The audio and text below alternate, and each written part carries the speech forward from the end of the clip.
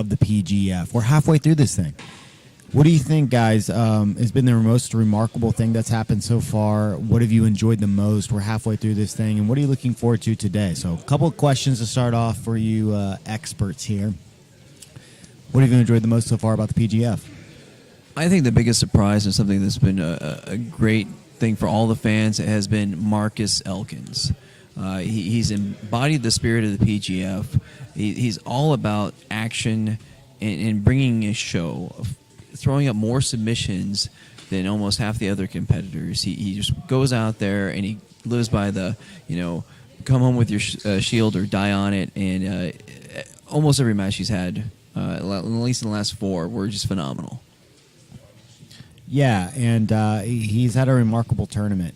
What I've really enjoyed so far is watching Sean Applegate's team. We've seen Manning Leverett and Kevin Buring really make a name for themselves.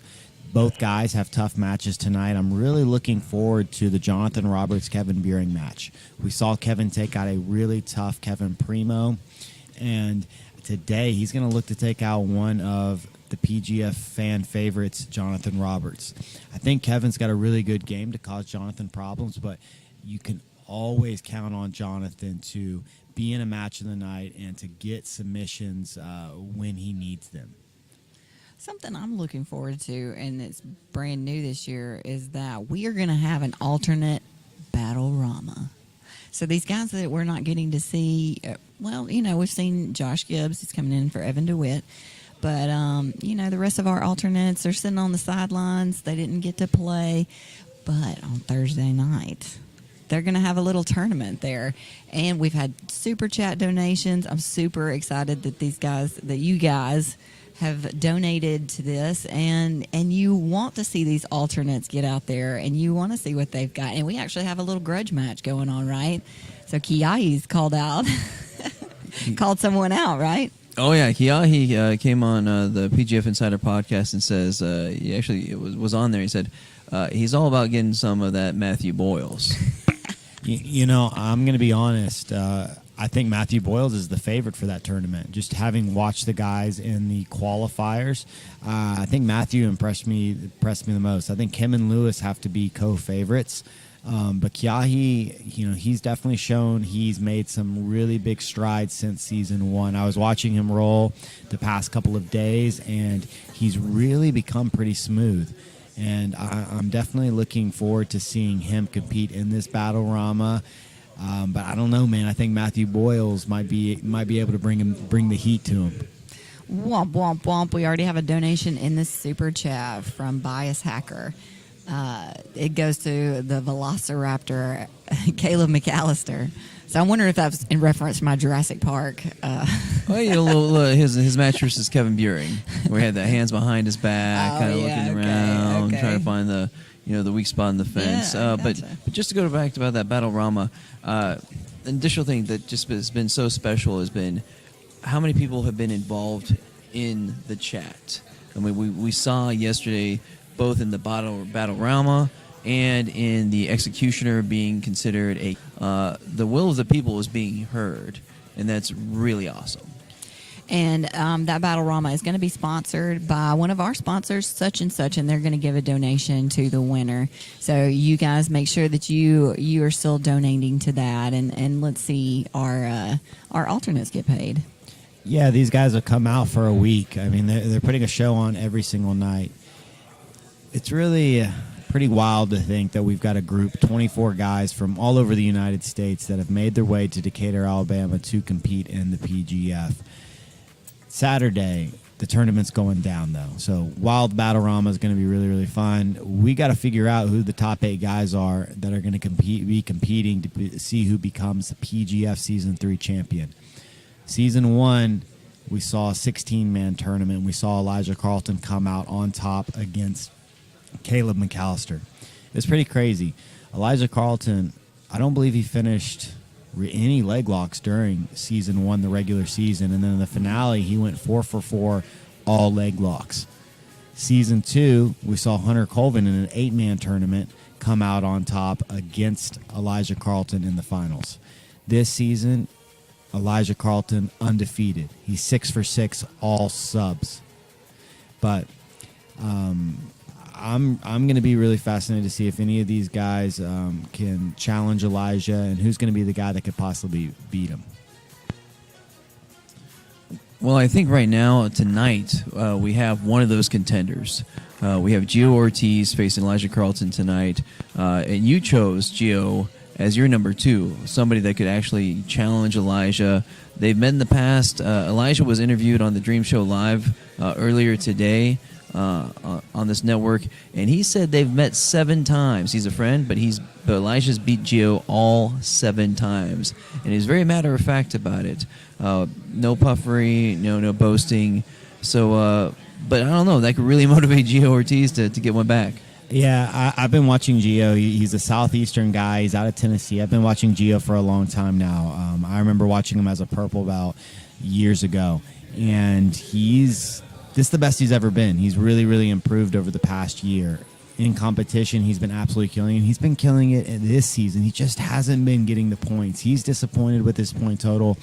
Some of his matches haven't gone the way that he thought they would, and he finds himself in a position he didn't want to be in. He's in the middle of the pack. I think he was expecting to be in that top spot, or at least in the top 3 when he came to the midway point. But again, he finds himself in the middle of the pack. So we'll see tonight. He's got some really, really tough matches. I actually think Jonathan Roberts has some really interesting matches tonight. He's going against Manning Leverett. Manning's number 2 right now. His coach Brian Brown's is in the chat, and he's saying that match is going to be fire. And I agree, man. And I think Manning's got the game to beat Jonathan. I also think Kevin Buring versus Jonathan Roberts is also going to be incredible. Just stylistically, who's going to win? Who's going to get to that guard position? Both guys do their best work from the guard. I'm really interested to see how many points Jonathan Roberts comes out of with tonight, because yesterday was really big, man. That's how big was that choke for Jonathan Roberts, because he was prior to that choke in that 7th, 8th spot, but he finds himself in number 6 and tied for number 6. That was huge. I mean, as we know in our rule set, the kill gets you 6, the break gets you 3. So that kill was worth 2 different matches where he gets his normal breaks. Yeah, and Jonathan also goes against Noah Randolph, correct? Yeah. I see Kanan Brooks, I think, saying that's going to be his first draw. I think he's talking about Elijah versus Gio. I don't know. I've been, again, pretty adamant that I got Gio as my number 2 guy. I think Elijah's going to tap him. I think Elijah just finds a way in all of these matches. I mean, his match with Noah yesterday, his match with Kevin the first day, he just finds a way to tap everybody. He's so slick. He's always putting his opponents through different dilemmas, and he just capitalizes on any tiny little mistake. But Gio versus Elijah is definitely the match to watch, and I cannot wait to see what happens. I see in the chat, Jelly is commenting, can't wait to see Kevin compete tonight. Well, which one? For my fantasy league. The League of Extraordinary Kevins. Yeah, we're back to 100 people watching. You guys make sure that you're sharing and telling your homies about this, your friends, your family. Let them know that the PGF is going down tonight. And if we even see matches that are half as exciting as last night, the night's going to be awesome. But I really think last night's just the precursor to what we're going to see. And I think tonight is going to be the best night in PGF history. I really think so many of these guys are coming in today with confidence. I mean, Marcus Elkins, Noah Randolph, these guys, I bet they were just dying to get here so they could continue the run that they're on. But Matt, if you think about the season as a kind of like a match, as a microcosm of the season right now, for a 6-minute PGF match, we're at the 3-minute mark.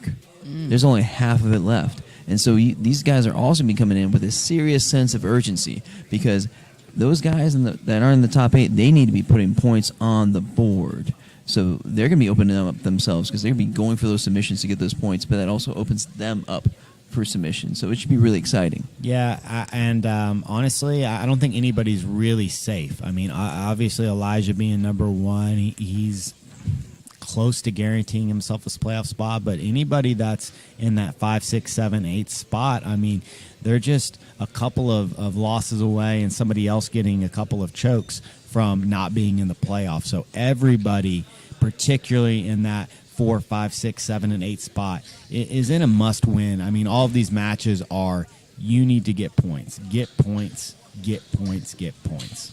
Womp, womp, womp. Super chat from Bias Hacker. And this one goes to the Scarecrow of Doom. Oh, and that was from my Jurassic Park reference. Now, it's funny, you talk about who could possibly take down Elijah. So we have Gio tonight.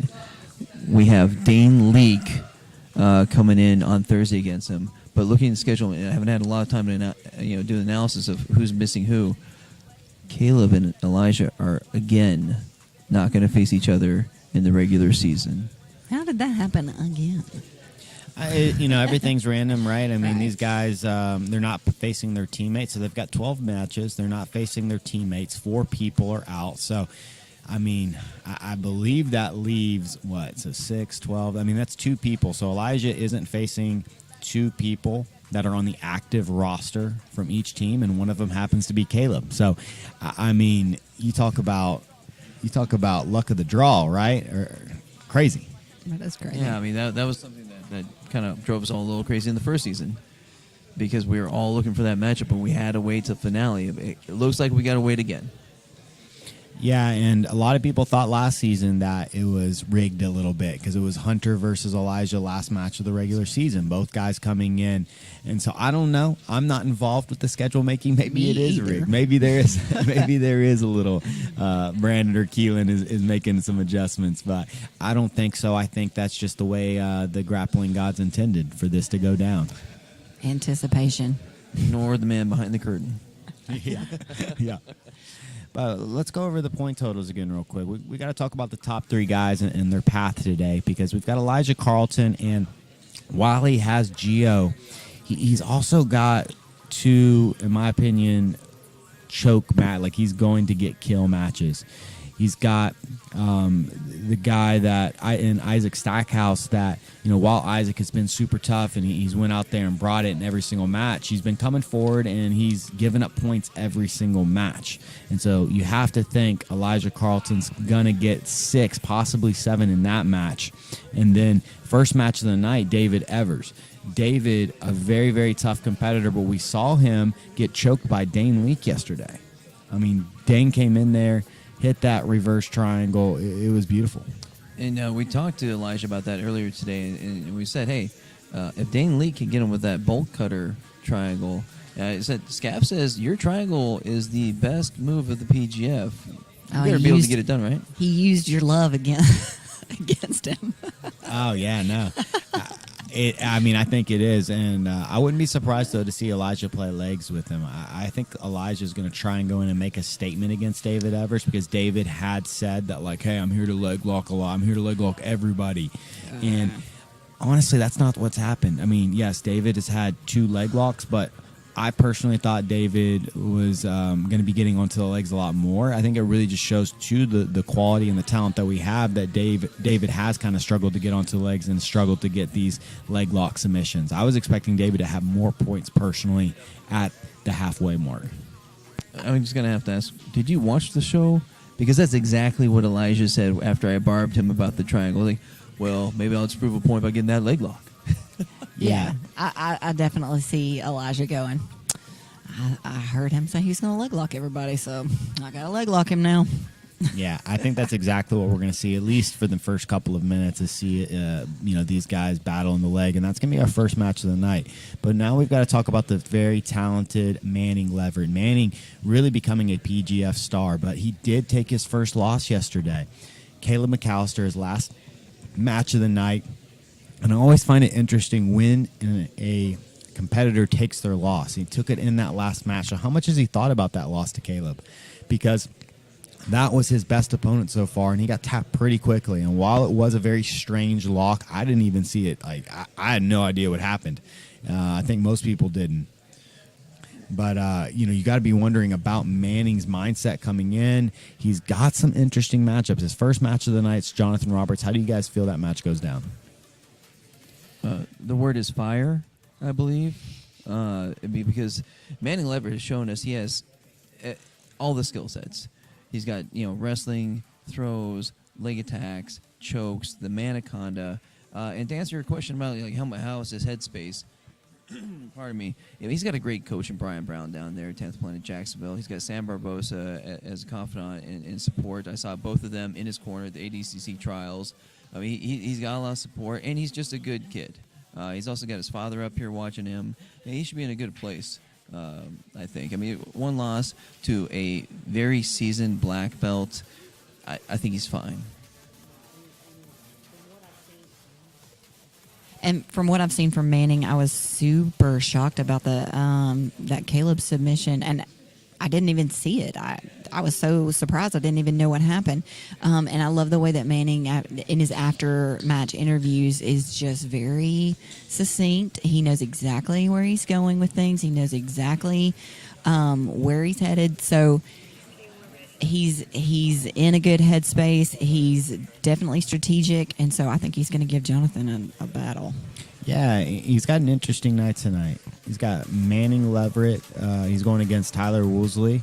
But that Jonathan Roberts one is definitely the one I've got circled, and I definitely think he has a shot to beat Jonathan tonight.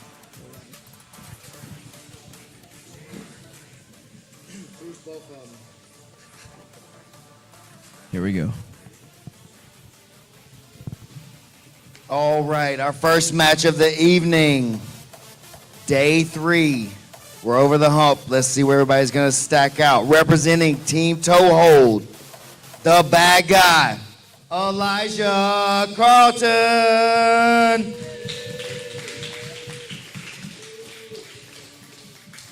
We're getting some cheers today.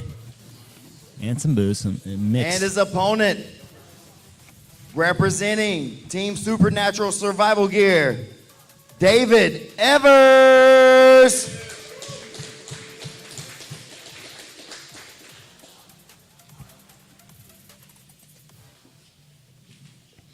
All right, so David Evers coming in. He's got 2 breaks. This win right here would make the season for him. Any competitor that beats Elijah is going to be, like, whether they even make the tournament, they're still going to walk away insanely happy. I don't care what any of them say. A win against Elijah is huge. We see, I don't know what's going on. We saw a big circle right there by Elijah. Elijah pulls guard, and we got David on top passing.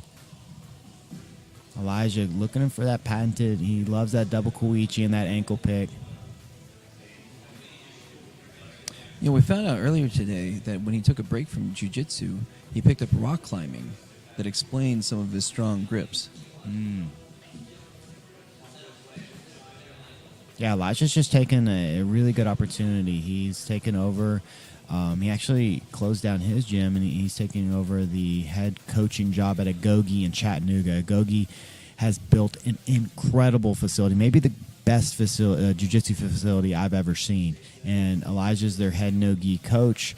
I'm just so proud of Elijah, and he's really just been working so hard the past couple of years, just working to become a better instructor, and he's getting a great opportunity. And if you're up in that Chattanooga area, definitely check out Agogi Combatives. They've got some phenomenal competitors, and you can learn from the bad guy, and you can learn all his tricks. But we got David on the outside. His passing has definitely been underrated. We've talked a lot about the elevation and his ability to play from the bottom and how hard he's been to submit, but he's had a couple of really good passes this season. Just look at those long legs of Elijah. They're almost half as long as David Evers is tall. Yeah, and there it is. We see that ankle pick, and David's on bottom now, and Elijah's not going to be scared of entering in to David's guard at all.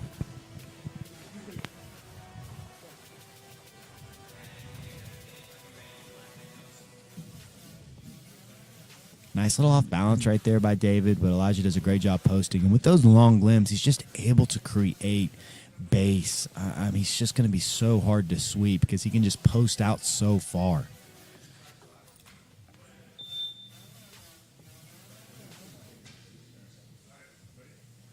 Oh, ref stopped the clock for some reason. I don't know if he saw something like that was interesting. But you got Elijah in this split passing position. Looking to force that knee down the middle. 330.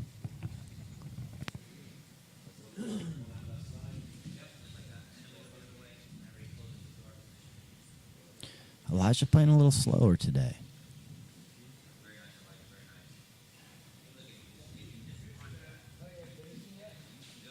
He's got a great grip on the ankle. I love that kind of reverse C-cup right there on the far ankle. It's going to stop any of the pummels. It's going to stop David from pummeling into a butterfly or stop him from pummeling and kind of reasserting his guard.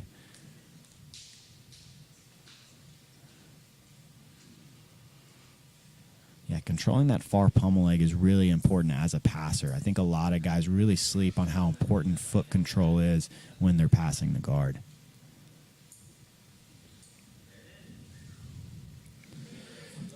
Trying to pull Hunter Colvin there, huh? Trying to get that rolling Kimura. Yeah, we've seen a few rolling Kimura attempts this season. We saw Noah use it yesterday.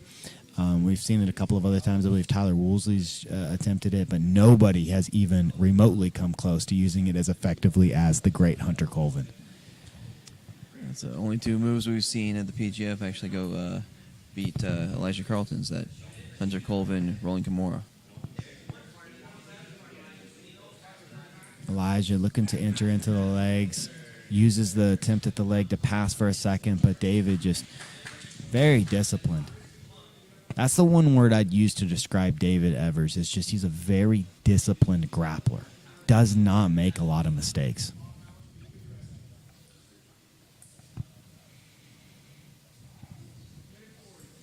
Elijah up top, or passing from this DM position. Oh, that was beautiful. That's definitely a pass to go back and rewatch. Elijah's passed now, but he's got 90 seconds to work. We're not supposed to talk about it. It's like a no-hitter. We're not supposed to talk about what's happening. That's true. Every time somebody's mentioned that D word, the draw. You did it. Elijah has found a way to submit. Now, within 20 seconds, he's going to get the submission. It's happened every time. Elijah passes again in the knee on belly. He's got 50 seconds. Sean just said that David's tiny little gnome arms aren't going to come away. Aren't going to be able to become away from his body. I mean, how much taller is Sean than David? Is he? Not much.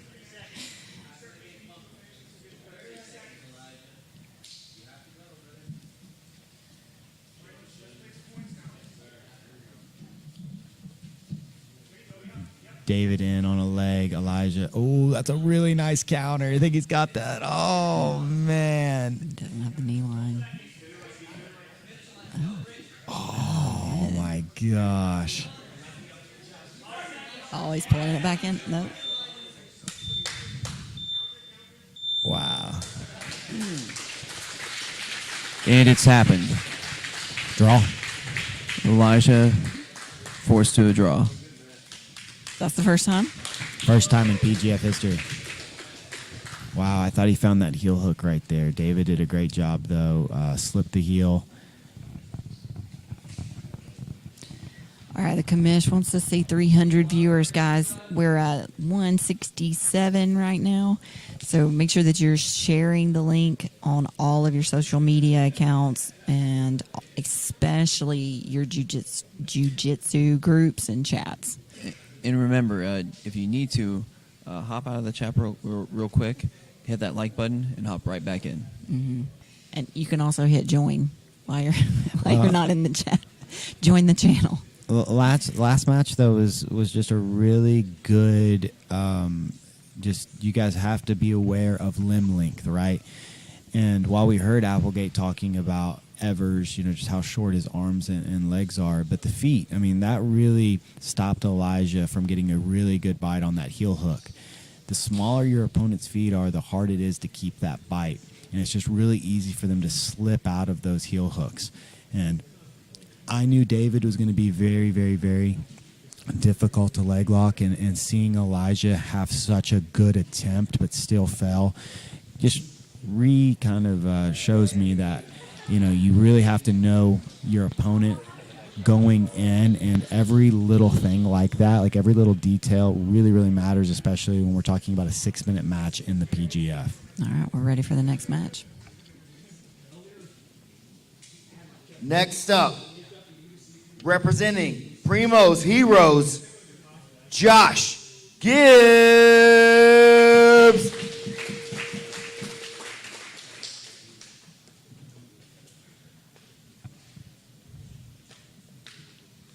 And his opponent, representing ToHold, Kevin Buring.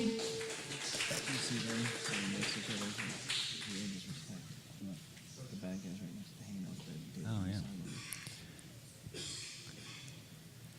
Yeah, the bad guy sitting next to David now, chatting it up and giving him a little bit of respect. But this is a really big match for Kevin Buring. He's at 14 points in. He's a day into 20 years old now, so his birthday was yesterday, and he had a really, really good showing. That arm bar on Kevin Primo was professional, and everybody that's just claimed he's a leg locker, they had to close their mouth a little bit because Kevin Buring had a professional arm bar, but Buring in, and he needs these points. Josh Gibbs has given up points in every one of his matches, and he's already in on the leg. He's got a cross Ashi, and he gets the tap. 27 seconds in, he's getting that bonus point. It's what I figured would happen, but that's the thing about Kevin Buring. He's doing what he needs to do. Kevin, what's up, dude? Got over here pretty quick. Did you expect it to be that fast? No, I did not. Who do you have next? Cheryl. Oh, that's a tough match. What do you think is going to happen there? Hopefully take the dub. Hopefully take the dub. Breaks. Yeah. Whatever's available on. I'm really excited for that one, man. Go over there and get some rest. We'll see you back up later. Yeah, big win for Buring right there. He takes 4 points. He's at 18. And Applegate's team, man, Sean Applegate, Team ToHold is just continuing to rack up the points. I mean, they've already run away basically with the team competition. Is there any way for another team to catch them? No. I mean, I could just leave it at that. He drafted so well. There's a comment that he should take over the draft for the Jaguars in the comments yesterday, and I could believe it. Urban Meyer's out. Sean Applegate's in. Oh, well, just the draft. Maybe not all the football operations. But no, he drafted really well. He's got his guys. He said he was going to go for coachable people, so he knows his guys are coachable, and they've just been executing. Like you said, yesterday they took 2 hours before the matches working, and I wasn't here 2 hours before, but he ran the seminar, and he was here, I think, almost all day with them. Is that correct? So when you get that dedication, yeah, the team's going to do really well. All right, we're ready for the next match.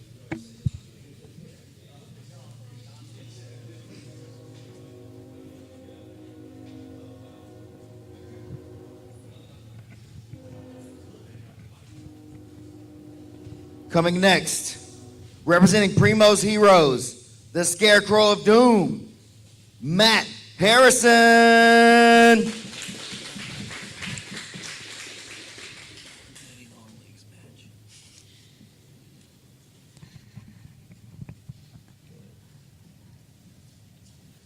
And representing Team Such and Such, Marcus Elkins. I was telling the guys beforehand, this is going to be the match of the long legs. Maybe there'll be a double buggy choke. Well, I mean, this match is definitely going to be wild. One of my picks for potential match of the night. Man, I think both of these guys have a shot, have a path to victory. If Matt Harrison can get to the closed guard, if he can stop the crazy movements of Marcus Elkins, but Marcus needs to be aware. Yeah, he needs to be aware of that guard jump. He did a great job disengaging right there. He's got distance now, and he's looking to pass the guard. But we really haven't seen any guard passes for Marcus Elkins. Marcus has really just been diving on the head when he's on top. He's just been diving on submissions, and when he's on bottom, he's just making crazy things happen. But, man, he hits a really nice just pass by. Just throws the leg by. He's past the guard. He's looking to take the back. Oh, man.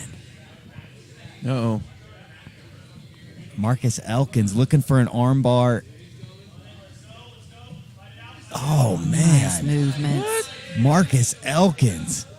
Looking for, oh, what a switch to the triangle. Oh, he's going for 6. You hear his coaches saying, get 6, get 6, get 6. Oh, he's got a great angle. Yeah, sometimes these long-limbed guys really struggle just finishing the choke, right? They get to these positions so easily, but their legs are so long, they just don't quite have... Oh, he's going belly down. Oh, man. Oh, can you But finish him Harrison's down? got... No, Harris... I don't know how Harrison got out of I that. don't either. The clock stopped. But, dude, Marcus Elkins is just all action. Just a little sloppy right there from Marcus. But so offensive. Yeah, he's trying to force a submission that wasn't there. I'd like to see him slow it down for a second, kind of re-energize for this next attack. But he needs to keep Harrison pinned. And I'd like to see him go for another flurry in about 30 seconds.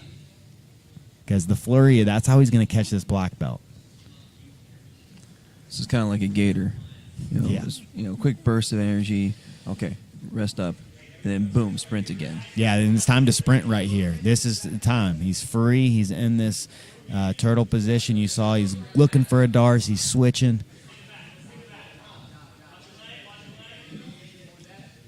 Oh, Harrison in on the leg. And we've seen Marcus have problems with leg locks. Yeah, he's so long, though. You see how he can just climb up and he can just get really good grips. He's going to turn this into a back take. Oh, he flips it into the truck. He's going for a twister. Ooh, 6 points. Let's go, chat. You hear guys the- got any bounties for a twister? Oh, Brandon just said he'd give him $100 extra for the twister.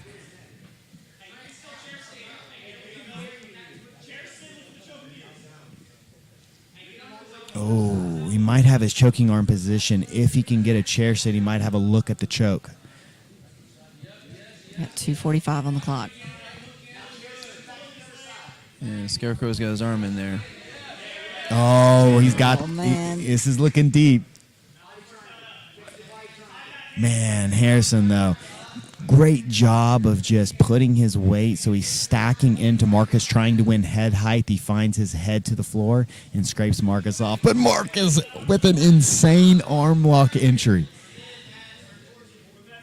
Oh, man, that was almost a crazy arm lock entry.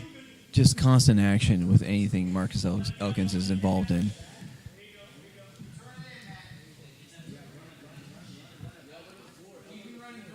Marcus match of the night, Elkins. He's not little Elkins anymore. I mean, that's just disrespectful. Not baby Elkins. We start calling him $100, you know?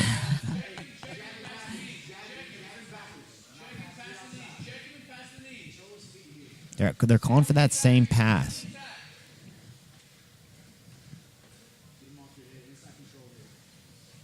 Yeah, Harrison doing a good job right there with that collar tie on the head. Marcus disengages, and his hair's getting a little out of the way. It's starting to bother him a little bit. Got a minute 20. Yeah, that was a really nice job. Wins a nice angle. He's in on the head.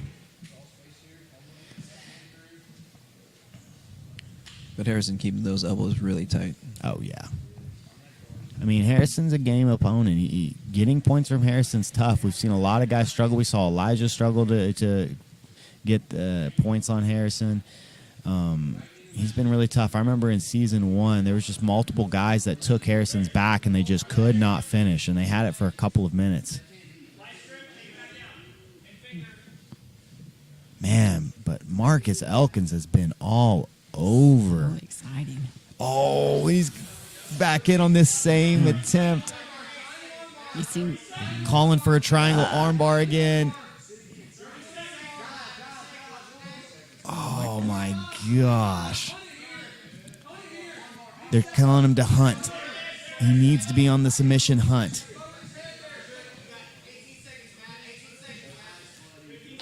Matt now really just trying to, I mean, he's been surviving this whole match, but especially this last minute, he's just trying to survive the chaos. I think the TV clock is a little off, so you may. Here.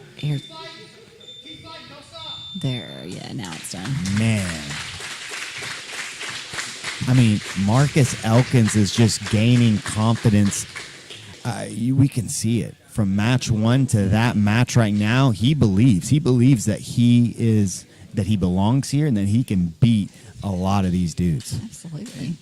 Just goes to show you what great action you see at the PGF. You just had a baby blue belt have a black belt, a seasoned black belt on the defensive for a whole match. And, and it's not fair. I mean, he's been grappling longer than Matt Harrison, so Right. it's not fair to call him like, blue this belt. guy's a brand new blue belt. He is a brand new blue belt, but he's been grappling longer than maybe everybody in this room. Right, so he's a blue belt in jiu-jitsu, but not in grappling. Yeah. Visit Supernatural Survival Gear for all of your jiu-jitsu apparel needs. They have t-shirts, hoodies, spats, shorts, gis, tie-dye. Visit their website, supernaturalsurvivalgear.com.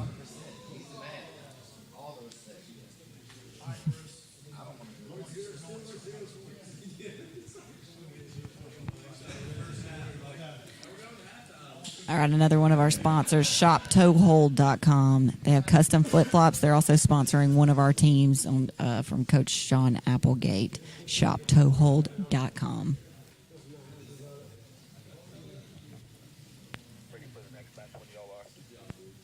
We're ready for this next match. All right, next up, everybody, let's get really hyped up for this. Representing Team Supernatural Survival Gear, the wandering grappler, Isaac Stackhouse.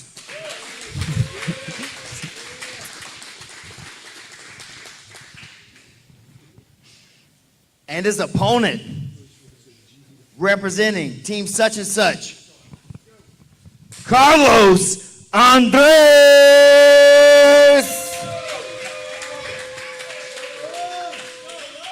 What are you guys expecting in this match? I honestly, this match is going to be wild. I really don't know who to pick here. Now, while Carlos has got to win and Isaac doesn't, I think this is an interesting style matchup. It's going to be exciting. Both these guys need wins, and Isaac's been working with his coach here, Stephen Aiken, and they know they need to find a way to engage Carlos. Carlos has been running away from lots of people, and they need to maintain contact. Well, this is a must-win for both of these guys. I mean, 0 points here. You can basically take both of these guys off of the season finale. They will not be in the tournament. So some of these guys are entering that like, hey, man, it's now or never. And Carlos is there. This is a match Carlos especially has to win. I mean, Isaac, again, is giving up points every single match. And as we saw with Kevin Buren, Kevin went out there against Josh Gibbs, who'd given up points every single match, and he walks out of there with 4. Well, Carlos, if he's not getting that bonus point, he really needs to be thinking about how he's going to get that choke, because 3 is not enough for Carlos at this stage. I mean, he needs to find himself in the double digits in points, and he needs to do that as quick as possible. Womp, womp, womp. Super chat from Bias Hacker again. I think this might be his 3rd donation for Marcus the Octopus Elkins.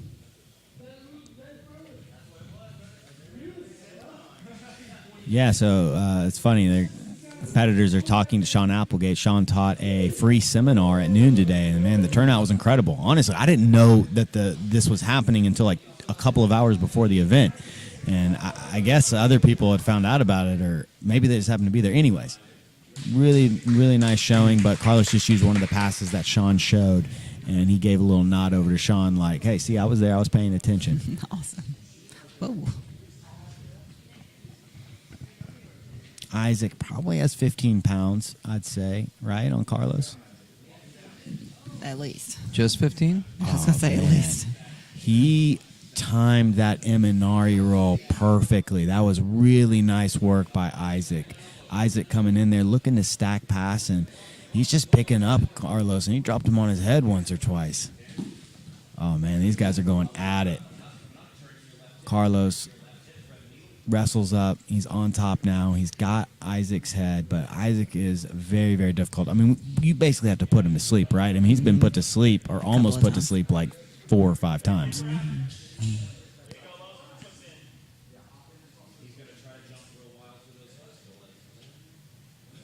Another one of our sponsors, Lonnie Jones, he rearranged his schedule to come to that Sean Applegate seminar. That's kind of the patented like Carlos fly, but he just like hops over, and he's given a lot of guys trouble. You know, he did that to Gio, and while he never secured position on Gio, there was a couple times, you know, he was at least around the legs. He's looking to use that knee to get those elbows away, but Isaac being disciplined right now, he is exposing his back, but I think he feels really confident. We haven't seen Carlos, right? Like, he hasn't even attempted a back take on anybody, and by now, I think a lot of the PGF competitors are aware of what the other competitors are good at, especially some of these guys. They kind of know that, like, look, they've got 3 or 4 subs. Outside of that, I'm just not scared of you. And I think Isaac's one of those right now where he's like, look, I'm not scared of Carlos taking my back. So, I mean, here's the thing. A draw is the same as a loss for these competitors. Oh, he got the armbar. Wow. And he hit his move. I mean, that's the move that we've seen hit before, that near side arm bar, beautifully set up. Excellent work by Carlos. Well, it's just frustrating because he either runs away from you or he gets a spot. It's like he's the epitome of good my match, grips man. and It no seems grips. like you brought a new intensity out there for that one. Were you looking to set a tone for tonight after maybe having a couple rough nights in a row there? You wanted to go out here and let everybody know you're here to play tonight? I wanted 6 points. That dude was a gamer. I appreciate everybody here. I love you. Ooh, do you think you were going to be able to get 6 on Isaac coming in? I mean, yeah, I thought so. Hey, that's fair, man. It's okay to say that, man. You guys had a tough scrap. It's okay. He thought he was going to get 6 as well. So, you know, good match tonight. You got 2 more coming up, man. Let's see more of the same, all right? Yeah, so you heard Carlos saying, like, hey, that was a match. He needed 6 right there. You know, with 3 points, that that moves Carlos closer to the double digits, but he's still not over that 10-point mark where we have everybody that is in the season finale. And every competitor that's in that single digit, I mean, again, they have to find a way as quickly as possible to get themselves at least into the teens in total points.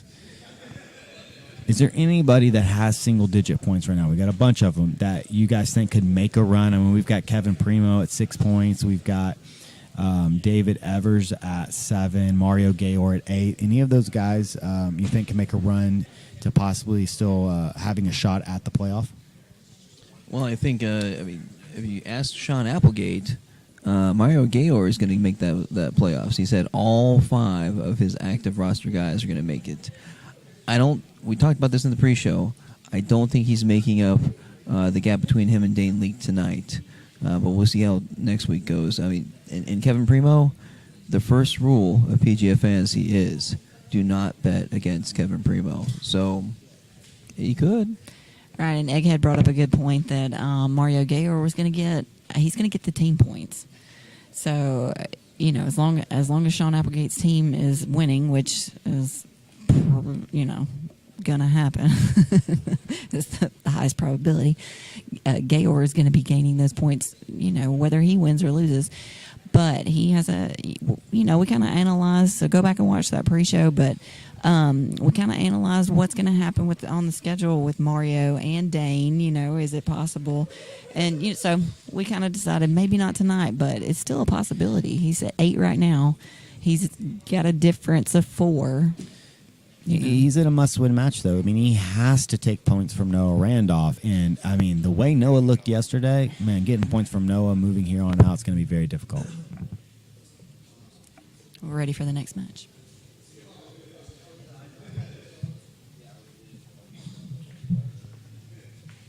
Our next match, representing Supernatural Survival Gear, Eric Longard.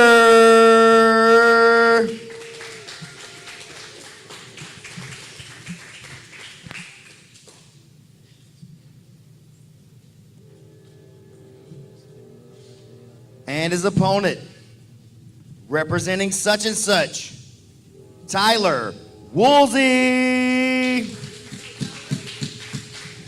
Tyler hasn't had the season he was coming here for, right? Like he's at 0 points. I think a lot of people were expecting a lot more out of him. This is a match against a very tough Eric Longard, and Eric looked great yesterday. We saw him get a choke, and he had an absolute war with Jonathan Roberts. What do you guys expect from this match? Who's got the advantage? And are you expecting Tyler to come out of here with some points finally? So I think one of the problems both of these competitors have had is being undersized. Tyler Woolsey's a little bit longer, but he's also wiry, if you will, and Longard is just shorter. And I think going up against all these guys, some of them which have rehydrated to 200 pounds, has been tough. We said both have amazing jiu-jitsu, but who knows? I mean, apparently Longard's in there doing his thing, passing the guard. We've seen Eric be super efficient at passing. Just he's been getting caught once he gets into a position, and he's keeping that position for a little bit long. We've seen Tyler throw up some really interesting 10th Planet classic moves, but we haven't seen him really go after a whole lot of submissions. So I think it's going to be who can secure the position, keep it secure, and then throw a submission. Yeah, and Eric is one of the best passers here. I mean, honestly, of all the guys that I've been watching this week, I mean, Eric might have the best side-to-side passing. I mean, his technique is just absolutely incredible, especially passing to the right. You see Eric often leads with his left leg. Most guys, if you watch, they actually do the opposite. They're going to lead with their right. Eric feels comfortable leading with either leg, but again, he really takes advantage of guys leading with that left. And you see how he pummels. He's passing again to his right, left leg lead. Eric into the knee shield. We saw Tyler throw up a submission attempt. Eric had to respect it and back out, but he's back on top and looking to pass the knee shield. You guys know that you can, in the Super Chat, donate to any one of these competitors. Donate to the Super Chat, in the comment, make sure that we know who it needs to go to. And after YouTube takes its percentage, we will make sure that competitor, I've got a list going right here on the desk. I'm keeping track. So once we get that money in from YouTube, that money will go to the competitor. So donate in the Super Chat. Yeah, it's funny. You just hear Woolsey say, yeah, he does have good passing. And that's what I was talking about. He just passed into his right, left leg lead, right into that knee slice. But this is where he struggled, man. And I've talked to Eric. I'm like, Eric, you've got phenomenal passing. The offense just hasn't been there, at least this season. So I want to see him open up a little bit more. He's hunting for a darsh right here. Yeah, you see him hunting for that darsh. Nice. So he passed twice to the right, and then he comes right back and passes to the left. That's what I'm talking about. I mean, that is just very, very high-level work from Eric Longard. And it's weird. I hear he's a 10th Planet gym owner, but you have to think he might have competed a lot in IBJJF rules to develop that passing. Yeah, he's definitely not your typical 10th Planet guy, just stylistically. Well, his coach, Casey Halstead, is out in Las Vegas, so I think Eric did train under him at his gym for a while, but then moved back out here to the east. And so I think a lot of his training has been in different locations under different people, or maybe even some of his own individual, training. Brandon did a lot of, people now do a lot of YouTube training. They go pick up techniques and bring it back to their gym and try it on their guys. So it's a lot different when you don't have a specific instructor. Eric threatened that north-south choke, used it, though, to open the elbow. Now he's in the mount position. He's hunting for an arm triangle, and he's doing a great job just keeping that arm above Tyler's shoulder line. So you see he's got that elbow above the shoulder line. Just as I say that, though, he loses it. Now he's looking to switch to a possible gift wrap. He's almost got the gift wrap. But Tyler's so tough. We saw him in a very compromised head and arm choke the other day, and he just gutted it out. He found a way to defend it, and he survived. Oh yeah, I was talking to him about that, and he was like, "Look, I tap. It's got to put me out. If it's not going to put me out, I'm not going to." And now we see Tyler has his opportunity on top, and this is where you want to get Eric. You want to get Eric on his back. His guard's definitely the weaker part of his game. Tyler almost passes, but really nice recovery from Eric. But he's got poor arm positioning. Look at Eric's elbow. Again, you see the more your elbows get above your shoulder line, it just takes all the power out of your arms. A really nice work by Eric, finding a way back into his closed guard. He's into the rubber guard. 38 seconds. This match is looking like a draw. A fun match and really nice techniques from both guys. The coaches are calling. Their coaches and teammates are calling, please take a shot. Leg lock attempt by Longard. He's on top, looking to lead with that left leg, trying to fall back on a leg. Yeah, Tyler's tough. He's very, very aware of those leg locks. Oh, he's looking to go into a darce off of that leg entry. Nice action, but we're going to end up in a draw.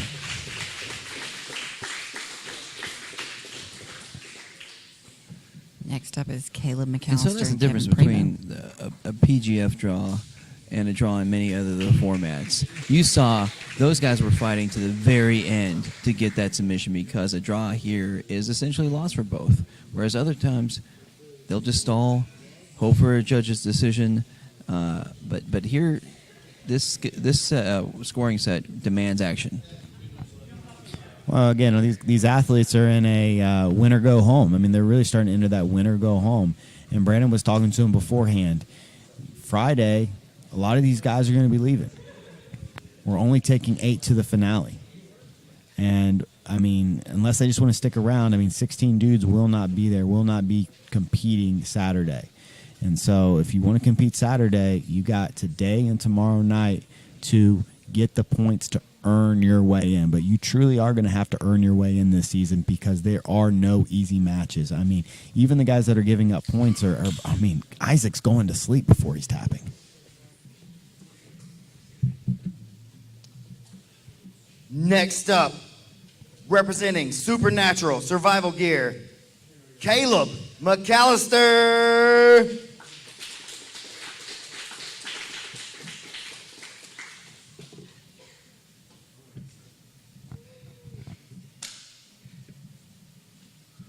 And his opponent, representing Primo's Heroes, the Liquid Terminator, Kevin Primo.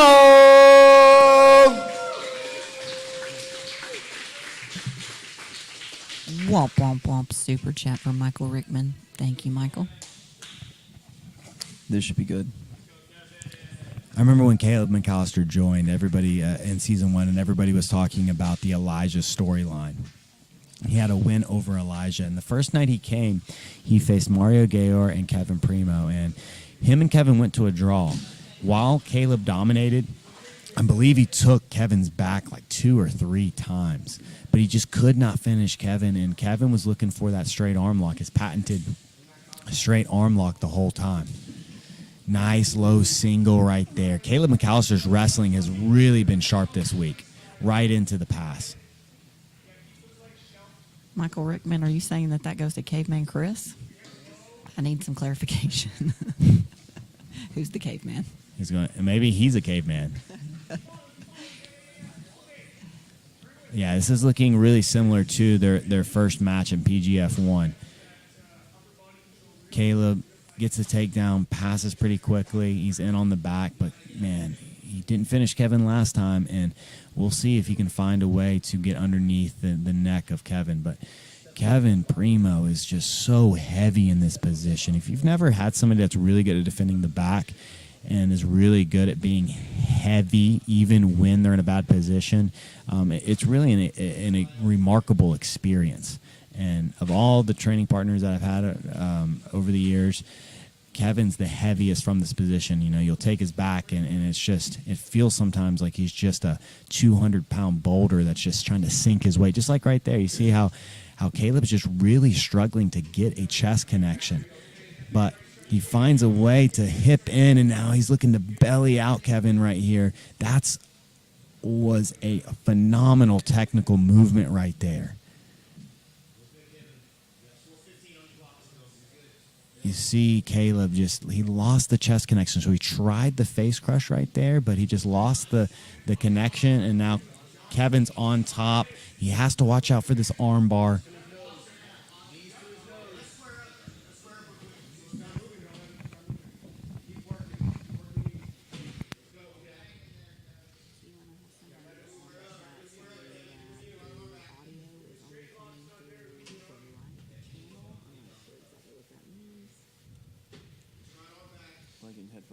Man, really nice switch right there by Caleb, though. Bellied out Kevin for a second, lost chest connection, and switches to an armbar. Beautiful base by by Kevin Primo right there. Caleb McAllister goes for the flower sweep. Kevin bases and uses that attempt to get past the closed guard. He is now in butterfly, and this is where Kevin wants to do his work from. I'd love to see just a no time limit match from these guys, because these guys are so evenly matched. A sloppy shot right there by Kevin. Yeah, sloppy shot right there from Kevin, but 3 minutes to work. How long do you think that's But no Kevin time uses that to get a Kimura grip. Caleb counters by bringing him into the closed guard. Beautiful work from both guys. That's the thing about Kevin, right? Is just he can make a mistake like that, and he can recover with offense. You think he could go 2.5 hours with Caleb McAllister? I mean, he went almost 1.5 with Joe Kai. I know. That's what I'm saying. Could he go 2.5?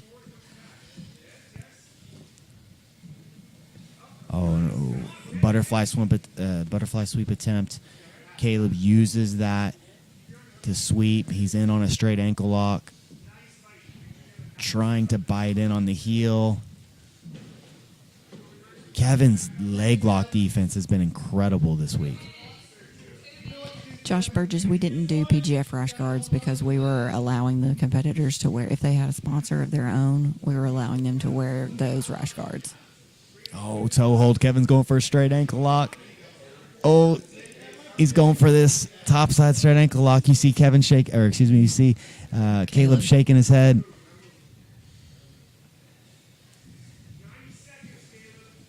Hey, since Caleb had that kind of snoozer against Kevin Buring, the man has been bringing it. Yeah. Turned it up. Crazy snap down. I don't even know who won that snap down battle. They both just face at the ground. Oh. Okay. Nice sprawl, Kevin. Oh, now Caleb's trying the move he did to Manning Leverett. So Kevin needs to be very careful in this position. The secret catch wrestling arm lock.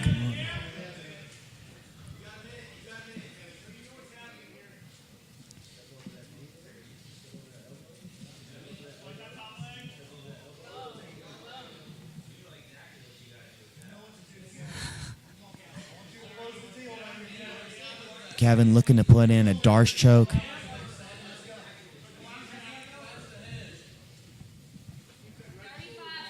Man, Kevin's had a great season. He hasn't gotten that result he's wanted, and he's 30 seconds. He's got 30 seconds to get that. A win over Caleb would be huge for Kevin. I wouldn't be surprised to see him switch at this maybe into a Peruvian necktie. Yeah, he's going to switch into the Peruvian. Oh, no, but Caleb defended beautifully. You see how now he's won the head height battle. Oh, man. Crazy match.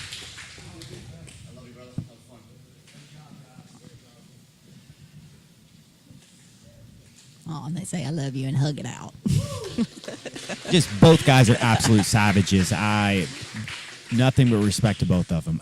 Caleb has just been bringing it since that match against Buehring. I wish we could see the Buehring rematch just to see if it would play out any differently. I agree with you. I mean, I think they would have kept bringing it for an hour and a half, and it would have been action the whole time, just like that Joe Kai Kevin Primo match. You talk about a CJJ match right there. Oh yeah, that would be good because Kevin's done what, one? I Yeah. mean, he competed once in Yeah, CJJ. but he's done like 15, 16 MMA fights. Oh yeah. Another one of our sponsors, Gabber.io, provides superfans with direct access to celebrities and athletes via communities accessed with NFTs. Visit Gabber.io for more information. That's GABBR.io.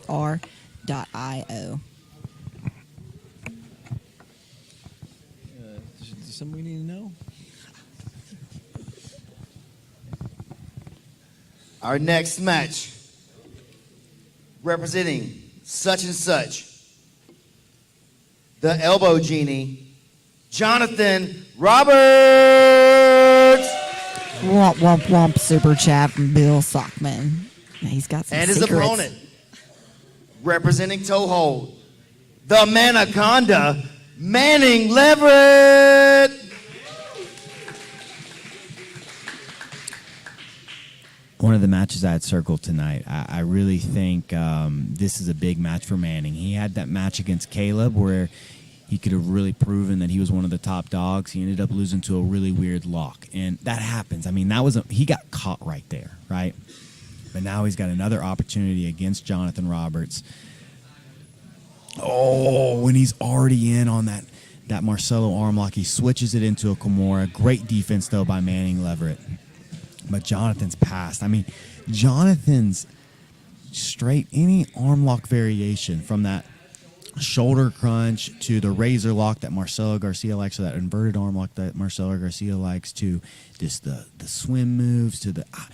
I mean, the dude is a walking arm lock like master, man. He really is a modern day arm lock master. Oh, he really needs to be careful. He's reaching those arms. Yeah, man, he's got to be very careful of those elbows extending.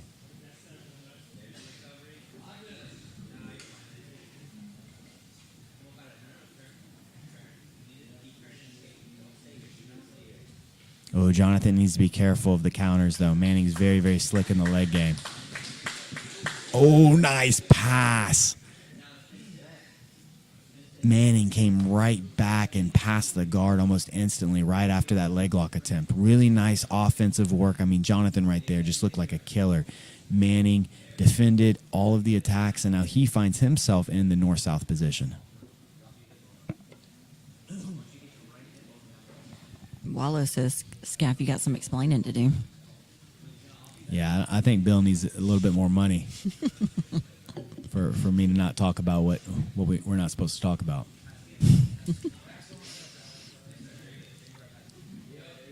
Oh, he's riding back into that shoulder crunch. Oh, man, great pummel right there.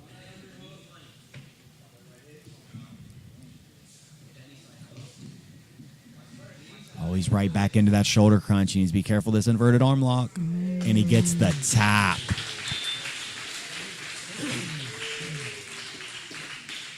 J-Rob with another arm bar.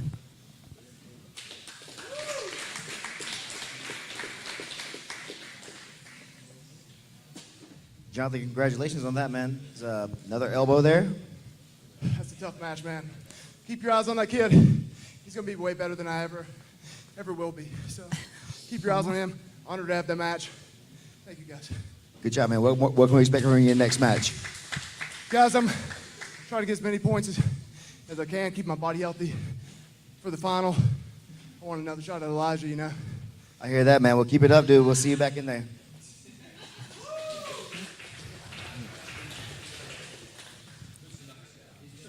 Really big win right there. And I looked at today for Jonathan as like a trap day because all these matches are going to be really, really tough. But he takes out a very tough Manning Leverett. How many points does that put Jonathan at now? He's at 19? Yeah, Jonathan's at 19 points, so he's really looking solid now for the end of the year or end of the week tournament.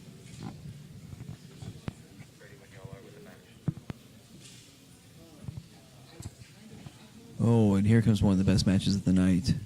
To the highly anticipated new coming national level competition. Next up, Veterans. representing Primo's Heroes, Gio Ortiz.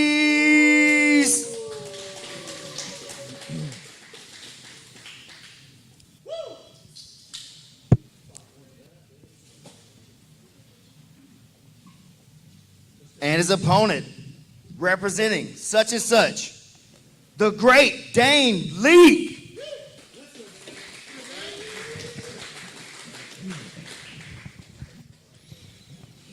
So we got Gio Ortiz versus Dane Leake. Lindsay, what are you expecting to see in this match? Who has the advantage? I would say that Gio has the advantage just because of his limb length. And Gio sits, so you're not looking for lower center of gravity. So yeah, I would say Gio has the advantage. Yeah, neither guy has been submitted. Gio's got a very tough night tonight. He's starting off with Dane Leake, but he's going to end it with Elijah. And that Elijah match is, I think, the one everyone's most excited for, but this one's right up there. And neither guy has had the season they expected. I mean, we got Dane Leake at 12 points, Gio at 17. And Gio, I think, is going to be really dissatisfied with anything under a top 3 seed. I mean, I think especially he expects to be number 1 or 2. And a win over Dane Leake will definitely reestablish him as a threat to the throne of Elijah Carlton at 170. I mean, both of these guys made it to the round of 32 in the ADCC East Coast Trials. Yeah, I mean, this is a match we could have seen at the ADCC East Coast Trials. And, I mean, while they both ended up losing to world-class grapplers, they're meeting here on the PGF stage. And it just shows how much the PGF has grown, that we're getting quality grapplers such as these two. But we've got Dane in a position that we've seen him in almost every single match, right? The quarter guard. The art of the quarter guard is really becoming lost. I feel like it's a position that we see a lot of guys shy away from, and that they really struggle to make anything happen. But the great Eddie Bravo, I mean, that's where he wanted to start. If he could have started every single match in quarter guard, I mean, that's where he wanted to be. A lot of Eddie's offense from the bottom began in the quarter guard, and it looks like a lot of Dane's also begins there. A lot of his reversals, a lot of his sweeps and off balances. We saw right there, he just tilted Gio. Gio, though, great balance. Trying to come up on the head, and he just came up too soon. Gio just reached for the head a little too soon. He ended up kind of off balancing himself, and Dane just used that momentum to end up in the top position. Womp, womp, womp, super chat from Mitch Green. He says he's not just a Dane, he's a great Dane. The great Dane Leake. Gio, though, immediately gets underneath, tries the leg attack, and in all honesty, a lot of leg attacks now are really just used to sweep. Oh, there's the almost pass. But Dane, look, that's what a really good quarter guard can do. I don't know how he kept Gio's foot in there.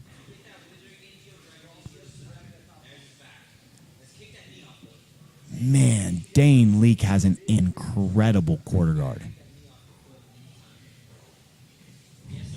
Beautiful little donkey kick right there. We call that when you take the outside foot and kick the top knee. But he finds himself back in the quarter guard and into half.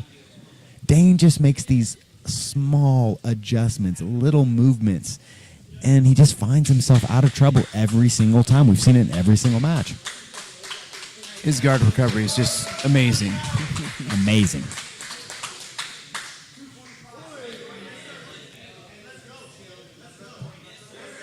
Gio's passed again. But, oh my gosh, nice. Dane found himself back into the quarter guard and hits another sweep on Gio. Dude, some of these matches, I just want to see no time limit. Like, this is another one. I'm like, let's just go. Let's turn the clock off.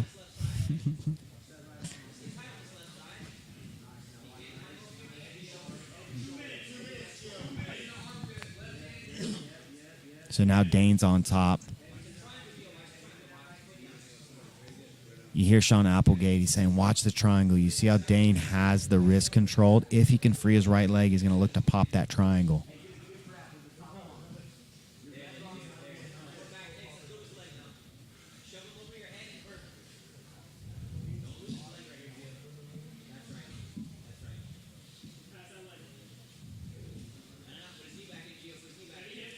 Yeah, Such a looking battle. Yeah, he's looking to pin that wrist again. So it's either going to be a triangle setup. Oh, nice guard pass. Beautiful. Dane Leake. Great Dane. The great Dane Leake. Is that the hip switch that Sean taught today? Man, Gio's going for that bump again. He's got the hands in the hips. Looking for that. We call that a mermaid escape.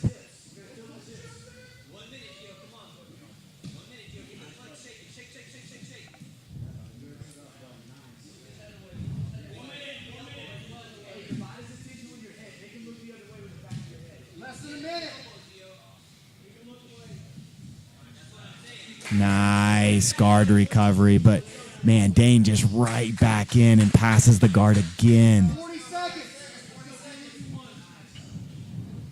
Goes the case. Oh, he's going to the case of Katami. Compressor.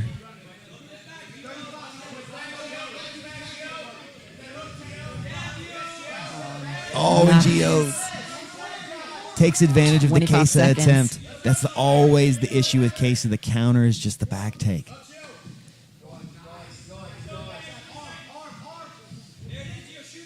Oh, Gio shot up an arm lock attempt. Dane on top, passing again.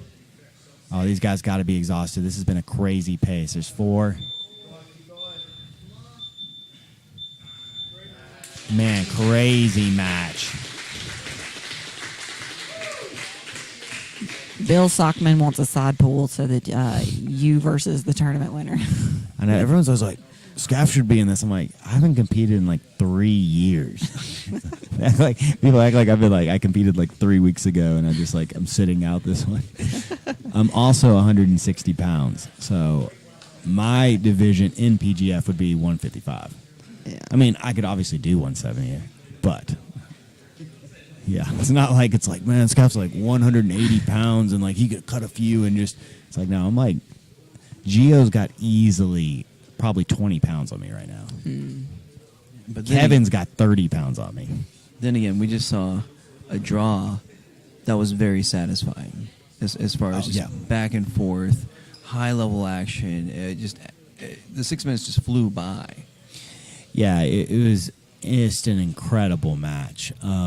We've had a couple of draws tonight that have really just technically been amazing.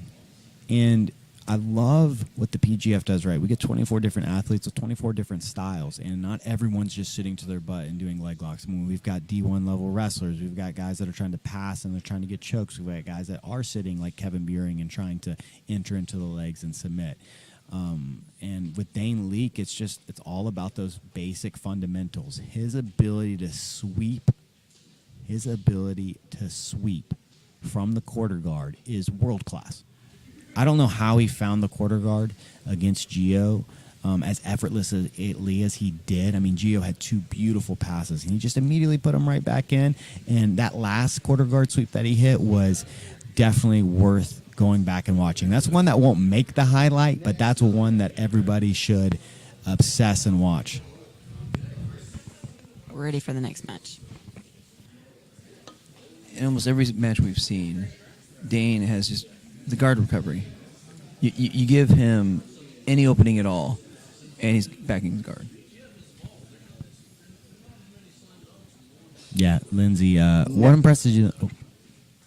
Next up, representing ToHold, Mario Gayle.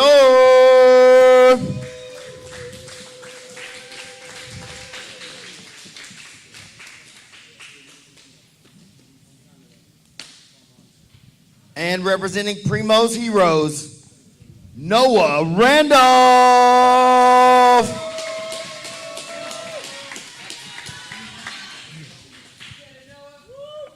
Yeah, let's move on to this next match. I was getting ready to talk a lot more about how awesome Dane and Gio are, but we got a crazy match here. And, again, must-win match for Mario Gayle. Mario's starting to fall behind in points, but he's got Noah Randolph. Guys, that match against Elijah Carlton was crazy, right? That's one of the things we told you not to talk about the no-hitter because we all thought Noah was going to get Elijah his first draw.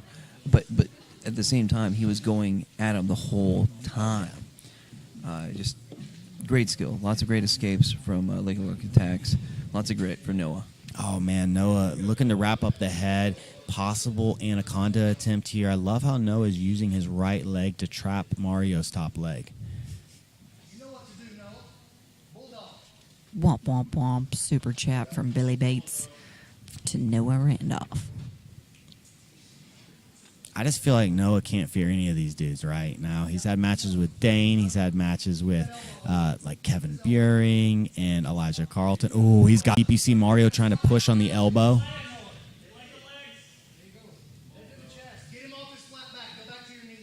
Yeah. Noah not quite in the best position to finish the anaconda, but this is getting deep. Oh, he tried to switch to a Darce. That was a mistake.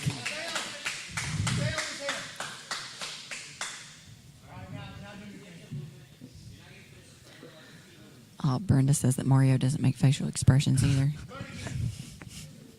Battle of the faceless grapplers. The facialless grapplers. Expressionless. Expressionless grapplers. I'll be here all night for you, bud. Yeah, somebody's like called me the Southern John Donnie here. I don't know about that after that one, but we've got Noah passing the butter half guard here, and Sean Applegate was talking earlier about how difficult it is to pass the butter half, just because of how many structures are in the way. You see, Noah's going to have to get past his arm frames. He's got that knee in the way, and it's very easy to tilt and off balance your opponent. But Noah looking to attack the head again and pass. Oh, Noah finds a way to use the head attack to pass Mario coming up to his knees. Yeah. Matt Elkins telling him to just be heavy right here, stay off his knees. Oh, beautiful guard recovery right there by Mario. Mario, he needs to be careful about this butter half. Noah's kind of tipped his hand. He's going to be jumping on that head anytime he sees it.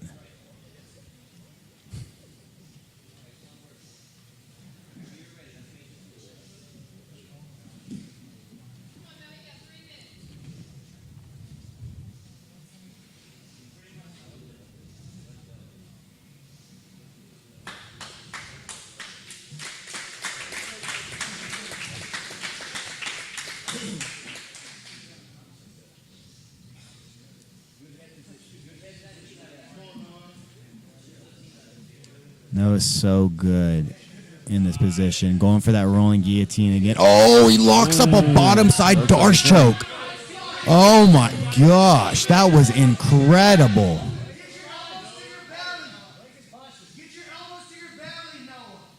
Oh, and he gets the tap. Oh, my gosh. Noah? That was incredible. Look at him. I don't even care. Noah's like, I don't even care. This is the interview we've all been waiting for. Man. Are you happy with your submission? Yes. He doesn't get to leave till he bro. says 50 words. You've had a lot of tough matches this season. You've been giving everybody a really hard time. How's it feel to get on the board tonight? Feels good. I was tired being at 0, so.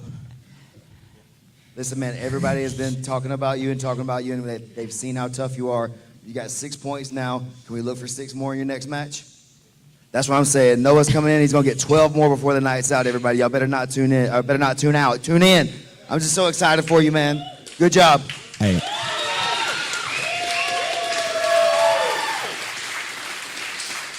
Hey, that Darce choke right there, one of the subs of the season. That was disgusting. Oh, beautiful, beautiful. That might be the most words that I've ever heard Noah speak consecutively. Well, hey, he was happy. He's on the board. He said he was tired of being at 0. Tired of being at 0. Love it. And it was one of the, he was having worthy of, like, performances of scoring points. He didn't have any. I've been so proud of his performances. He's looked amazing. Well, yes.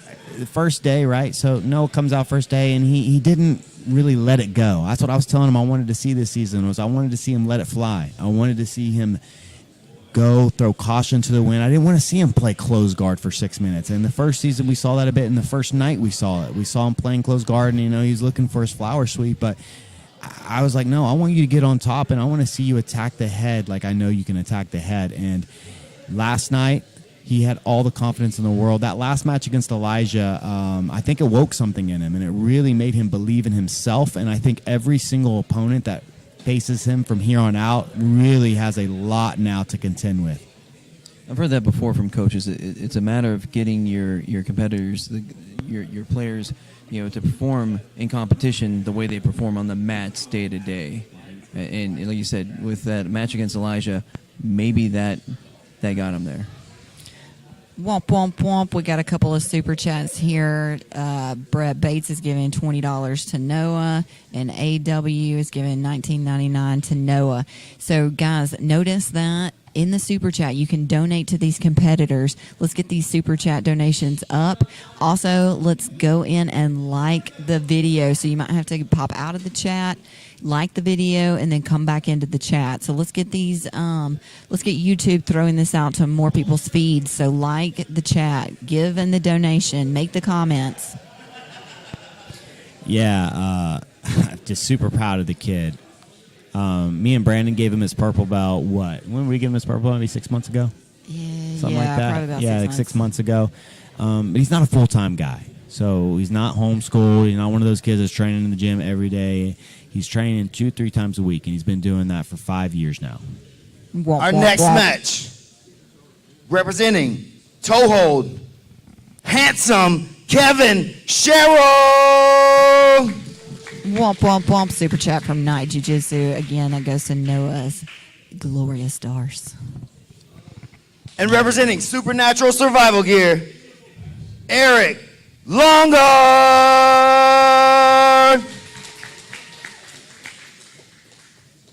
Did anybody have a bigger day than Kevin Cheryl yesterday? I mean, Kevin was incredible. He had two 7-point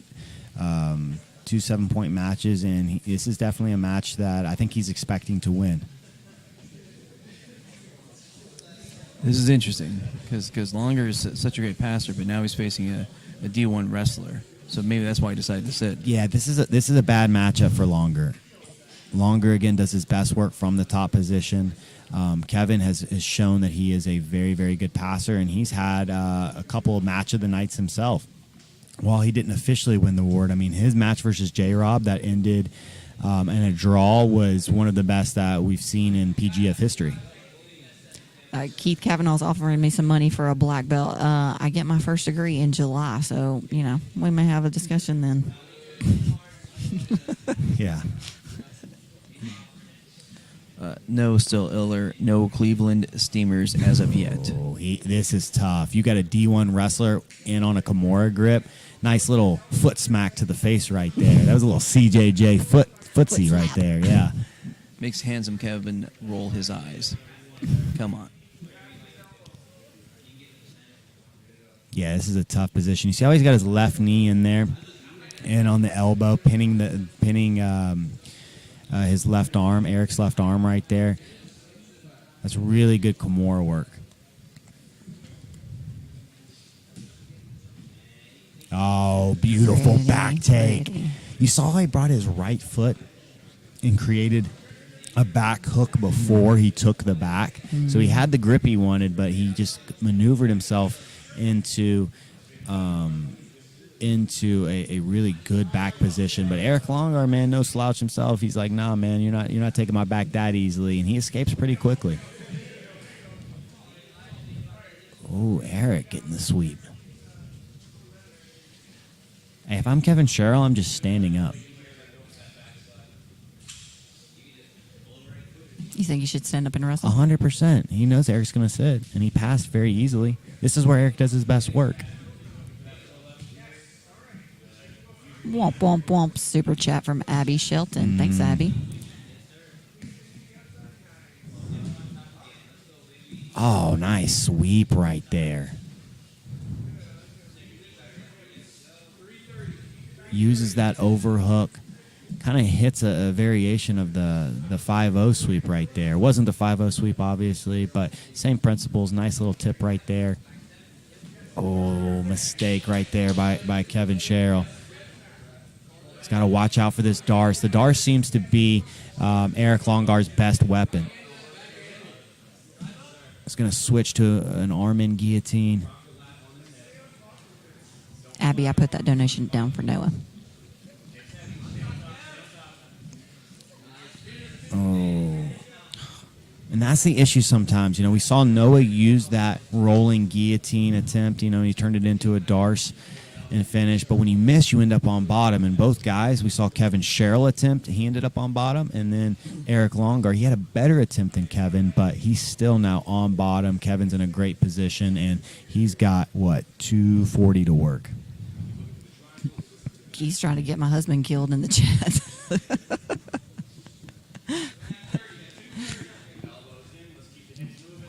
Maybe I should add if he dies of natural causes.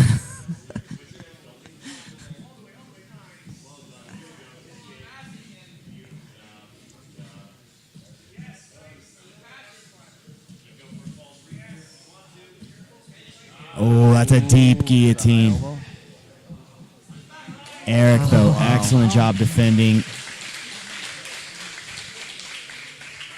Yeah, he just kept moving with that guillotine, and now he finds himself on top. This match has been very back and forth.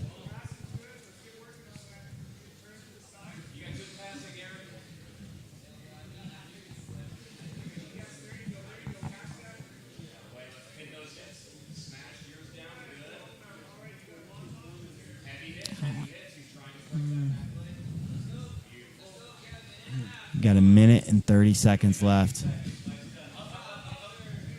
Yeah. And see, that's what D1 wrestling gives you. All you got to do is stand up, and your opponent's going to sit.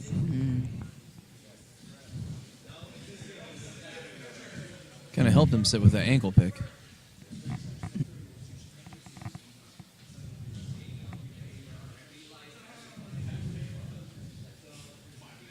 Nice elevation right here, but Eric is so difficult to deal with. Very good at floating.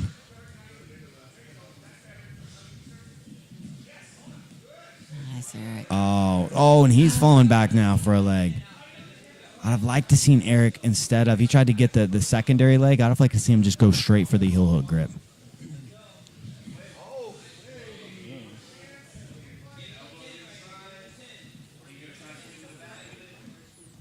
Oh, and he gets the tap. You got it. Was that a punch choke? Did he have a fist in right there? Can't tell.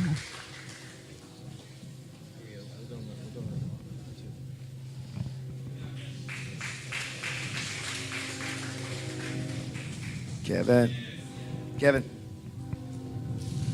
Another 6. That was a pretty tough match. You guys were exchanging a lot of positions. Did you think it was going to be that tough to put him away? Honestly, no, man, but yeah, he was tough. He put up a really good fight. I didn't expect him to have that kind of guard, if I'm being totally honest. I heard Sean yelling at me because I was going to go for that twister to get that womp super chat money. To get paid. Yes, sir. I think I definitely underestimated him a little bit. Let him slip out ahead, but, whatever. I hear you, man. Well, I got one more question. How's it feel to be the most handsome man in the PGF this season? I don't know any different. So, just like taking most handsome man in this thing, and then we come to the PGF, and it feels tighter. It's a little compressed. Yeah. I understand. Hey, if you guys think he's the most handsome man, donate to the Super Chat. Kevin Cheryl, he really appreciates it.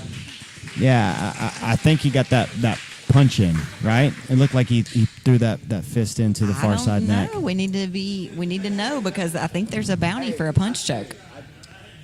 Well, I think it was a variation, like a diesel squeezle, a technique that okay. Keenan and Cornelius, has put out. So It was Lonnie Jones that had $20 in a copy of his book for the punch choke. yeah, no, that definitely is not like a true punch Okay, choke. okay. So, no, he's not getting any of that money. Stingy scaff over here. I'm just saying. Definitely not. I'm just saying. Bah humbug. Yeah, you can't underestimate Eric Longard. He's a PGF 1 veteran. He's been in the game a long time, and he's just tough as nails. And that was a phenomenal match from both guys that Kevin Cheryl just, happened to come out on top of. But very, very even. Both guys looked awesome. Did you see it says good base from Post Malone? They're calling it Eric Longard. So I don't know if anyone's looked at their Instagrams or checked out the Wandering Grappler's Instagram, but he put a little preview of this upcoming matchup on there. Coming up, we have the bad guy Elijah Carlton versus Isaac, the Wandering Grappler Stackhouse. And I saw that. if you check out his Instagram, it looks like Isaac Stackhouse in a previous match hit a rolling Kimura on Elijah. Y'all should check that out. The Wandering Grappler.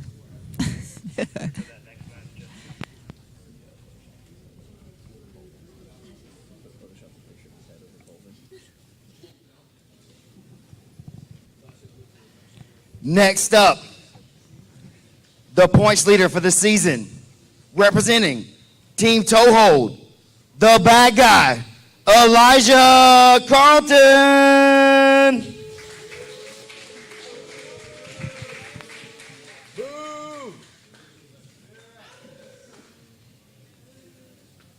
And representing Supernatural Survival Gear, number 20 on the roster, but number 1 in your hearts, the Wandering Grappler, Isaac Stackhouse.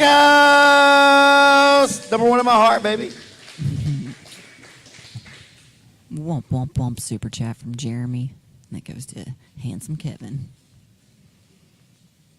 There's probably just like hundreds of females watching just for Handsome Kevin, right?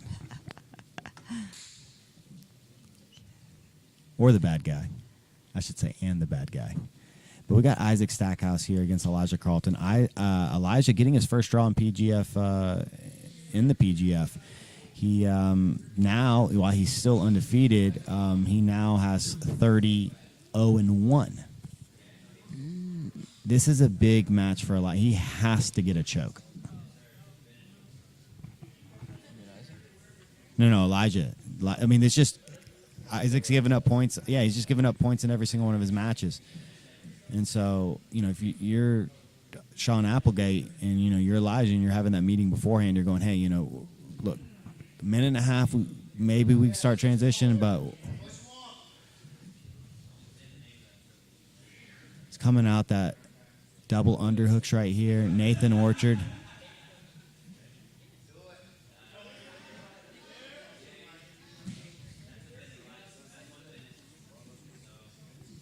Sean letting him know it's past a minute. He's not going to get that bonus point.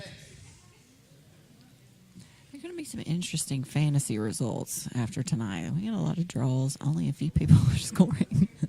I'm kind of worried. Yeah, I know. But for fantasy, I think a lot of people are picking the same folks. Like, if you don't have Elijah on your team, I don't know what's wrong with you. That's true. And you have to go with Sean's team because they all get the team points every time. Yeah. Yeah, my team's basically just like Sean's team, plus I think like Caleb McAllister. It's something like that. Yep. Yeah, Elijah's going to get this break right here. Should he take the break? I mean, he's 4 minutes left. Oh, he's looking for the ToHold. Oh, this is a very smart play. Oh, Isaac's not going to tap He for wants it. those Yeah. flip-flops. He wants those He got some flip-flops. And the flip-flops. Team ToHold. And I think that AG said if somebody got a ToHold, then the entire ToHold team He said that got. yesterday, though. I don't know if that Oh, was okay. just like Does a that apply one-day deal today? or if that's like a... Well, Elijah gets ToHold flip-flops. So if you want some ToHold flip-flops, make sure you go to shoptohold.com and you can get your All right, own Elijah. custom flip-flops. It's another 3 for you there. You're still out in first place. You just won everybody on your team a nice pair of ToHold flip-flops. How you feel about that? Fantastic. That's the first ToHold of the season, right? Yeah. Cool, man. What's next for your next match? Geo. Tough match in Geo. I knew the game plan coming in with Evers was if I could find something, take it. But I wasn't wasting energy trying to finish him, Right on. So we're going to expect to finish in the last match? Absolutely. Heck yeah, man. Good job. Congratulations. Yeah, so Elijah drawed with David Evers. But, it's funny. Yeah, I am in first in fantasy, but I'm tied with Handsome Kevin. You guys want to know what Handsome Kevin did? He created his team on Sunday and hasn't changed it. He just put him and all his teammates on his team, and now he's tied in first. Like he literally didn't change. That's a good strategy. He was shocked. I went up to him and was like, "Hey, dude, I got a problem with you." And he was like, "What?" And I was like, "Dude, we're tied in fantasy." Like, and he was like, "Really?" He's like, "No way." He's like, "I haven't even looked. I just made my team on Sunday, and then I haven't even looked at it since." Set it and forget it. The old Ronco method. Man. The old, I believe in my coach and my team. Yeah, and you got Bet on Egghead yourself. over here slaving over trying to find some time to do some analysis and all this stuff and looking ahead and all this, and then tied for first, just setting a team and keeping it. I'm slaving over the analysis for the peoples. Oh no, I I'm giving know. them a product. We appreciate it, but I'm just saying, could just pick that team. And that's the funny thing is I work so much on that I wasn't able to put it all in my spreadsheet and do my extra analysis on the side. Yeah. So Yeah, and then you came in today for our meeting, and it was just you hadn't even put your fantasy picks in yet, had you? I had work called. Yeah, it's been You a know, crazy it's week. the new world. We're always available to our work. All right, we're ready for the Gotta take next care of some match. stuff.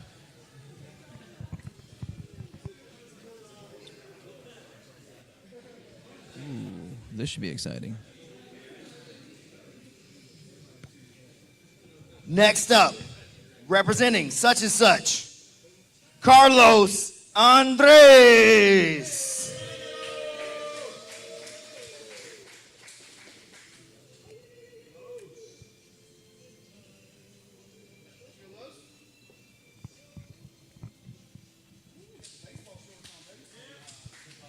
And representing Primo's heroes, the Scarecrow of Doom, Matt Harrison. So you think Matt Harrison can catch Carlos with those long legs? Oh, definitely. Definitely. It's just, can he wrangle Carlos? That's been the question on who has been able to really pin and control Carlos.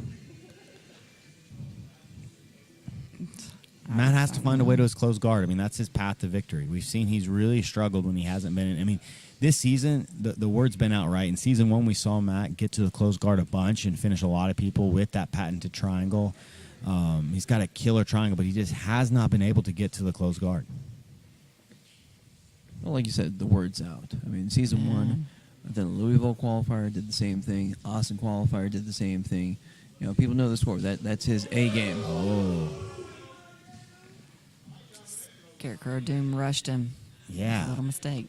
Yeah, that was weird. It was almost like a weird duck under. That was I'm going to show my back, you rush me, and then I'm going to duck underneath your arms. That was like a Link thing. He was like the bad guy in a cartoon trying to grab the hero, and the hero just went around and took his back.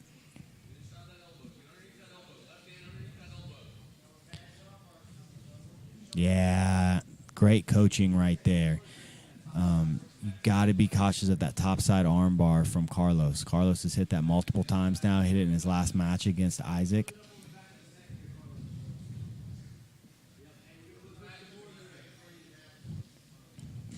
If you are in the area, make sure that you are going to the restaurant such and such. Carlos is sponsored. His team is sponsored by such and such local restaurant. So they're making a huge donation towards the Battle Rama. We're calling it the such and such Battle Rama. Our alternates are going to get a little mini tournament on Thursday. So make sure that you are stopping by that restaurant. Do you think the Scarecrow is tired from that wild match with Marcus earlier? Oh, definitely. And he's got another wild guy. I mean, this is just as wild of a match. I mean, Carlos has been one of the most unpredictable guys this season. He's all over the board. He's always attacking from the outside. He's doing Eminari rolls. He's doing crazy topside arm bars. I think on paper, before Sunday, people would have been like, dude, Matt Harrison is going to score on Wednesday. He's going to dominate these dudes. But hold on, man. The PGF, these lower belts are some bad dudes and are as game as they come.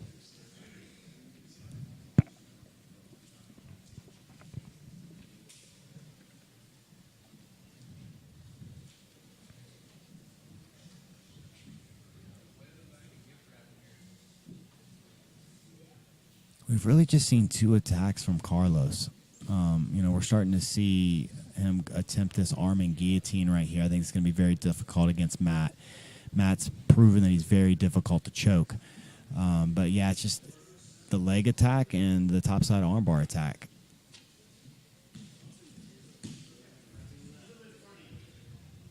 Bill Sockman, such and such restaurant is going to make sure that the winner of the Battle Rama gets $1,000. Oh man, that's what I'm saying. Unpredictable. Didn't Caleb get that mounted guillotine against Matt Harrison first day? Yes, he did. So maybe Carlos is trying to repeat that. Although, Yeah. Oh, and he goes aggressive. Just aggressive. He just flipped the head up, threw Matt back to his back. But you can see Matt is having, this is a very season 1 Seth Tatum problem. A lot of the guys were very familiar with Seth, and so they just avoided his closed guard that is passed on the outside. And he's running into the exact same issues the Scarecrow is. Oh, this is getting deeper. He needs to square up, though. Yeah, he's just not going to be able to create the leverage from here. You hear him, they're like, hey, you got to go to mount. Everybody's telling him to step over to mount. But he's got to square back up. Think back to Caleb's finish. trying for that armbar again. Got 90 seconds.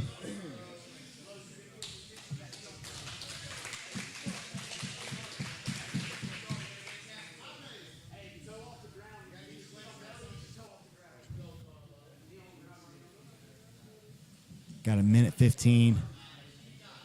Carlos has been in control from the beginning, but really hasn't come close to a submission. Carlos back up. Imanari attempt. He's just so quick. It's crazy. He can just go. Oh, he's going to fall back on this leg, possibly. Yeah, he's falling back on this leg. Man. Carlos's ability to just like hop over the guard is pretty wild. It is. What if he was in gymnastics when he was younger? Whoa. Oh, he jumps over again right onto the head. Always looking for the leg. He's a little shallow right here. He doesn't have the knee line. He's got 30 seconds, definitely going for it.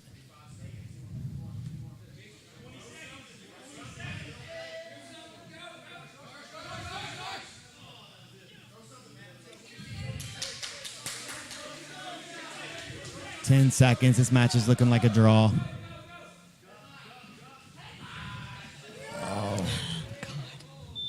Oh, a knee bar. Oh, Matt Harrison got close to that knee bar at the end. I mean, quick rotation, but from Carlos, got him out of danger. But wow.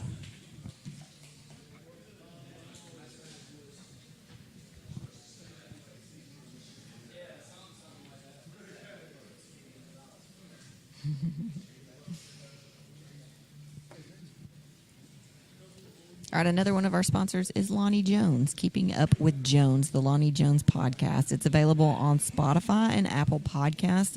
Lonnie also has a book that's available on Amazon. It's Grappling with Life, Controlling the Inside Space, and I believe it's $8. It's super, super good. It has the parallel of jiu-jitsu with life's everyday problems and how to conquer those. So make sure you check him out, Keeping Up with Jones, the Lonnie Jones podcast, and check out that book, Grappling with Life, Lonnie Jones. Getting ready to go into Caleb McAllister's next match, and there's two guys, Isaac Stackhouse and now Josh Gibbs. Josh Gibbs has replaced Evan DeWitt, but both guys have given up points in every single match, and I just can't state enough with how close. I mean, we just saw a draw right there. You have to take points from this. Like, he has to maximize his points right here. Just has to. All right, we're ready for the next match.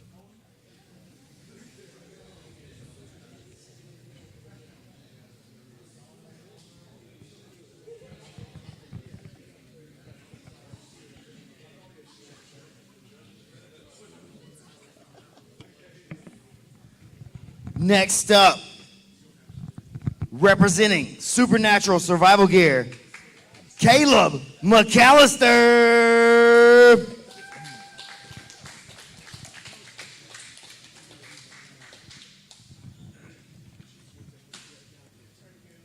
And you knew him as an alternate, but now he's full-time Josh Gibbs.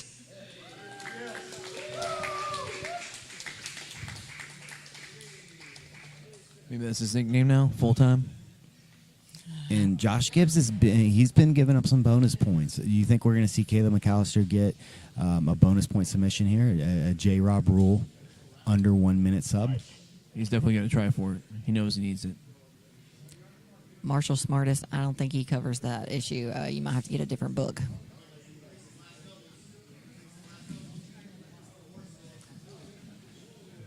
Double leg. We see Gibbs in on the arm in guillotine, but he just doesn't have the position. He's got no weight on the head. But he's going to be able to take off precious seconds on the clock right here.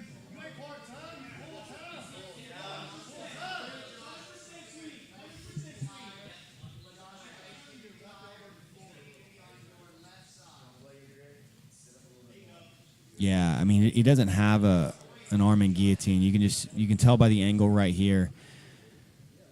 But he is, again, wasting some time for that extra point for Caleb McAllister.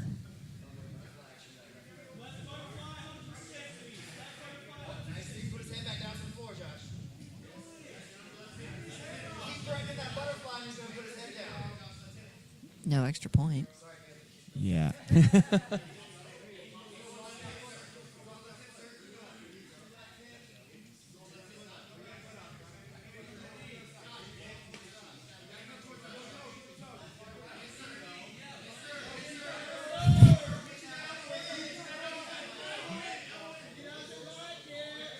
Yeah, I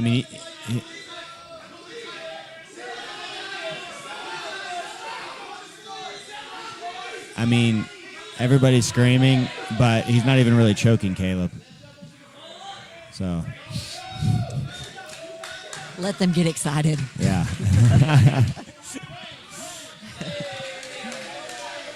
I love that, though. Just a little bit of respect right there from Caleb. And it's super uncomfortable, though, when somebody has your head. But finishing an arm in guillotine is very, very difficult.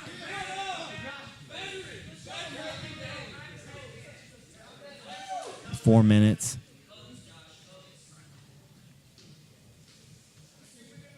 This match definitely has the competitors excited. Pulls guard again. I think that's a great move from Gibbs. Now he's back in. I mean, Caleb's really losing again a lot of time. You do not want to find yourself stuck in anybody's close guard. Caleb took a second, thought about his next move. Yeah. Gibbs needs to win the posture back.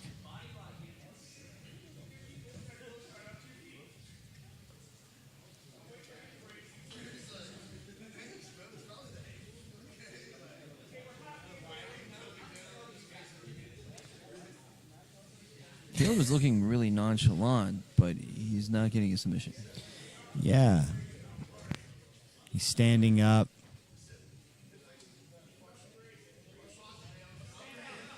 That was funny. Trip didn't know how to turn off my microphone. Nice little single leg right there. Caleb's going to look. I mean, right past the guard, he's going to look for that guillotine, but he's got a straight ankle lock grip. I still think he has a little bit of time, but now he's going to go right for the straight ankle. Oh, and he misses. Gibbs, great defense right there.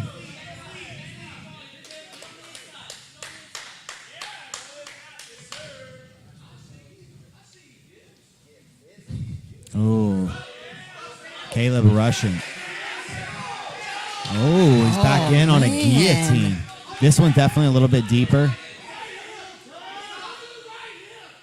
But you see how he's flat on his back right here. Gibbs cannot be flat on his back and finish right here. He needs to start working towards his right shoulder. He needs to start crunching. Yeah. He every time. So both times on those attempts, he's went flat backed first, and you cannot do that to finish an arm and guillotine against a good guy. He's got less than 2 minutes to pass this guard. You get a submission. Think Caleb can do it? Oh, for sure, for sure. He's rushing though, and I think he's letting the crowd get to his head because everybody's screaming, everybody's starting to root for Gibbs, the underdog, much like Noah yesterday. He needs to keep his composure, and he needs to. I mean, he's got plenty of time. You think he's just waiting for Gibbs to blow out his grips? I mean, I bet that Kevin match took a little bit out of him, and I think he just honestly thought this match was going to be a walkover. I think he thought he was going to walk through Gibbs. Just look past him. Yeah, but again, whenever you get stuck in the closed guard, like there is no offense in the closed guard. So the more time you spend in the closed guard, you're wasting precious seconds. It doesn't matter, like, oh, you might be way better than somebody, but if you're in their closed guard, I mean, how are you going to beat them? Yeah, and this is where he's going to look for that guillotine. He's got a great guillotine. Think we need another neck crank here? Yeah, he's got 40 seconds, though. He's got to make something happen.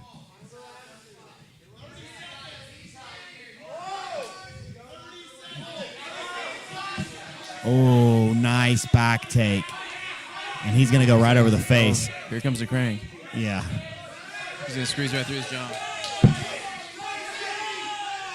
20 seconds. This is going to be brutal right here. Caleb is going to come hard through the... Oh.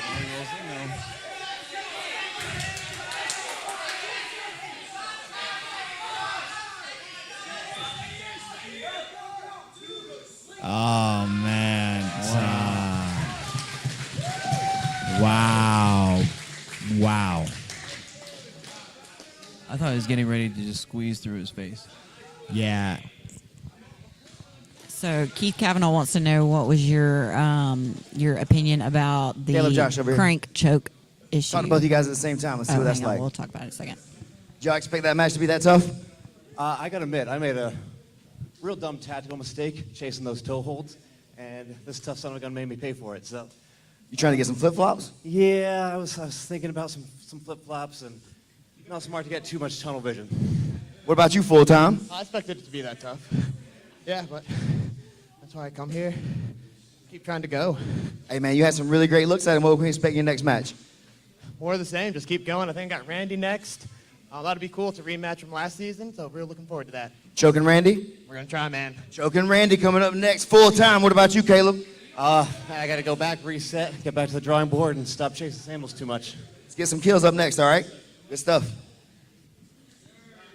So I was surprised when the commish got up and questioned it being a choke. I was like, oh, well, it might have been a crank, I guess, but I just automatically assumed that it was a choke. I mean, if we're going to count a face crank as a kill, I think we got to count the executioner as a kill. Yeah, I agree. I mean, some of the darces, right? Some people might go, that's more of a neck crank. Well, we're still going to count that as a kill. So, yeah, I thought that was a great call to make it 6 points. I mean... What do you think, Egghead? If you're breaking their neck, whether it's left, right, back, forward, they're dead. It's a kill. Right. Yeah, and we got to give props to Gibbs. He did a great job right there. He did a great job coming in. I mean, it's tough giving up points in every single match to keep that spirit alive.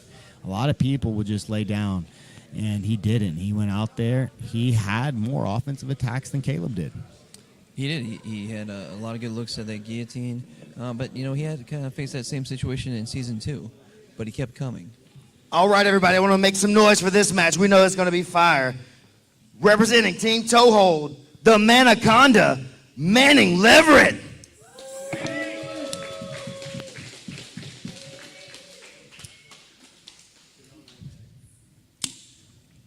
And representing Supernatural Survival Gear, the Meat Sickle, David Evers. Look, guys, I am positive that Caleb McAllister does not care anything at all about winning this regular season. He wants Elijah Carlton in that EBI rule format match. And if he's the number 2 seed then he will have to face Elijah in the finals in a no time limit match. I think he feels like his best chance to beat Elijah, while he would set, his best chance to beat him is an EBI. And so I just don't think he cares very much. He's going to make the season, he's going to make the finals, and that's what he cares about. Womp, womp, womp. Super chat from Alan Jackson. That $9.99 goes to Josh Gibbs. Oh, David's in on a leg, but man, Manny is so slick at the legs. Oh, wow. Straight ankle lock on David Evers. And womp, womp, womp. Super chat from Alex Spearing. $9.99 to Josh Gibbs. David, come over here. Let me get with you, man. Sorry about that. That was pretty fast. Did you expect that to be that fast? No, I didn't. Manning's on the top of the leaderboard up there in second place. I think with that 4 points, that gets you up there a little bit closer. Do you think I'll be able to crack up there into the top spots? Hey, we'll see. Got a couple more matches left. More to come. I got one more tonight, yeah. I'm ready to go. Anything you want to say to the people? Hey, people, what's up? I know my family's watching. I appreciate y'all. All right, man. Let's get some work in. Congratulations. Womp, womp, womp. Super chat from Night Jiu-Jitsu. $9.99 to Josh Gibbs. Yeah, a lot of the top guys, especially considering how the pay structure works this year, where in the previous seasons it was you got paid in the regular season by how you finished, and then in the finale, well, this time everyone's getting paid, and it was based on draft picks. So the number one picks, like Caleb's making $750 flat, and then he's got chances for like match of the night, or he's had super chat money come in, and there's other ways to earn money during the regular season. But the big pot is at the end if you win the tournament. And so some of these guys are like, look, like I'm here to put on a show, but the finale is what I really came to win. That's what's going to make me champion of season 3. What do you guys think about the team point when the team, in this case, is... I mean, they're just killers. They're so far ahead anyway, and then they're getting the team point added. I mean, last season it was shifting around, but I mean, we didn't have a draft last season, so. Well, maybe one more refinement would be if we did kind of the block structure. You could do that, and that might make it more interesting, have more opportunities. But here's the thing. The evil genius, Sean Applegate, just outdrafted everyone. Exactly. And yes, I'm not calling for any kind of rule change, especially this season, but I'm just thinking these guys are far ahead already, and then they're getting the team point, and it's making them even further ahead. So the rules are playing definitely to their advantage. Well, what really killed everybody was their third pick. I mean, if you look at the teams, Drew Weatherhead with his third pick took Isaac Stackhouse, and Isaac scored 0 points. Mm-hmm. The Elkins brothers, they took Tyler Woolsey. He scored 0 points. And so when your third pick, for both of those teams, I mean, they scored 0. Kevin Buring has scored, a ton. But, Manning Leverett's the one, right? Like, Manning Leverett was there. Sean Applegate picked him with the 4th pick.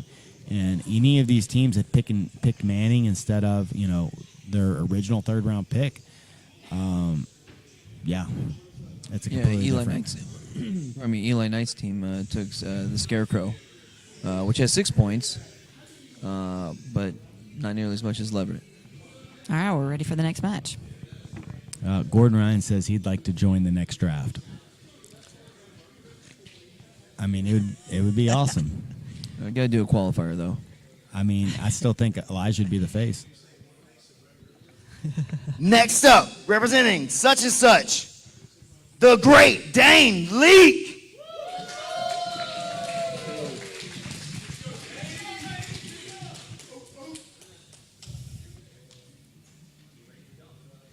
And representing Supernatural Survival Gear, the dump truck, Randy Rhoden.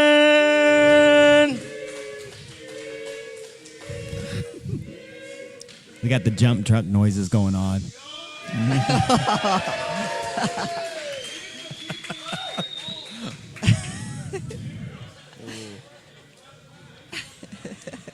So we got Randy Rhoden versus Dane Leake. What are you expecting in this match? That takedown? You have a seasoned black belt competitor versus a D1 wrestler. It should be interesting. I'm expecting a lot of quarter guard work, and we're already there. Mm-hmm. We got dump truck Randy on top, trying to pass the quarter guard of Dane Leake, and Dane looked incredible, man. My favorite match of the night so far has been Dane versus Gio. just so back and forth, so technical. Both guys looked great, but Dane's got a tough match and a guy that outweighs him by, 30 pounds? Oh, more than that. But my question for you is, it seems like Randy comes in really low, kind of with his head a little bit low. Do you think Dane can take advantage and get that triangle in there? I don't think so. I mean, I guess there's a possibility, but Randy has seemed impervious to upper body submissions this season. The only shot guys have had is at the legs, and even there he's looked really good. I mean, Randy is a player this season. I mean, he is, to me, he's been one of the most impressive guys so far. He knows where to position his weight, and there's so much more weight than Dane. So, yeah, it's going to be super difficult. It doesn't matter. This is one of the matches I saw. I just thought immediately draw. Like, this is going to be a really fun match. I think I don't see how Randy subs Dane. I mean, nobody's come close to subbing Dane this season. And I just think Dane's going to be on bottom playing a lot of his, quarter guard and a lot of guard recoveries. Mm.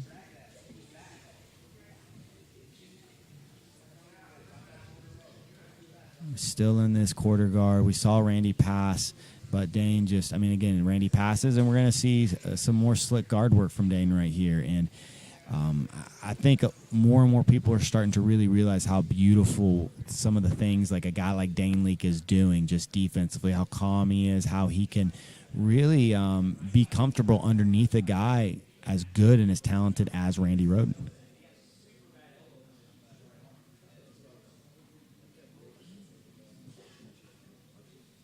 I mean, look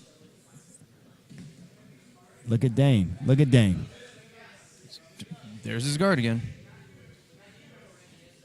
Dane's had some really good tripod sweeps this week. You saw him kind of attempt a daily Hiva, and then he was going to go for that tripod sweep. But, I mean, Randy's base is just nationally level good. Like, he's Randy in 5 years, we might be talking to him, at an ADCC or something like that, because he's got the wrestling. He's just missing the submissions. But from what I've seen, the development that he's shown since season 2, I mean, he's on the right path. No, we all asked, is he going to be able to develop his leg defense? And he's answered that question. Leaps and bounds, and then a scissor takedown and leg attacks. No one ever saw that coming. He's passed the guard again of Dane Leake. Lindsay, what is Dane doing that's just so effective? Is it the hip movement? Is it the frame? Like, what is impressing you about Dane Leake on bottom? He just has awesome hip movement. He's able to get his knees back inside. I'm super impressed. I feel a little bad for Dane. He's really coming into enemy territory here. It seems like everyone is coaching against him.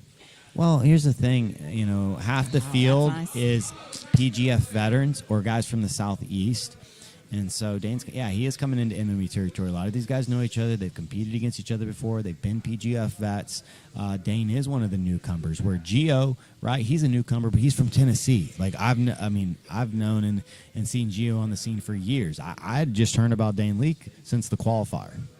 So Dane is kind of more of an unknown, I think, to these guys, and he is a little bit more on his own than some of these other guys this season. You think this was just his breakout year? It's like, I'm going to go do the ADCC trials? No.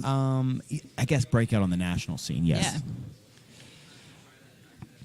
Because, he's been doing what, like high rollers and Queen City. Queen right? City. Mm-hmm. Man, but Randy's passed again. He's really given Dane a lot of trouble. Yeah, but Dane has trained with Hunter Colvin before, so he's dealt with a huge guy that passes really well before. Yeah, but competition's different than the training room, and especially, while Hunter's awesome, he does not have the wrestling of Randy Rhoden. I see Dane pushing on the upper body, like getting a rocking motion with Randy going. So Randy's weight is shifting, and then he shifts his hips. Ooh. You think it's a good idea to shoot in on a D1 wrestler? Well, I think that just shows how much trouble Randy's giving him in the guard. And this is going to be a tough matchup for Dane because Dane does so well in dogfight situations, quarter guard. Like, he's looking to wrestle up from bottom. I mean, that's what he's done in his other matches. His matches against Gio, sweeps like that are just going to be so much harder on Randy Rhoden than even a black belt of the quality of Gio Ortiz. We saw Stephen Aiken struggle with his half guard game, which is awesome against Randy Rhoden because he's so flexible. His hips move so well. Yeah, I mean, Randy looks like a black belt right now. Like, just in this situation, just again, matchup-wise. Don't get me wrong, Randy's definitely shown some holes and weaknesses this week so far. But, man, again, the improvements he's made and how he's looked in this match tonight, I think the sky's the limit for this kid. If you guys Dane finding a rear naked choke as the timer goes off. Oh, give him 5 more seconds. If you guys are enjoying this free content, you're sitting at home on a Wednesday night or you're sitting at work and you're watching this free content on YouTube, give in the super chat. Let us be able to do these things more often. You guys, there's a lot of work that goes on behind the scenes. And so get these people paid. Make it worth the time that is spent on the give in the super chat. You can give to the competitors, but also give to, you guys don't know how hard Brandon McCatherine has worked putting all of this together. So just any donations are much appreciated. Man, honestly, how did Randy make 170? You saw how he did. It was scary. All of the water out of his body. Yeah. No water left. I just can't imagine. Can't imagine. Womp, womp, womp. Super chat from Amy. $5 go to Randy for those shorts. All right, we're ready for the next match.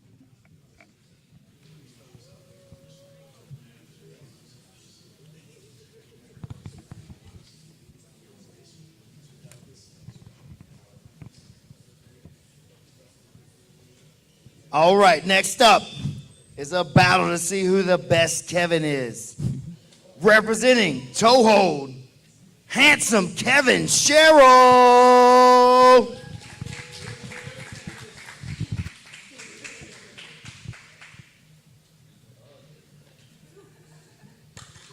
And representing Primo's Heroes, the Liquid Terminator, Kevin Primo.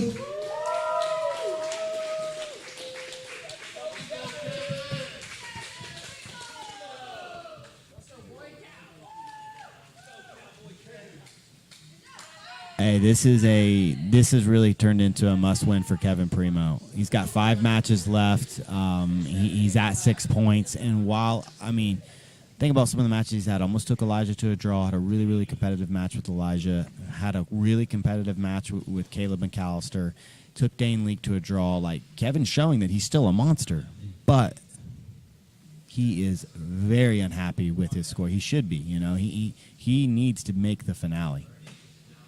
I mean, he put himself through hell to make this weight class, and not making the finale would be a real big loss for him.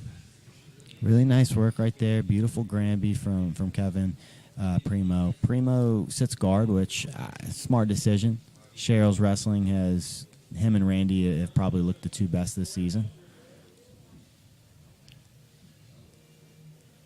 He's playing some knee shield right here. You see Cheryl has that scoop grip with his left arm. Takes it out. See that still Iller has $10 on a compression choke. Oh, Cheryl takes the back of Kevin Primo. But, man, I think everybody has found out. I mean, other than, I think, like Hunter Colvin and Elijah Carlton, has anybody rear naked choked? I mean, Elijah Carlton rear naked choked Kevin first season during in the first PGF season during the regular season. And I know Hunter Colvin did. But anybody else? And I think that was when Elijah was kind of beefed up to about 200 pounds himself. Because we had that 195 class, and he was all of that 195. Well, no, actually, Hunter Colvin didn't finish. He ended up finishing with an armbar off the Kimura grip. He took Kevin's back, couldn't finish, and he had to switch to an armbar. So that's right. I think Elijah's the only guy that's finished Kevin. Yeah, but Mega Elijah.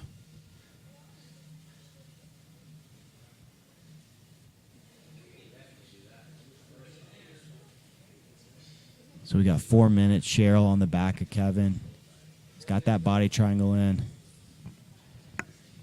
Is this just part of Primo's game? Like, you want the back, but he just fights it so well. People want to get top turtle, but he fights that so well. I think he's just so confident in his ability to escape the back that he doesn't defend it. Mm-hmm. Thank you, Brian. I knew somebody else had choked Kevin, and it was Sam Barboza. Yeah, there's the master rear naked choke right there.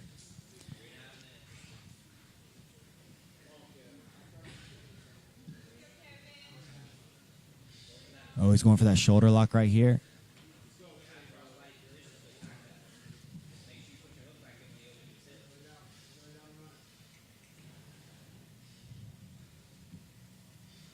We got 3 minutes. And, yeah, you asked about Kevin. Oh, this is a shoulder lock. This is tight. I mean, I would have tapped.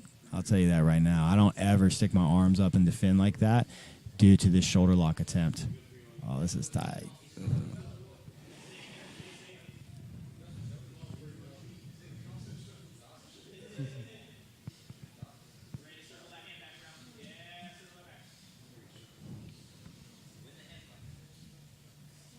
Nice attempt by Cheryl right there. It's been his best look at a submission from the back so far.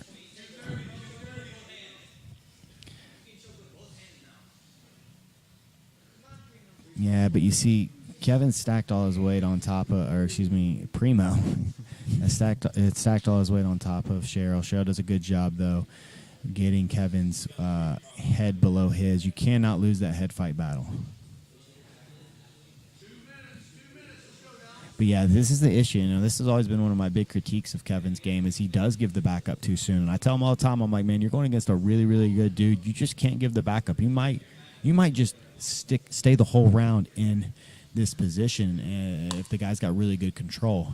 And that's what we're seeing right here from Cheryl Kevin gave his back, right? Cheryl passed, but Kevin gave his back.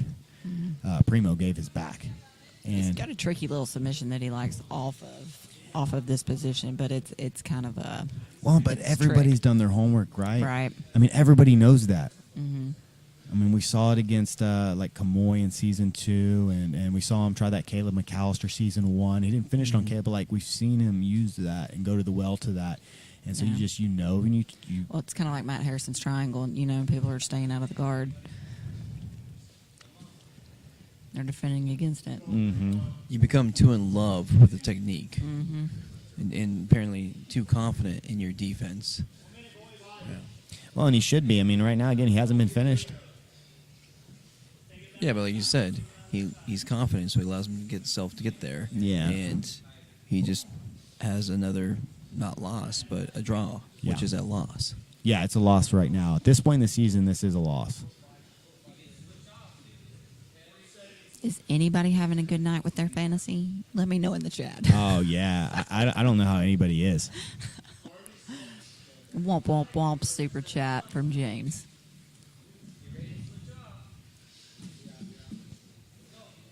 Switching off to a single hook. I'm pretty happy you picked up Noah. Oh, he's going to look for this. He's going to look for a leg lock.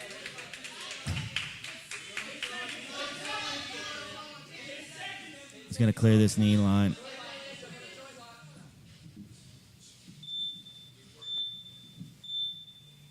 Time.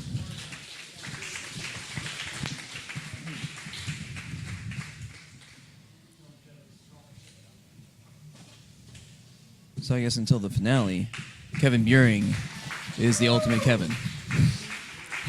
He's the one that got the submission over the other Kevin. Hey, we'll find out. He's got a match coming against Jonathan Roberts. He taps Jonathan Roberts. Yeah, he's number 1 Kevin this season so far.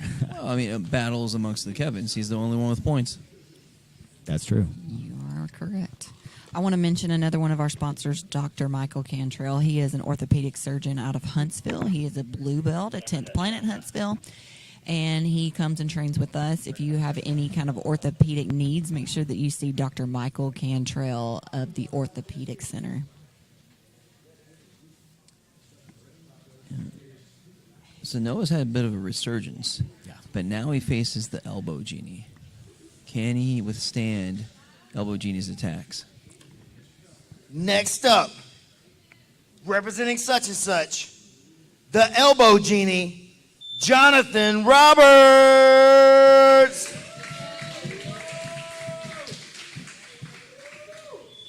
And his opponent, representing Primo's Heroes, young Noah Randolph.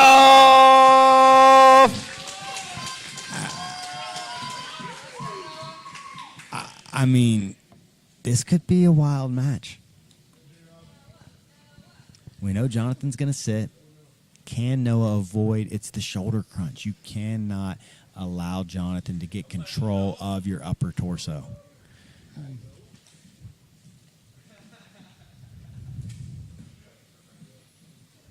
Jonathan looking to come into a leg.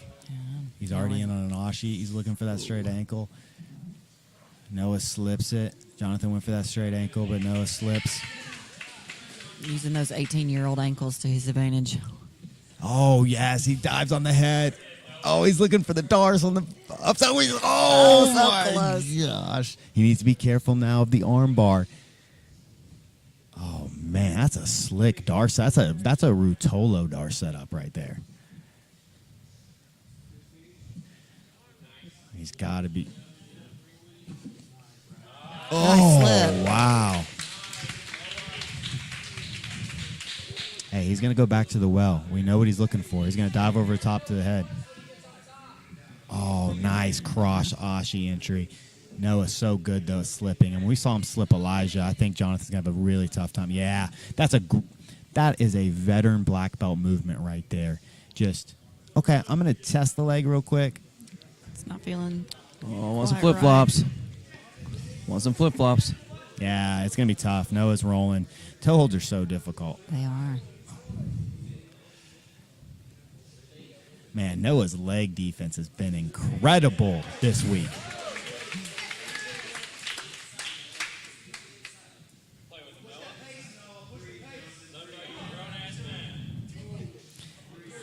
Yeah, I think you guys might be shocked how much we've used that orthopedic surgeon. I think like half of or at least 10 people at this gym have used him for surgeries. So Dr. Michael Cantrell. He has gotten his money back for his advertisements that he's done. You hear Brandon saying pass low and tight. Man, I want to see him go jump on the head again. He had a beautiful attack. There's 4 minutes left. Jonathan going for an aggressive reap.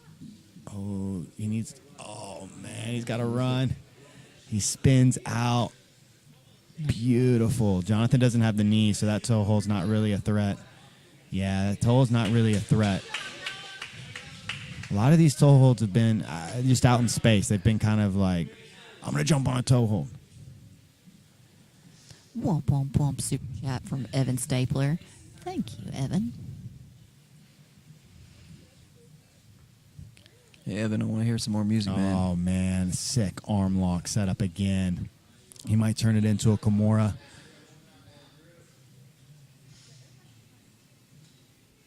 Yeah, Evan, we need a season 3 song. Yeah, he's looking for this Kimura grip. 3 minutes left. He's got it. Yeah, he's got the Kimura grip. Noah's got to be very careful about this arm lock. It's not going to be a back take. It's going to be an arm lock.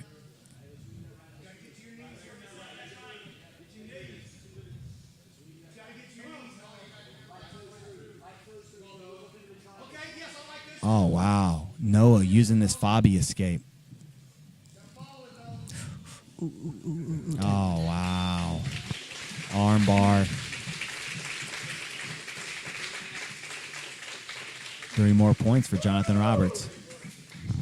We need to have a sign that says, watch the arm bar whenever Jonathan Elbow Roberts is genie out there. strikes again. Lower real quick.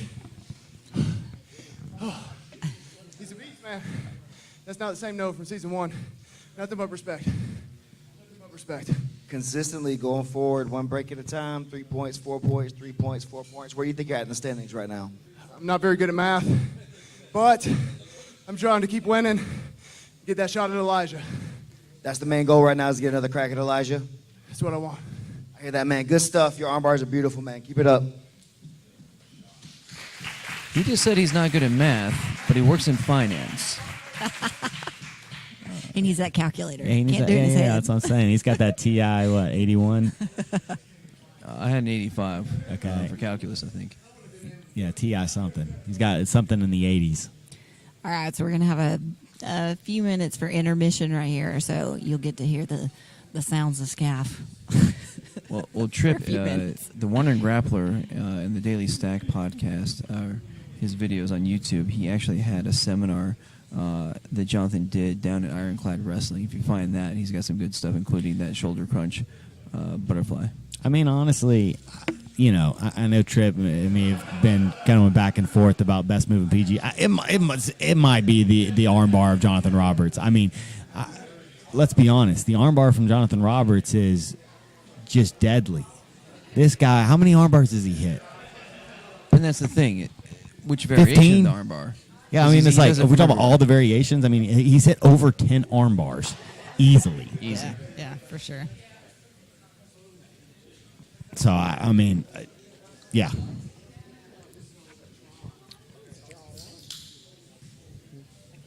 Yeah. So, low point scoring tonight. Really not a lot of movement. Do you want me to bring you somebody to interview? Because I'm going to run to the restroom. Oh, it doesn't matter. I mean, no. I mean, I'll stay here on the mic by myself. Unless you guys want me to. You guys give me somebody to interview, I'll interview. We're gonna take our intermission real quick. We're gonna take an intermission. Spend some time going out to the such and such truck. Yeah, we got that and then truck we gotta out do back. a couple of things, change batteries, get some stuff going on the production side. So intermission, halftime. Yeah, I'll go hit it up. It's so they're all gonna go get food and stuff. I'll stay and chat with you guys. Yeah, Jonathan Roberts' arm locks are special. They're truly, like I said, he is a walking master he's a modern day master of the arm lock. People talk about Hickson Gracie, being this arm lock master. I mean, from what I see from Jonathan Roberts, I mean, I'm not saying he's Hickson Gracie, but he is a master as Hickson is a master of the arm lock. There's very few guys I've ever seen that have arm locks to the level of Jonathan Roberts, especially in competition. And it's very, very, very incredible to watch, and it's just a pleasure to see him compete. And I know you guys feel the same way. Yeah, we're never tired of such and such. So it's funny, he's got like themes each night. So tonight's actually taco night. So, I mean, how can you ever get tired of tacos? I think last night he did burgers, but the dude's burgers especially are out of this world. Yeah, you guys make sure that, you guys please like the stream. Oh, Lindsay's just coming back and joining me. Oh, you want to chat? Sure, we'll chat. What's up? You didn't need a break? I kind of do need a break. Like, these headphones kind of squeeze my head a little bit. Yeah, my ears always get just a little. I don't notice it until I take the headphones off, and I'll adjust them a little bit, and I'm like, oh, okay, like I'll find the right spot. I don't have a right spot. So Kevin Buring, his next match is against Jonathan Roberts, and that match, Elijah versus Gio and Dane Leake versus Gio were my three matches that I was most excited to watch. Oh, excuse me, Marcus Elkins, Stackhouse. That's the match coming up right after this break. I think that match is going to be insanity.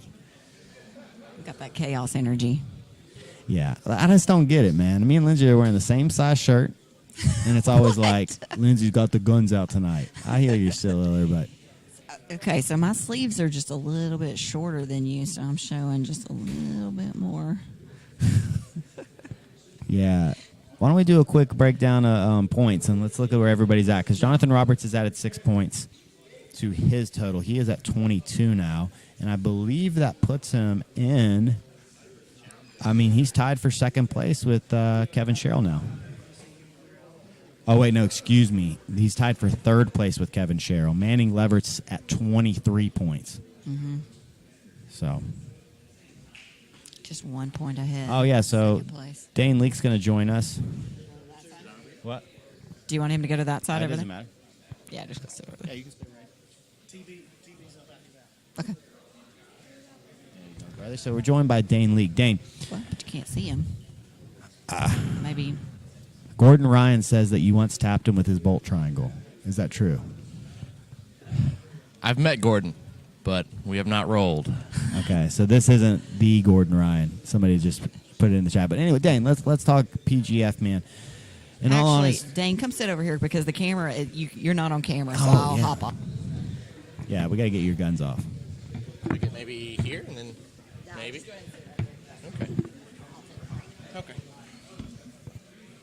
What's up, Matt? So, Dane, we got to talk, man. I fundamentally, your jiu-jitsu is absolutely beautiful. Your ability to find the quarter guard is one of the best I've seen, especially for a non-10th planet guy. You know, Eddie Bravo, one of the true masters of the quarter guard, and then, you know, there's some others. But tell me, how do you consistently find your your quarter guard from bad positions? I mean, your guard's passed, and it just seems like 10 seconds later you're back to the quarter guard. I have a escape from side mount that I've done for years, at least 5, 6, 7 years maybe. I consider it an ankle pick, which I know is normally a takedown, but I call it an ankle pick from bottom side. But from bottom side mount, your arm that's normally the frame on the hips, I drop that elbow to the mat, swim the arm under with my hand palm up, typically looking to grab the shin, put the shin in my hand to where I know where the leg is. And then once I know where the leg is, I'll turn my hips to face that leg.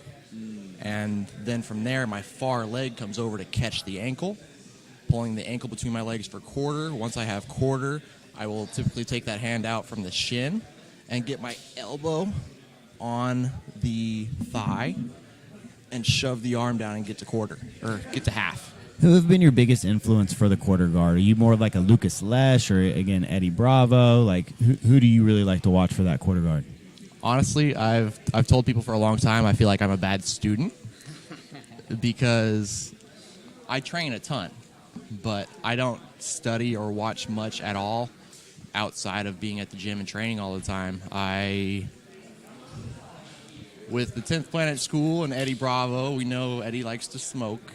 I don't know how much I should talk about some of these things on the mic for the PGF, but I roll, I zone out, and I don't think about what I'm doing a lot, and I try things. I see what I feel, and I just go off of that a lot. So most of your training is done then just live rolling. You get most of your work done and just live. More so in the last year to year and a half or so, maybe a little bit longer than that. But let's see. Before that, I was always in classes, and we still do work technique and drill and work a lot of situational rounds. But I will still do a lot of free rolling for sure. More free rolling than anything now, but you know, you came into this PGF season. You know, you really competed nationally. You know, at the ADCC trials, High Rollers, Queen City, and you've done well everywhere. And you haven't been submitted in competition at black belt, right? Except for that overtime by Keith Krikorian. Keith has actually caught me twice. Really? Where did you face Keith the first time? Keith caught me, it was right after I got my black belt. I got my black belt May 18th, 2020. It was the end of June. It was a brothers 8-man invitational tournament, brothers the gym in Tulsa. And Keith was the returning champ, flew in from San Diego and came and beat me. Not my hometown, but where I'm living, you know. Yeah, Keith's one of my really good buddies, and I mean, he's one of the best grapplers in the world. We got to talk about this bolt cutter finish, though, because I've seen guys use the wrong side triangle, right, and they have success with it, but not to the level that you have. What makes yours so special, and how are you finishing the bolt cutter? So I first started working that really just one of the most common defenses that can be a really good, tough defense for the triangle is just people wrapping their arms under your legs. And I first started working that knowing that once you switch to the bolt lock, that's a strong position to be able to fight that arm out. You can get the arm on the side that you're trying to get the arm out, the arm that's in on the triangle, get my arm in by the elbow, gable my hands there, and then hip in and get the arm out. But somewhere along the lines, people just started tapping to get in the choke. and my coach, Christian Durr. What's up, Christian? Hey, Chris. Let's see. He told me one time I was attacking the triangle, and it was actually not the bolt lock, but it was a normal triangle still, and I was pulling down on the head because I saw his head was getting red, getting purple, and he's like, "You could have finished that. That was still tight," because I abandoned it, gave up, went to something else, and he escaped. But and then after that, we started looking at that and talking about that, saying you can still get the choke. The arm doesn't have to be over, and it's the same thing from the bolt lock. If I can get the shoulder and the leg close enough to the arteries, I mean, it's there. Yeah, and you're exactly right. And so while some things might be unorthodox, like, again, the wrong side triangle finishing it, I mean, mechanically, if you can do what you just said, it's going to work. And we got to talk about this Gio-Ortiz match, because that's the match of the night so far. Both guys, you and him, both had your moments of the match. He kind of won that first 3 minutes, and then you kind of won that last 3 minutes. You know, he passed your guard a couple times in the first 3 minutes. You passed his guard a couple times in the last 3 minutes. How fun was that match to be in? And, you know, what really surprised you, I guess, about Gio's game? And did that match kind of go how you expected? Again, back to a little bit where I was saying, I don't know how great of a student I am. I haven't watched anybody's matches. Dude, that's so of fun. anything. Like, even while I'm out here, like, if I'm still competing and I have matches, I'm not gonna even just sit up and watch matches because my hips get tight, my back gets tight, things get sore, and I'm like, oh no, I need to just lay down. I'm listening. It's hard not to be awake. I'm hearing everything still, but I'm not. I don't watch a ton of people at all. Dude, that's so funny. I know a handful of guys like you that, you know, are black belts and that are killing. They're like, yeah, no, I don't follow anybody. I have no idea who this guy is or who that guy is, and I'm always like, oh, that's fascinating to me. But yeah, you had a tough match with Gio, and then you go right into a guy that has 30 plus pounds more than you. How the hell did he make 170? People don't know how to cut weight, man. He's a wrestler. Wrestlers know how to cut. I really didn't cut much for this. I haven't cut a ton ever, but you know, man, some people know how to cut. I don't know if he did a water cut or what, but I mean, he did it in college a bunch. He wrestled 170 at Duke University, so yeah, he's got that experience. Is there anything you want to say to any of the fans? You've had a lot of people watching you and you know, saying, "Hey, I'm here for the great Dane Leake." You got anything to say to those people? Thank you to anybody that's watching me, supporting me, and if you've been enjoying my jiu-jitsu, I'm happy to hear that. That's awesome. I'm glad to be here, putting on these shows and having these challenges. Well, we definitely appreciate you being here, and have loved every second of you out there on the mat, and we look forward to seeing your last match tonight against Matt Harrison. Guys, the great Dane Leake. Dane, thank you for joining me. Thank you, sir. Yeah, Dane, man, he's really, really impressed me so much with just the fundamentals. And now I'm going to be joined by one of my favorite people in the world, Matt Elkins. You know, Matt has killed the first 2 seasons of the PGF. Matt, the first thing you're on. The first thing I got to ask you is, watching these matches, like, how much do you wish you were out there right now? You just got to be dying to be out there. You know, your boy likes to compete. Definitely likes to mix it up with the brothers and all that kind of stuff. Man, I really wish that I could have done it, but there's just no way that your boy's cutting to 170. Maybe you guys are familiar. I used to do MMA, cut down to 155 for professional bouts, and that's bad taste in the mouth for cutting weight. You boys want to run that 180? I could probably cut down to 179.8. You know what I'm saying? But like, it's not looking good for going much south of that. But it's such an awesome season, so much action. You know, some really awesome matchups, some really interesting jiu-jitsu. Marcus Elkins, and yeah, man, just been a lot of fun to watch. Yeah, I mean, your brother has been, I was saying today, he's not Little Elkins anymore, because that's how I kind of always saw him. Oh, there's Little Elkins, and I'm like, dude, this man, we're calling him either Mr. 100 for the bonuses that he's getting, or Mr. Bonus, or, I mean, he's been the most exciting grappler. In this next matchup, Marcus Elkins versus Isaac Stackhouse is going to get crazy. It is going to be. Isaac's a gritty dude, man. He definitely has done some MMA. I think still has plans to do some more MMA. He's not looking to back down from anybody, man. And I mean, he and my brother have trained together a little bit, and he knows that he's going to come in there and run his game as fast as possible and be all bendy and Gumby and flubber like. And you know, I know that Isaac's not going to, like I said, he's not going to back down. He's going to look to get in my man's face. So we'll see if he can, you know, weather the storm, handle the adversity a little bit. And I don't know, man. I don't think he's going to get away with that buggy choke. I think Isaac knows the deal on that bad boy. But you know, well, we've seen a couple competitors just really gain a lot of confidence. The blue and purple belts, and you know, no Randolph won, but your brother being a big one. And the first day, you know, we saw him out there and he did well. But yesterday and today, he just looks like he knows he belongs now. Yeah. It's one of those things, man. You see it sometimes with like guys that. Like in MMA, we had a bunch of guys that were really, really talented. And then, like, right underneath, like, the cream of the crop, some of these guys never get the credit they deserve.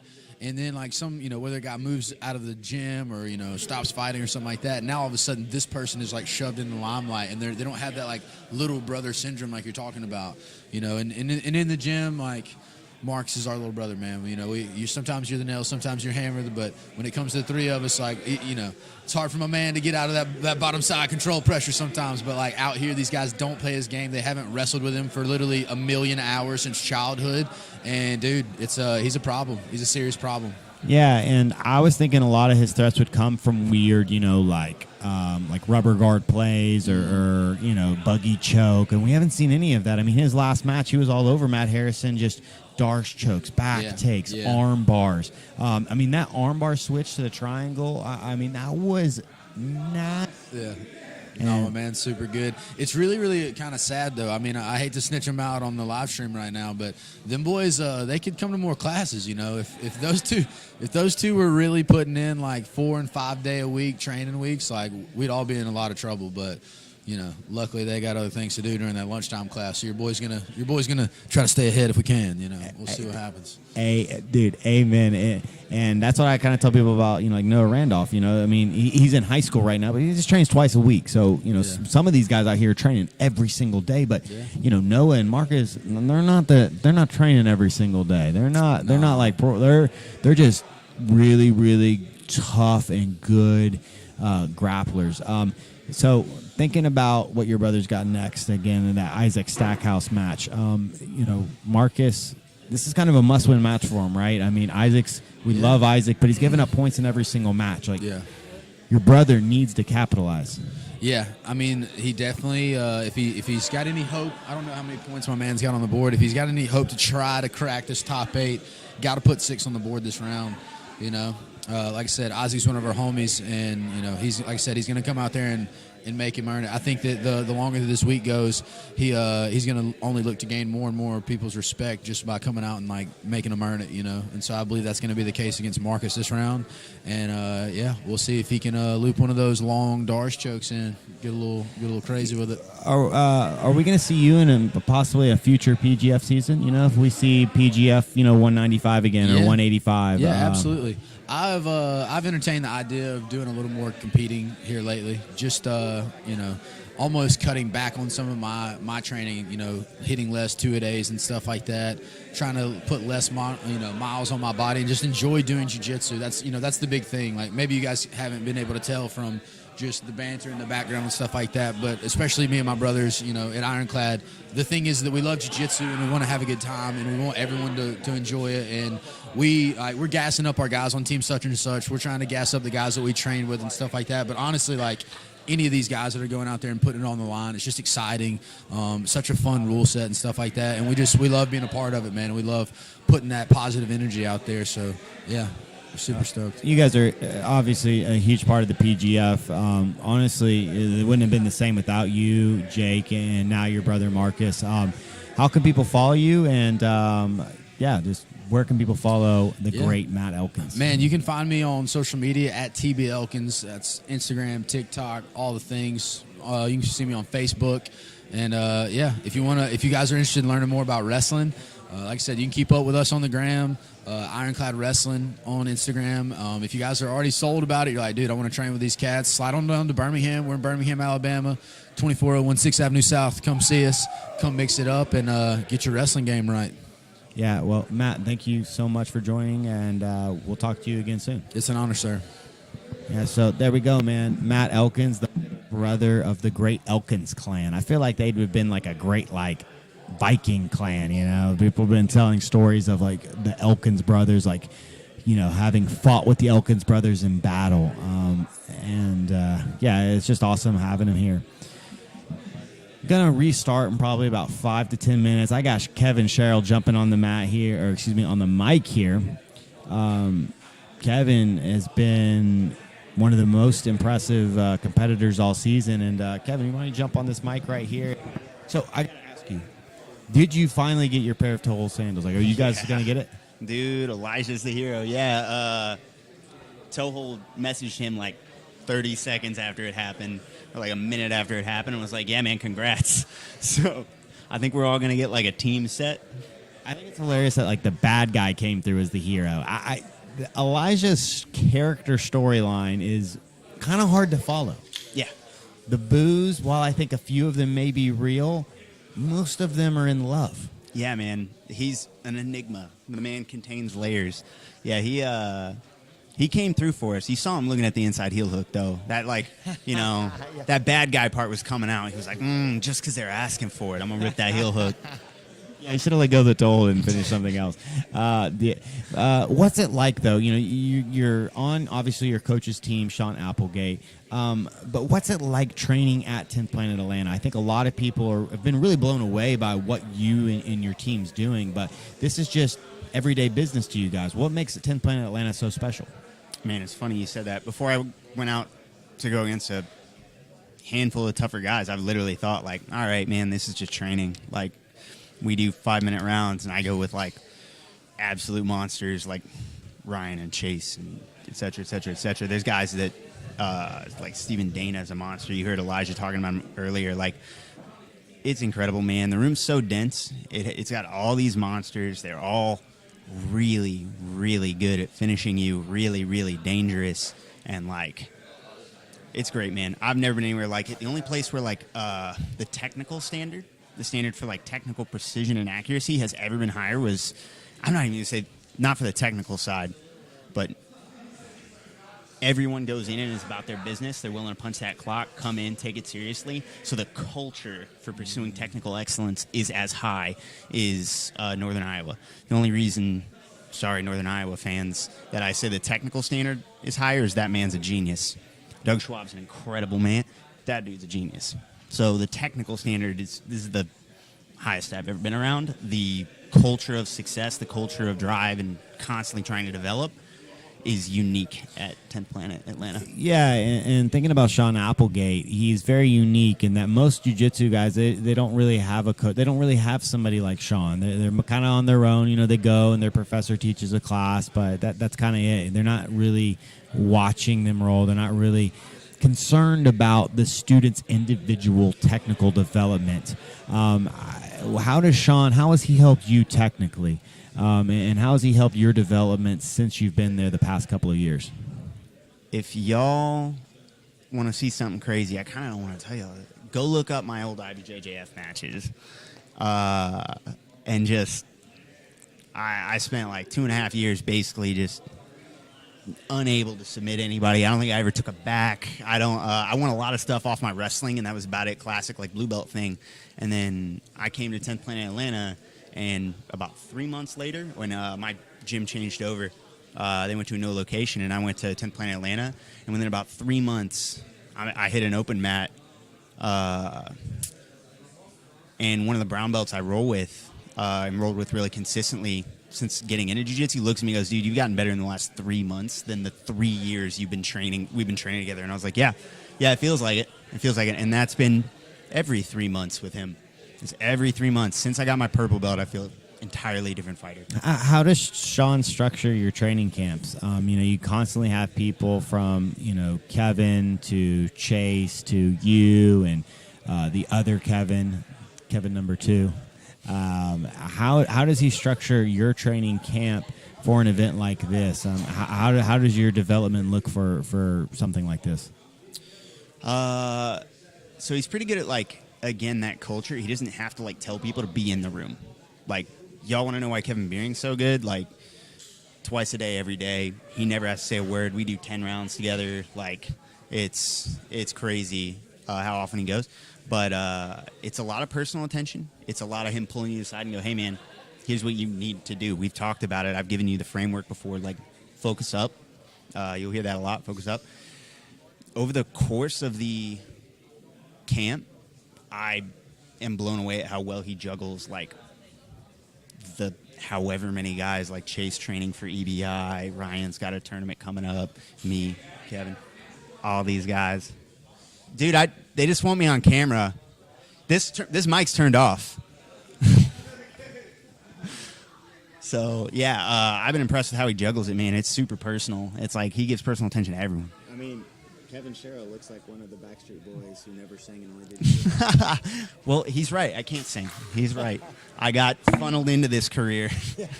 Yeah. I mean, it's a gift and a curse. It's a gift and a curse for my man here.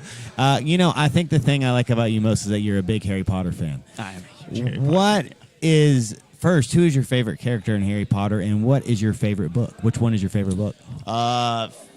They're linked. Prisoner of Azkaban, Sirius Black. Dude, yeah, Sirius Black's my favorite character. Oh my god, man. Yeah, we just became best friends. Dude, 100%, dude. Sirius Black. Dude, you ever see those those memes? And always like, oh, what's the most devastating death in Harry Potter? Spoilers, guys. And like, everyone's like, oh yeah, it's like Hedwig, and I'm like,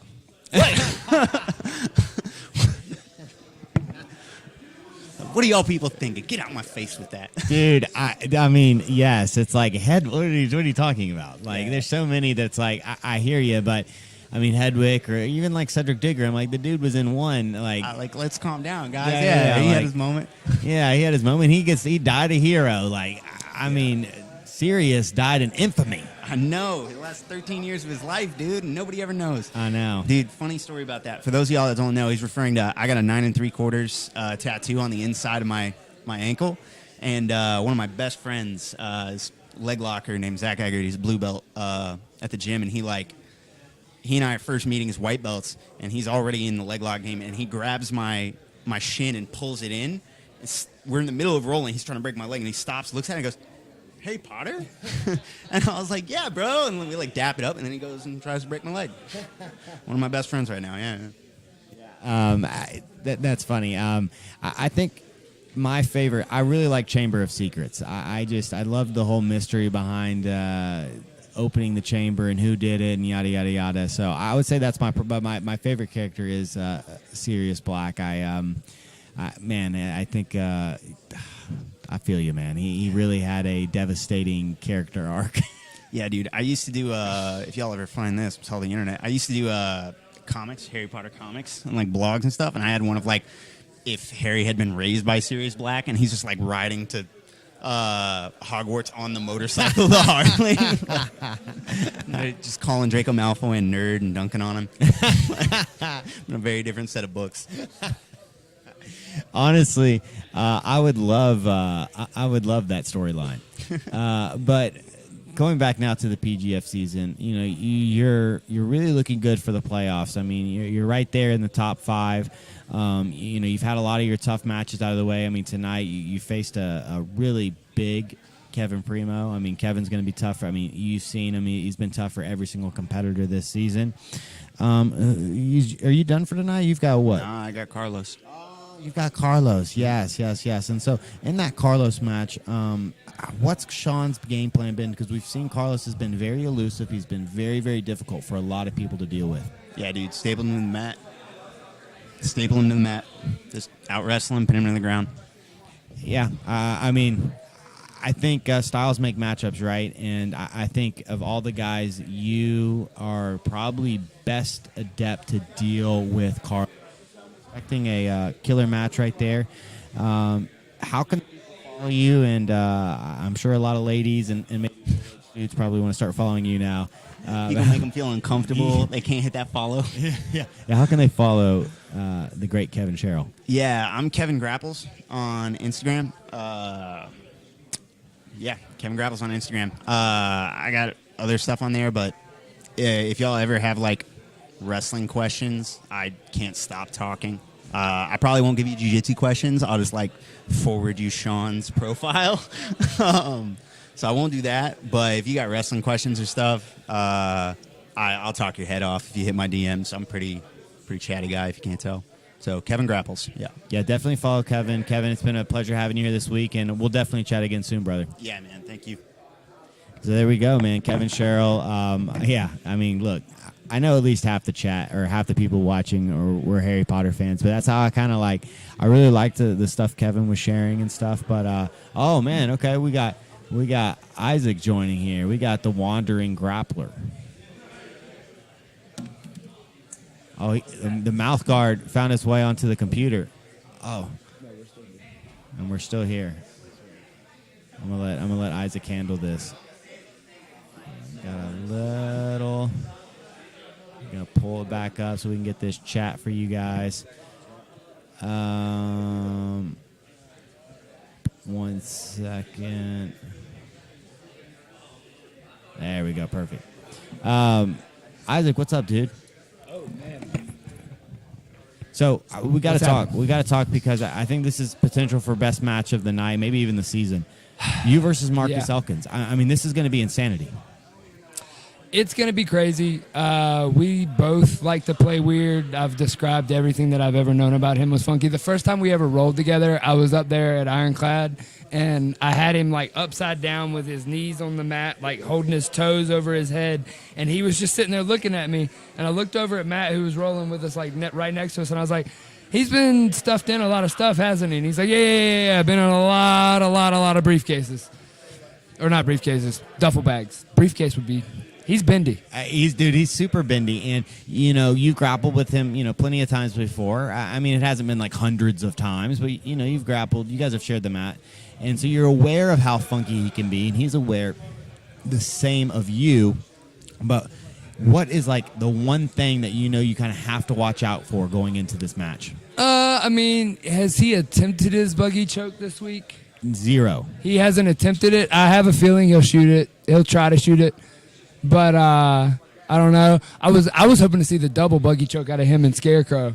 I thought that was maybe the only possibility.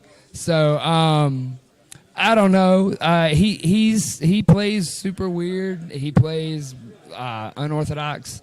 I do too. So I don't know. I'm prepared for some fun. So obviously, it hasn't been the season you were hoping for, right? Yeah. You're coming in. I mean, you were going into a really, really talented field. I mean, there's 1/3 the field's black belt.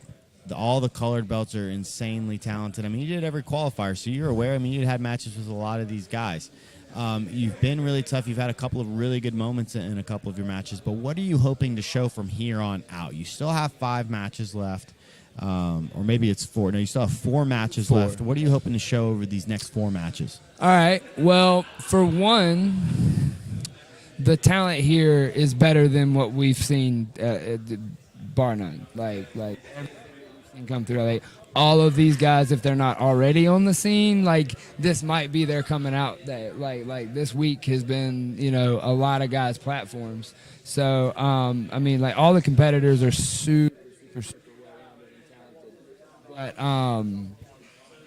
But the thing that I think the most is like I've found some points that I approached this in a way that I felt like I was trying to do the things that a lot of people told me that I needed to do. This is what jiu-jitsu looks like. This is what you should be doing. And I mean, I've had a hard path. Like I've never really like found that rhythm for a while, and I've dealt with some injuries and stuff. So like tonight, I feel like myself. I feel like my mouth. I saw somebody, Sierra commented on like my mouth guard hitting the thing. Like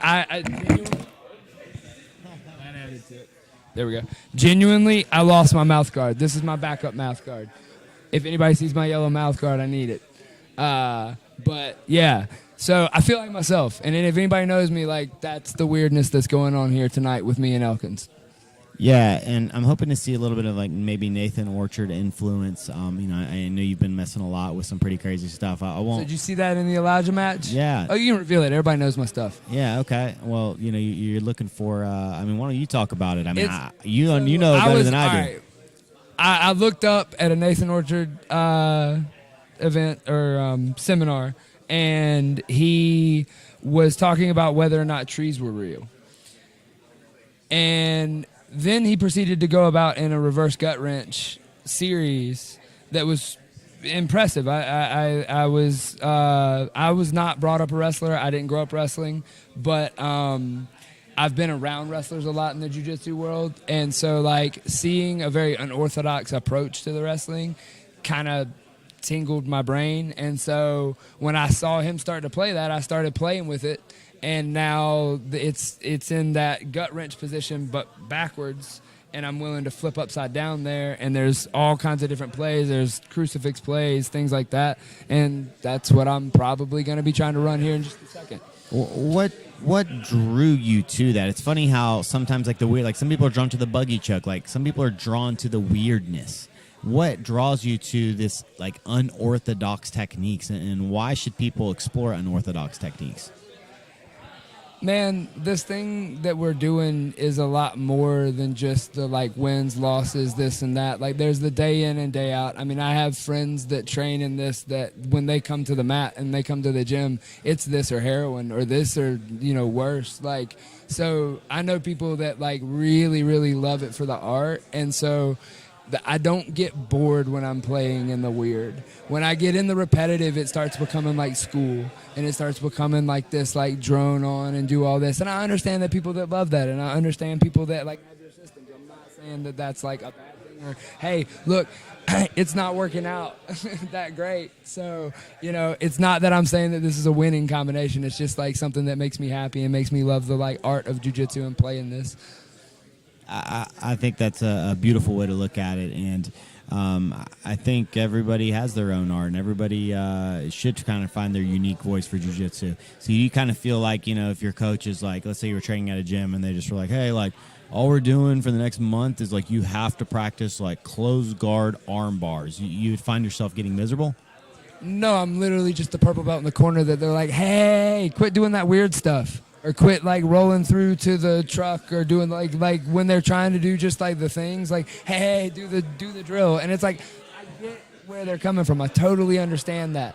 But like I have to be actively creating in some shape, form, or fashion, and that's one of the ways that I've found that I can create. What does, like, this is the last question I got for you, and what does the Wandering Grappler stand for? Why are you the Wandering Grappler, and what does that really mean? Well, really, I mean, I'm not the Wandering Grappler. I tussled with the name and the brand and whatnot, but like it's really more about like what I'm talking about with that culture and the art. Like it's something that I'm trying to expand. It's kind of a publication type idea. Started out wanting to maybe make it like a magazine or something, but you know, I grew up obsessed with like the late 90s, early 2000s skateboarding. And so like the Wandering Grappler is more of like a bigger picture that I'm looking at of like combining back into the art and stuff like this, stuff like the Mid-South that Steven and I have going on over there in Perry, you know, trying to bring things. I travel so much like I do because like where I was, the scene was so fractured and there was so little communication and there were old beefs and there were old stuff and like reasons that people couldn't train together over egos. And so, like, I started trying to go broader because I just wanted to see what's different. And now I've seen the places that are the same and the places that are different and the people, and understand that it's all, you know, this thing that comes together that creates this art that we all love to do. Yeah, and I think that's a great spirit to have. How can people follow you, and where can they follow you? TheWanderingGrappler.com. The rash guards were pre-order only, and so Matt Viper got them to me, and so there are t-shirts there, and the Daily Stack on Instagram, the Wandering Grappler on Instagram. All right, well, Isaac, thank you for joining us, and man, please, let's go out here and have a match of the night against Marcus Elkins, because that match has, it's going to be crazy. So there we go, guys. There's Isaac Stackhouse. Telling you, man, one of the matches I circled, I cannot wait to see him versus Marcus Elkins. I have no idea what's going to happen. I could see both guys winning. It's going to be crazy. It's going to be absolutely crazy. And I see Brian Brown right there. He's talking about that Nature Orchard seminar at training camps. And I think training camps they're not unique to 10th Planet. while 10th Planet has it's a cohesive group, and you'll see, you know, whether it's San Diego or Portland or Brian Brown's gym at 10th Planet Jacksonville, they'll have these super seminars, you know, where they'll bring in 4 or 5, even 6 world-class instructors, and they'll be teaching over the course of a few days. So definitely, anytime you have an opportunity to attend one of those, I mean, it could be a game-changing experience. You might hear Nathan Orchard talk about how trees aren't real. The next match, guys, is coming up in the next couple of minutes. You see I am being rejoined by, man, Lindsay flexing those arms as she puts, she puts on them headsets. Flexing the guns. But we're getting ready to go into the next match. Did you get some food, Egghead? Oh, yeah, I got some such and such. What'd you get? Some tacos? No, I got a burger. I got tacos the other night. It was good. I don't know if this is the same microphone that I had. I've got 2 microphones in front of me. So. Double fisting. So this first match coming up, I hear the word is weird. I just talked to Isaac, and I told him that was I think this has potential for match of the night. I think it could be maybe best match of the season, depending on what happens. I have no idea what to expect. I really think, you know, both guys have a path to victory. I mean, while Isaac's had a tough season, and we talked about that, this is definitely a winnable match for him. These guys they've trained a lot at the gyms together, and I'm hoping to see wild, creative grappling. Is that what Isaac said was going to happen? Wild, creative grappling? Basically. Yeah. We'll see. I think so, too. I mean, we'll see.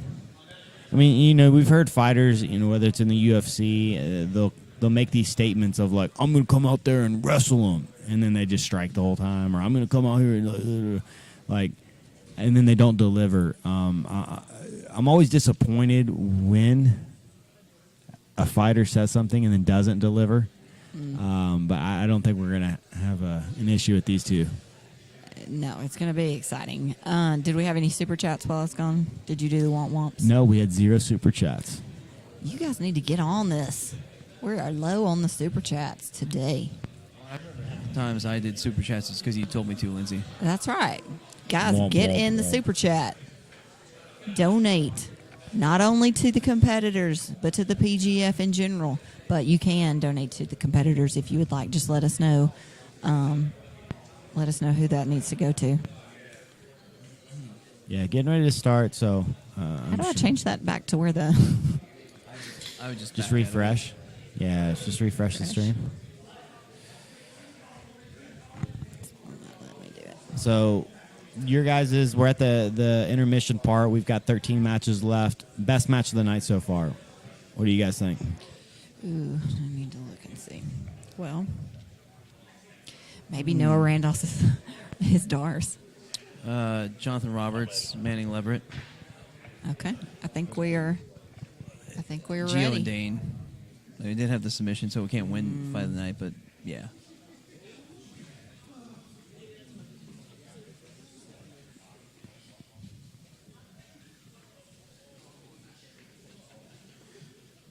All right, next up, representing such and such, Marcus Elkins.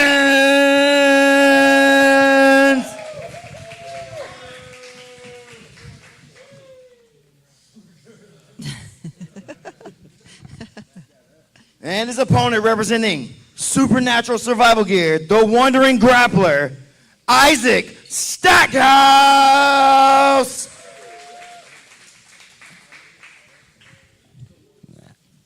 I hear you, Derek. I think that is a solid roll. No super chats during intermission. Yeah. God, why is he so long? Goes for a little slide by.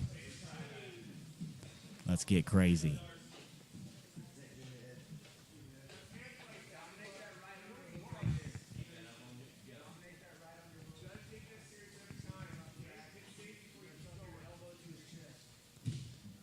See Marcus trying to step over, steal him with the butterfly guard.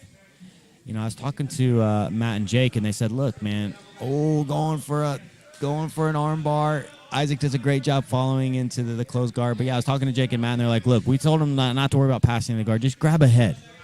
Okay. Just grab a head and figure it out." All right, we got some rubber guard here. Yeah, Marcus is really raw. Like, he's a really raw jiu-jitsu player with just tons and tons and tons of really great grappling experience. Yeah, we were talking like yesterday. I was like, "Dude, tell me about that omoplata Darce," and he was like, "That's like the 5th time I've ever done an omoplata." And I was like, Womp womp womp super chat from Thomas Weaver. "It's like Thank the you. 5th time you've ever done an omoplata. You go for a Darce choke, like from the omoplata." Like, I remember before I even met Marcus, hearing Jake and Matt talk about just how awesome Marcus was. Like, they were like, he's an amazing grappler. If he would just train more, he could be super, awesome, national level and all this stuff, singing his praises. And then, he's actually training fairly regularly at 10th Planet Decatur, but they're doing some jiu-jitsu down at Ironclad. oh, he's looking for like a... Does he have the triangle in, but his arm's out, but it looks like the shoulder's in? This is a super weird triangle variation. What is this? He won't be able... Using his arm to force Isaac's shoulder into the other side of the triangle? That's what it looks like. Dude, but he's what not, in the world is this? He's not able to make the angle. Well, he does have the hook underneath the arm. But he's not able to shift his hips. Let's make sure that Isaac's still alive in there. Yeah, oh, he's out. He's out. How long has he been out? Dude, that was... Oh, yeah, he's snoring. Yeah, he's good. There he is. He's Dude, back. what type of triangle was that? Oh,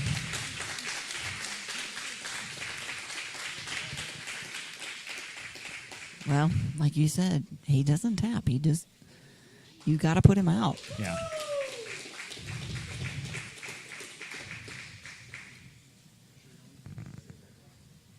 Make sure he wasn't stumbling. Marcus, that was pretty crazy, dude. How you feeling? Oh, pretty good, man. Pretty good. Did you expect it to go down like that? Man, I wasn't sure what was going to happen. I'm not going to lie, man. Me and him talked about it. We were like, man, let's let it ride. Let's have some fun. Let's throw shots, And that's how it went down. It was fun. Do you even know what that move was? Dude, so it was a triangle, but his arm wasn't across. And so I just kind of had leverage on his shoulder, and I was able to kind of create that neck to shoulder compression with it.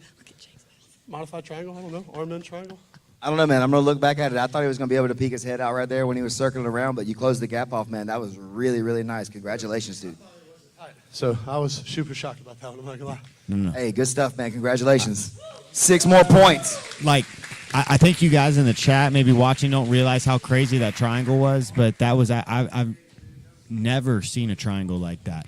He used his arm as an overhook to like keep the shoulder in, even though Isaac's hand was out. And then he put him to sleep. Like, dude, Marcus Elkins, he doesn't need to go to class. He's just creating He's just new making stuff. Yeah, I don't know, man. Maybe he's on like LSD right now or something. I think he needs to go to HQ. Hang out with Eddie and they can figure out some new stuff. I think he needs to name that. Dude, I don't know, man. That was insane. That was weird. Well, you wanted some chaos energy. I mean, this season's about Marcus Elkins. We always say like a blue belt Kevin Buehring. Kevin Buehring and Marcus Elkins are the new stars. You call that a mark angle? Mark angle. Dude, I don't know, man. Well, so has Marcus reached Evan Stapler level in season 2? Just in a different way. Yeah. See, Marcus is a lot more likable than Evan's character was. No offense. I know Evan's watching. we like, love Evan was Evan. a star. Evan was a star, and I loved his matches, but he was like a villain. He was like the true bad guy, and the rest of them. Like, Marcus is this, like, I mean, everybody's rooting for him. We're like, super attaboy, exciting. Marcus. All right, we're ready for the next match. Next up, representing Supernatural Survival Gear, the Sultan of Sexy, Eric Longard.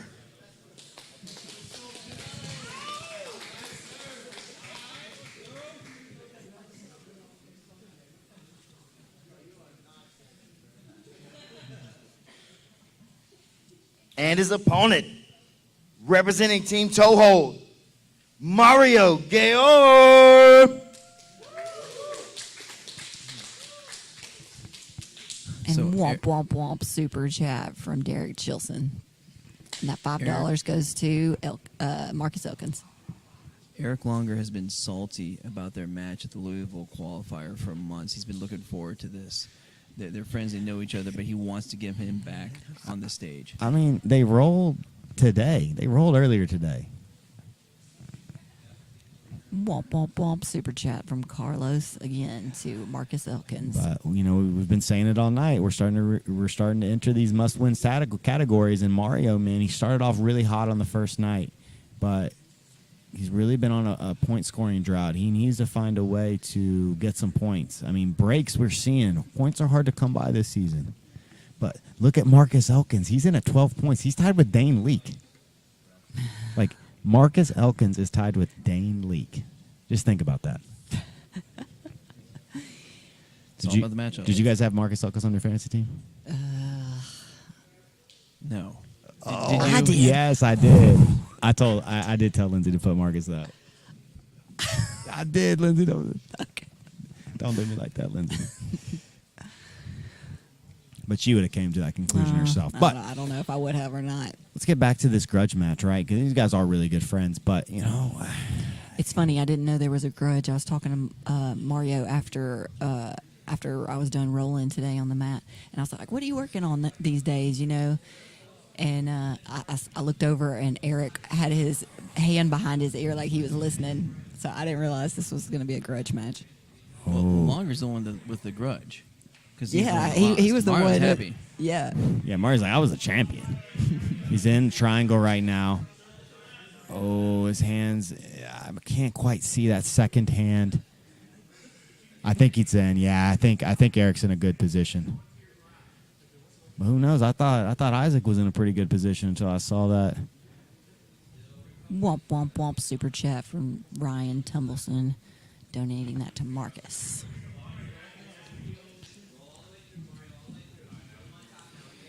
All right, womp womp womp super chat from Tiki Kirk. Does that go to Marcus or does that go to us? Let me know.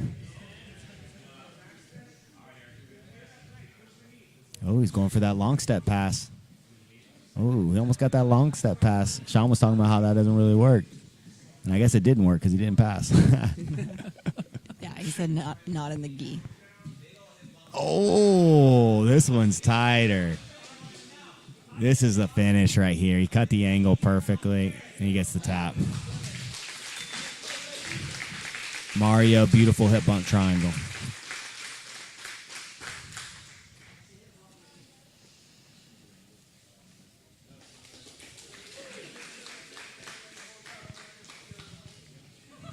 Mario, my dude, you just got those nice 6 points. You got to come over here and talk about it, right? Yes, yeah, sure. How do you feel after getting those? Better. Yeah. Yeah, your coach predicted that all 5 of you guys were going to be able to make the playoffs. Do you think you're going to be able to pull it out? That's my goal. I heard that. What's coming up next? Probably one of the hardest matches of the season. Who is it? Kevin. Which Kevin? Kevin Primo. Kevin Primo coming up next. You got to get 6 points against Kevin tonight. We'll see what happens. We're getting 6 points against Kevin's what Mario says. Everybody, tune in. Congratulations, man. Yeah, that's a tough match. Yeah. All right, so Mario has pulled ahead of Dane Leake. And that's without the team point that he's going to get tonight as well. Right, so Dane's still at 12. Mario has pulled ahead to 14. Yeah, and he just passed Marcus Elkins as well, and so that was really important for him. Marcus still has David Evers. I think that's a real bad matchup for Marcus Elkins. All right, so Tiki Kirk says that $25 does go to Marcus. I'm writing it down. I hear you, Tiki. As it should have. I mean, Absolutely. yeah.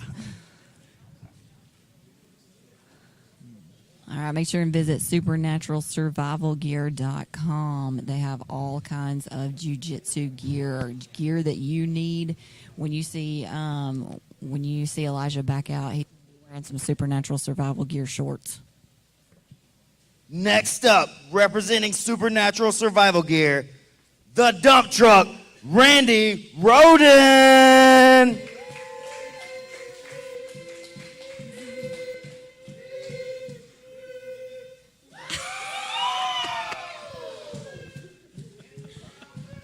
And representing Primo's Heroes is full-time Josh Gibbs.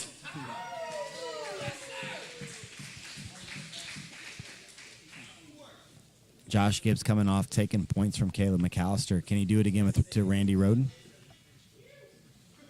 I think so. I think they he faced can, each too. other in season 2. I don't remember the outcome. I think it was a draw. Do you remember? I can't remember. Because the problem Randy had in season 2 was, great defense. He would zero people out, but he had not a lot of submissions. Oh, he's looking for that suplex. Oh! Nice. Some would say he just got dumped. By the dump truck. Yeah. Oh, dump truck, Randy. I mean, anything more exciting than a nice suplex? Not much. Well, maybe Marcus Elkins. I want to see that double overhook suplex like he did to Matt Elkins last season. I want to see that again. Oh. Ouch. It's like Kevin Cheryl, dump truck Randy, and Marcus Elkins. Boy band. You know what we get tomorrow? No. Kevin Cheryl versus Randy Rhoden. Oh. We'll talk more about that later. Okay. Tomorrow, but that's something to look forward to. Man, Randy Rhoden is really just been so impressive. His development, you guys out there, I know Tripp and the crew out there, PJ, you guys should be so proud of the work, you guys have done, as well as Randy, because he looks great. Just technically, he's improved so much. And yeah, I am disappointed. I am. I'm disappointed. Matthew Boyles is a dude I really wanted to see. Of all the dudes that were alternates, no offense to the other guys, but Matthew Boyles is the dude I wanted to see most compete.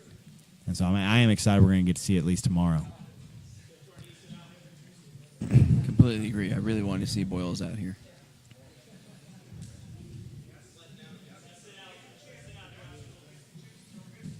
Trying to sit out on Randy. Randy, though, looking to work. He looked like he's looking to work like a vice grip, maybe.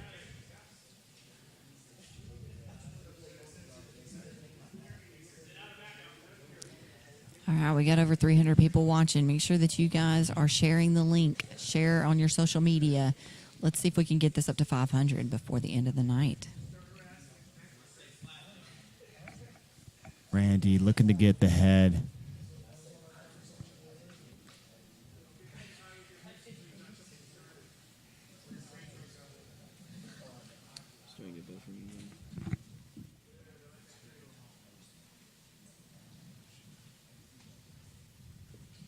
Oh, a little shin to the forehead right there.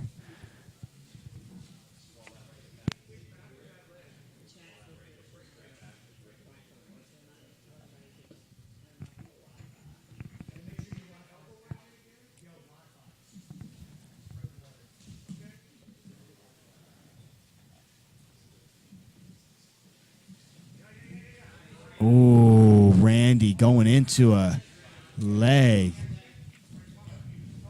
Nice defense, though, by Gibbs. Oh, he's back on the feet. I want to see another suplex. Go full time.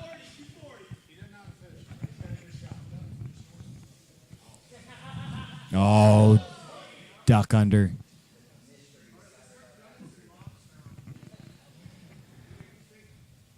Yeah, we think we had some guys turn on their Wi-Fi, so we're told the people to turn the Wi-Fi off, so we should be coming back. Oh, a nice little leg entry right here by still got the Gibbs. knee. He's going for that straight ankle lock attempt. This is going to be very difficult to finish right here. Yeah, he lost that knee line pretty quickly, but really nice entry by Josh Gibbs.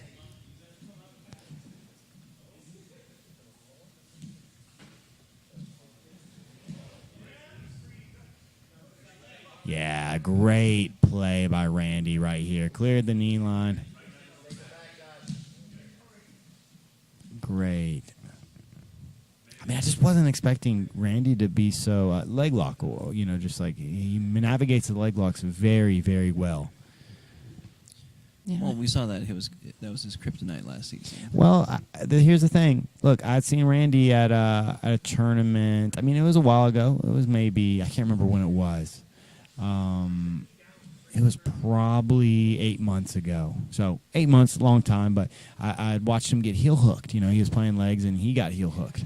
And so I was wondering coming into the season, just like, okay, that was at a blue belt tournament. This is against some really, really good caliber dudes. I mean, a lot of really high level leg lockers. And he's just answered all the questions this season. Womp, womp, womp. Super chat from Aunt Brenda from Mario.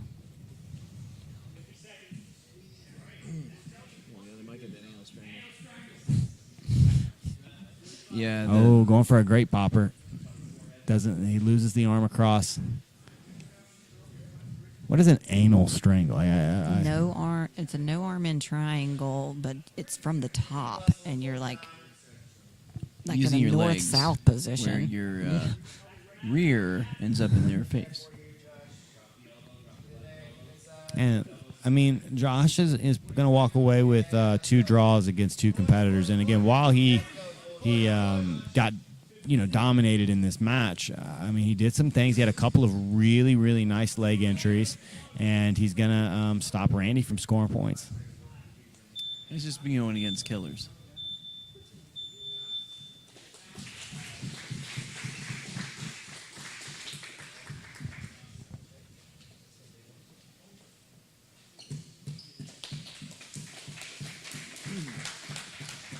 If anyone wants to see what the anal strangle is, go check out that Atlanta qualifier. Watch Randy's matches. Yeah.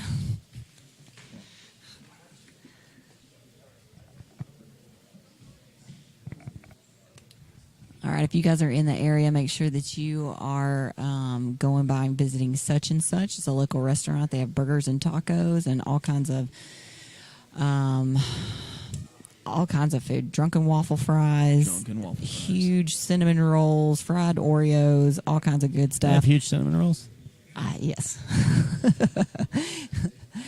And they have a food truck outside right now. They're sponsoring one of our teams. They're sponsoring this Battle Rama that we got going on tomorrow night for the alternates. So if you are in town, if you're ever in the Decatur area, make sure you drop by and visit Such and Such.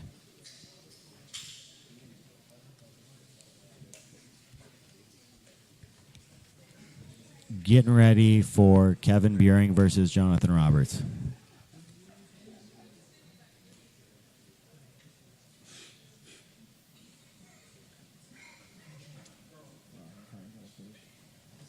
Next up, representing Team ToHold, Kevin Buring.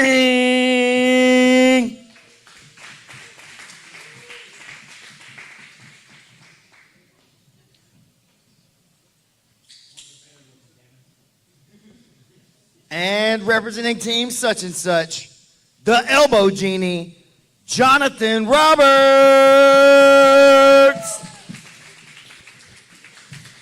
Now, this is the match that Kevin Buring has been wanting. I mean, he's wanted a scalp like Jonathan Roberts since he got into the PGF. This is his chance. He sits guard, and, yeah, Jonathan knows what's up. Jonathan knows he's coming for a leg. I think we're going to see a lot of double guard here. Jonathan needs to be very careful about giving up the inside space. Jonathan in on that body lock pass. I was just talking to Jonathan right before this, and he said he's got a strategy going into this match. So, but he didn't want to share what it was.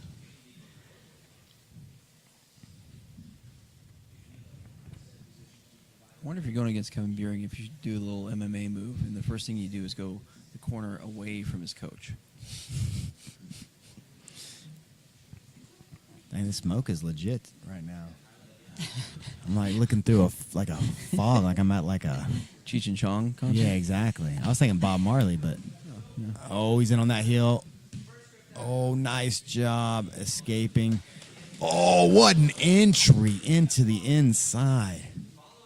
Nice rolling. Oh. Nice escape by Jonathan Roberts, but what an entry from Kevin Buring. That was beautiful. That backstep came out of nowhere.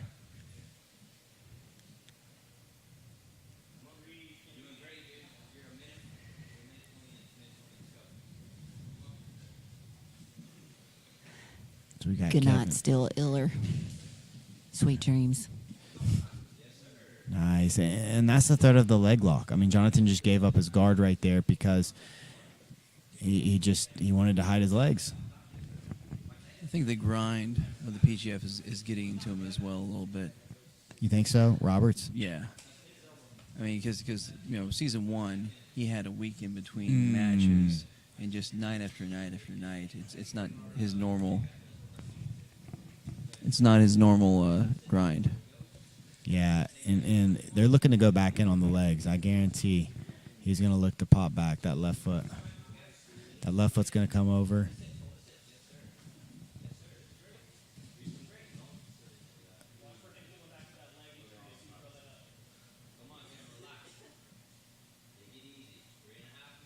We got 3.5 minutes.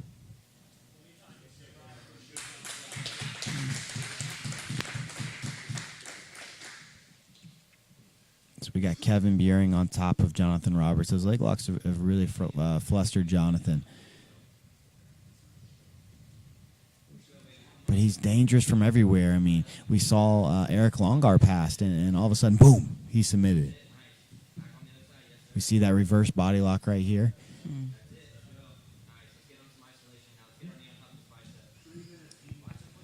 I kind of hope Kevin Buring goes for that knee on belly. I want to see that Nilo Bergener move. Oh, yeah. Oh, Hey, okay. wow. Nice scramble right there. Now he's trying to tap Kevin Buring.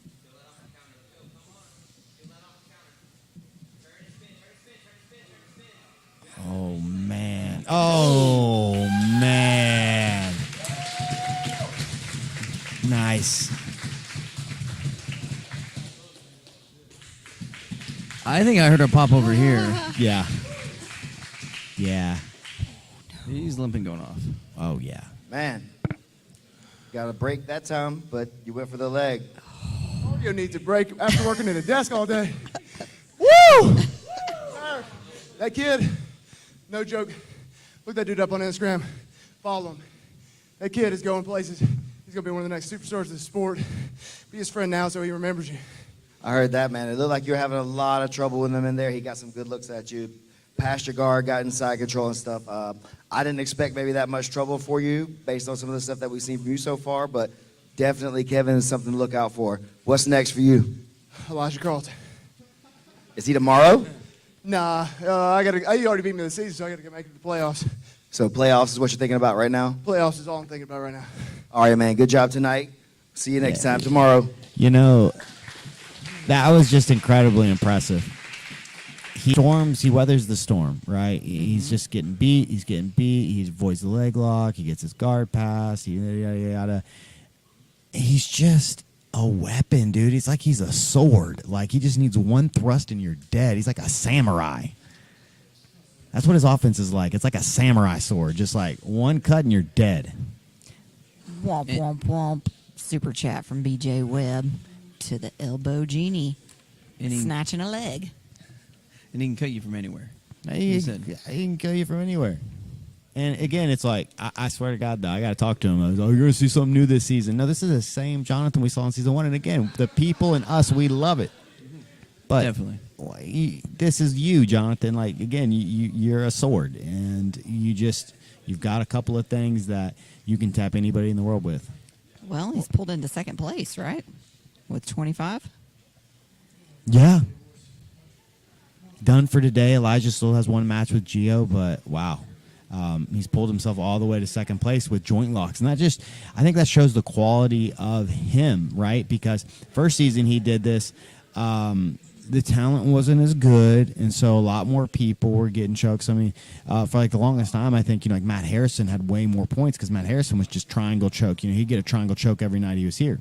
Well, this season Matt Harrison's got one choke, just because again the talent. Matt's done okay, but the talent's just been way higher. And Jonathan still though he's getting his joint locks, and so the guys aren't able to get the chokes as readily as in season 1. All right, we're ready for the next match. Next up, representing Team ToHold, trying to put himself up there at the top of the leaderboard, handsome Kevin Cheryl.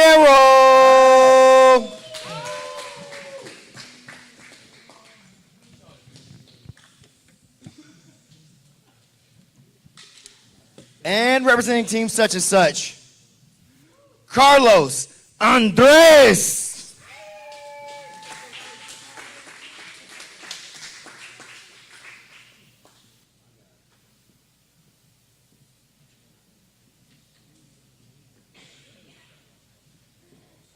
So we got Carlos versus Kevin Cheryl. I think this is a bad matchup for Carlos. He struggled off his back this season, and if there's anybody that can keep him there, it's going to be Kevin Cheryl. Womp, womp, womp. Super chat from Alan Jackson going to J-Rob.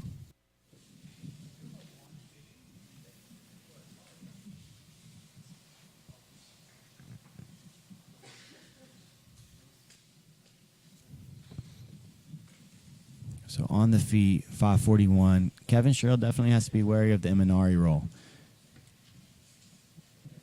I think every single one of his matches, we've seen Carlos attempt it.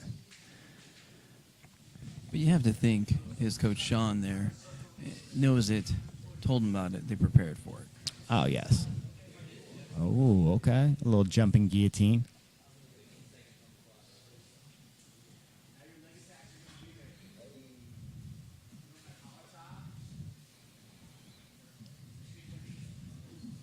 A little foot sweep attempt right there. Ooh, a little duck under on the...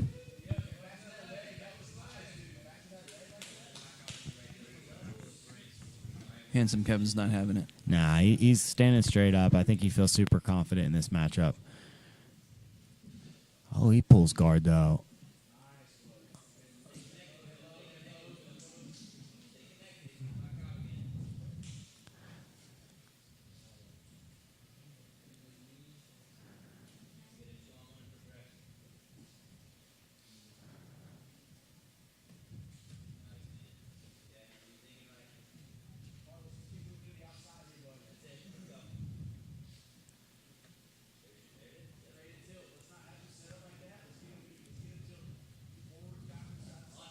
A little ankle pick attempt. Man, Carlos is just so elusive.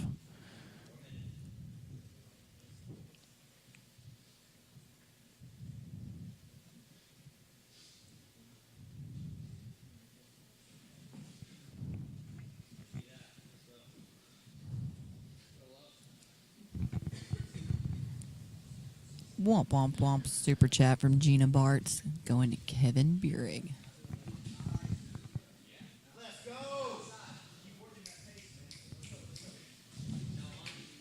Hop over.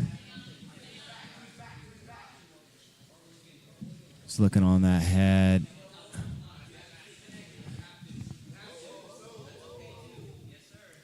Almost a takedown into the stands.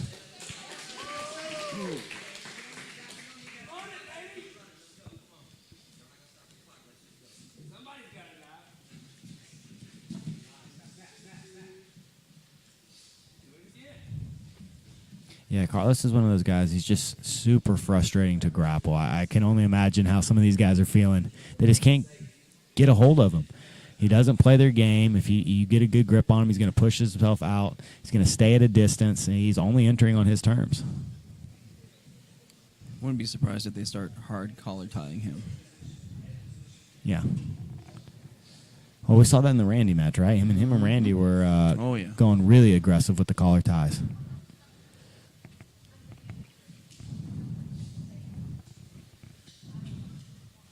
Very, what is it, Cyborg and Gordon Ryan?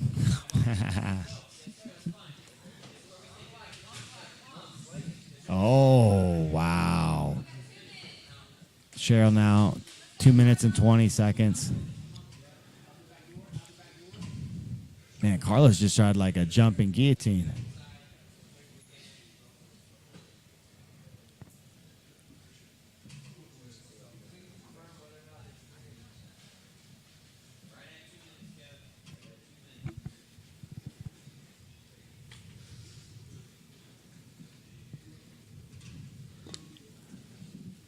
Got a minute 52.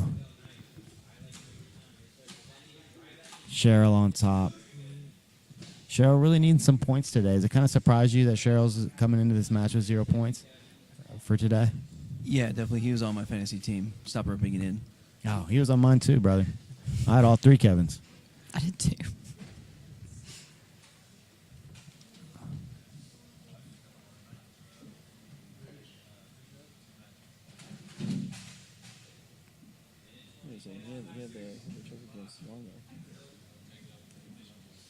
Oh, yeah, you're right. Never mind. My bad. No, you're right. Kevin Cheryl did have 6 points today. He had that, like, punch, choke, guillotine, that kind of... Yeah, the crazy one. The diesel squeezle. Mm-hmm. There you go. Oh, looking for that Dars. Oh.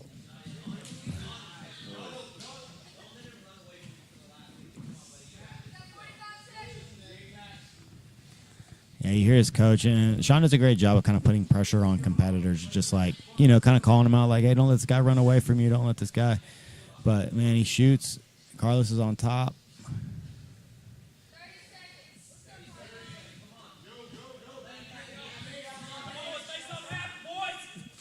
Backstep attempt by Carlos. Carlos staying in the pocket, going for the rolling guillotine.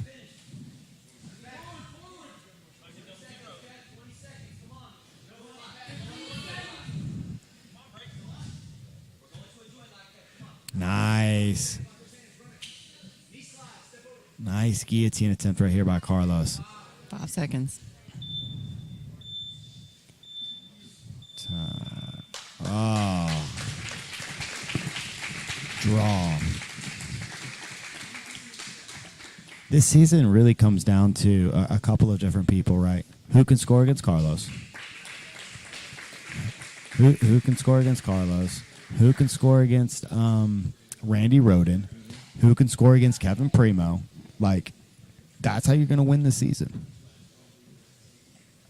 It's also about just getting a submission and getting out healthy. I think they all realize that, you know, look at the elbow genie. You know, just with joint locks, he's in the lead now, right? I mean, he's going to be in the top 3 at the end of the night, probably. Elbow Genie is second. Yeah, second. He's at 25. Elijah's at 29. And then Manning's right underneath at 23. But the point being is that you can get just joint locks as long as you get them against lots of people and stay healthy. Well, I think just getting a submission is going to be the key this season. That, like, you know, we keep saying the level of the competition is so much higher now. You just have to get a submission. It's not. It does matter which kind of submission, but kind of not. You just got to get a submission. You just have to get some points. 6 minutes is tough. You see a lot of action, but still, as much as they're trying, and everyone's seeing they are trying, but sometimes it's hard to get it. For sure. Yeah, I mean, stylistically, Carlos is just he's a tough matchup. You know, he just, like I said, he doesn't engage unless it's on his terms. Mm-hmm. And so he's going to just run it like so. So, for instance, Carlos, yes, while he engages and he's not stalling, but if he sees a moment, like he'll completely back up, where instead of taking like a quarter guard, he'll just like stand up and, like, you know, kind of run away. He'll do like a backwards roll to his feet rather than play like the guard position. And so that can be kind of frustrating at times, especially for some of these competitors. And that's a huge strength of his, though, because, again, he's forcing most of these guys to play games they don't want to play, maybe, or he's throwing them off a little bit. You can see a lot of these guys are getting kind of flustered, and he's doing a great job as a competitor. Now, stylistically, there's been like one or two matches that didn't really match up, and they were kind of not the most fun to watch. But in the right matches, Carlos is one of the most exciting grapplers here. All right, Gabber.io provides superfans with direct access to celebrities and athletes via communities accessed by NFTs, the purchase of an NFT. Visit Gabber.io for more information. That's GABBR.io. Also, make sure you are subscribing to Keeping Up with Jones, the Lonnie Jones podcast. It's available on Spotify and Apple Podcasts. Now, this next match coming up should be really important for Manning Leverett, the Manaconda. He's been submitted twice today. He really came in 3 hot. times in a row, though, if you count Caleb McAllister from yesterday. Yeah, so he came in. Yeah, no, it's very fair. He came in, but he came in very hot, and then he got that first submission, and he got submitted 2 times in a row. Is it just a match issue, or do we have a momentum issue? We're going to find out right here because this is a match he should win. I mean, we're talking about Tyler Woolsey, who has scored 0 points. And, yes, he's been tough. We saw his match against Kevin Primo where, Kevin had him a couple of submissions. And I mean, he's tough to tap. Like, you got to go out there and you got to hit something, and it's got to be correct. He's not going to tap. He's like Isaac Stackhouse, He's not going to tap to something that's not quite there. There's no giving up for Tyler Woolsey, but this is a must-win. I mean, Manning Leverett, while he was the star of day 1 and one of the stars of day 2, day 3, it's like if he walks away with 0 points, he kind of finds himself back in the middle of the field. If his headspace isn't right, Woolsey might have an opportunity here. Yeah, but the great thing about what he's done is with the chokes, he's still put himself in a great position because, he's at 23 points. If he gets a choke here, he's tied with Elijah in the lead, and Elijah's coming into a match against Gio, and that could easily be a draw. Not according to Elijah. He seemed very confident. But yeah, this week is starting to take a toll on guys, and I think we're seeing more and more guys like, okay, thank God, it's almost Thursday. I'm ready for the tournament. Yeah. Next up, representing team such and such, Tyler Woolsey.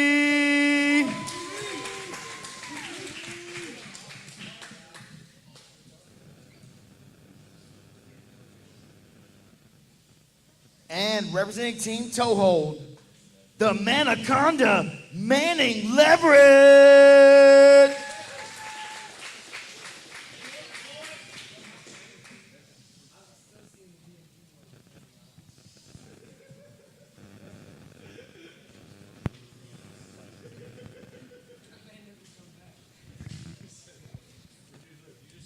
All right, here we go. Big match for Manning Leverett. And Tyler Woolsey has definitely not had the season he was hoping for. He's a talker, though. Jumps guard right into rubber guard. He's already cleared the arm, looking for the double bag.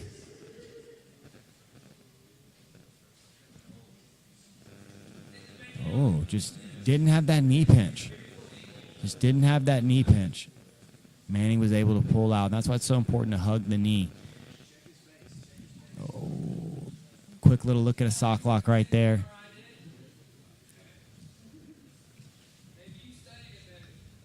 Oh, really nice. He's going in on the twister pass.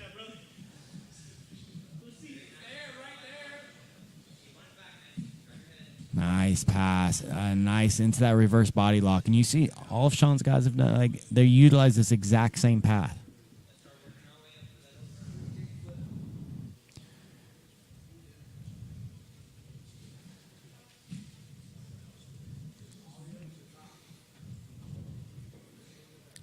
Man, he's got one arm away from the body. We can see the left arm is pinned right there in that twister side position.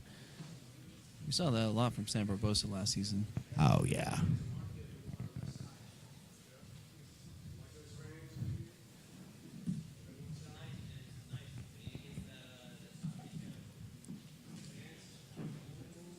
Oh, what a truck entry. Let's get that super chat money going.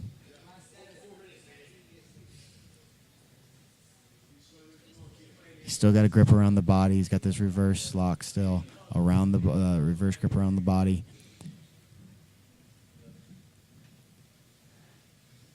Oh, man. Can he follow his senior, I was going to say student, his senior training partner, Brian Brown, with the twister? Oh! Oh, my goodness. Tyler flips the position around on him. He's looking for that gift wrap. Sean calling for the knee. Oh, there's still plenty of time in this match. Nice little mermaid escape right here. Manny in the quarter guard. Underhook.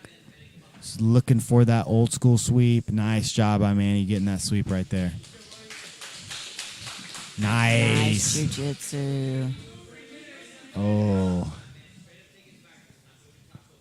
Sean's calling now, just like, hey, let's straight up take the back right here.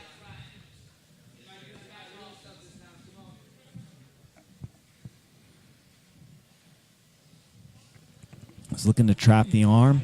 He's got the arm trapped. Yeah, this is bad news right here. This is going to be 6. You're hearing people already say anything below the nose is the neck. He's almost there. He needs to use his head better. His head needs to be he needs to use his head just a little bit better. Yes, and 6 points for Manning Leverett. Big, big win, and now he's tied in first with Elijah Carlton. That's that bounce back submission he needed. Manning. Got some oxygen to talk for a second. Good stuff, man. Congratulations. 6 points there. Couple of tough matches in a row for you. How's it feel to get back in the point circle there with 6? Feels good. I feel like I needed that one for my mental, but yeah. No, man, you're out here slugging it out with some really tough guys. Tyler put you in a couple tight spots there. You fought out of his rubber guard pretty good. You had a nice look at some truck stuff, man. Good work. Keep it up, man. Let's see some more of that tomorrow night, man. It's like we got Craig Jones in the chat saying the top draw of the night should rematch. No time limit. Dude, these guys are exhausted. I don't know, man. I think Craig's got a point. We should make him fight to the death. That's why we got reserve players. Well, just one of the aspects of this week that I never thought about, like Jonathan Roberts brought it up yesterday, and I was just speaking with him about it, is I usually don't eat before I train, and I train usually around noon, and so then I usually eat for the first time like around 4 or 5. So these guys are not competing until 6 p.m., and then so they're not getting back to their hotel till like midnight, 1 o'clock. And so he's having trouble like finding time to put the calories in, and he's saying that he's dropping some pounds. So, I know all of the competitors, if they're not used to eating before they compete, then it's weird. It's a different experience. So that's just another thing that you got to think about when you're going through this gauntlet. All right, next up is one of the biggest matches of the season. Representing Primo's Heroes, Gio Ortiz.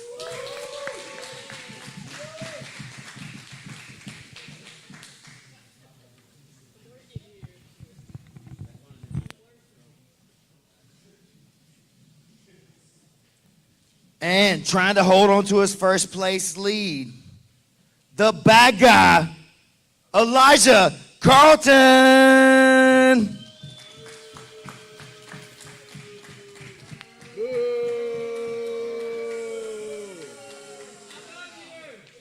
That's a bad guy. All right.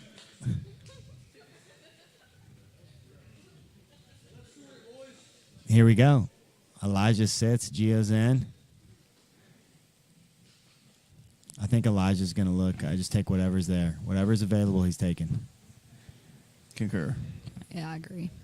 Nobody's taking points on Gio all season. Nobody's really even put Gio in a bad offensive spot. But, Gio said he's 0-7 against Elijah. How much is that playing in his head right now? A lot. A lot. Where's the motivation? You kind of start. Well, you kind of start to get that big brother feeling. You know, like it takes a lot mentally to kind of forget that.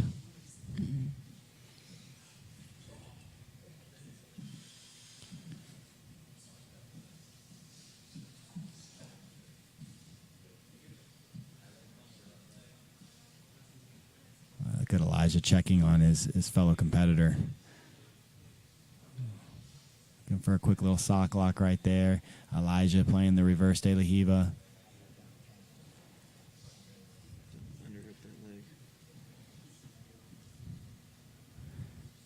Elijah's got the underhook like he wants. He's looking to spin underneath, and he's going to look to entangle the legs from here.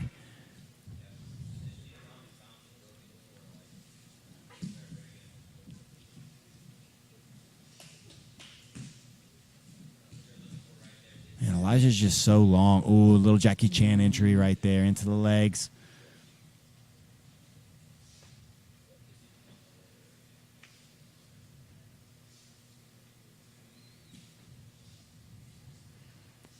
.420 left on the clock.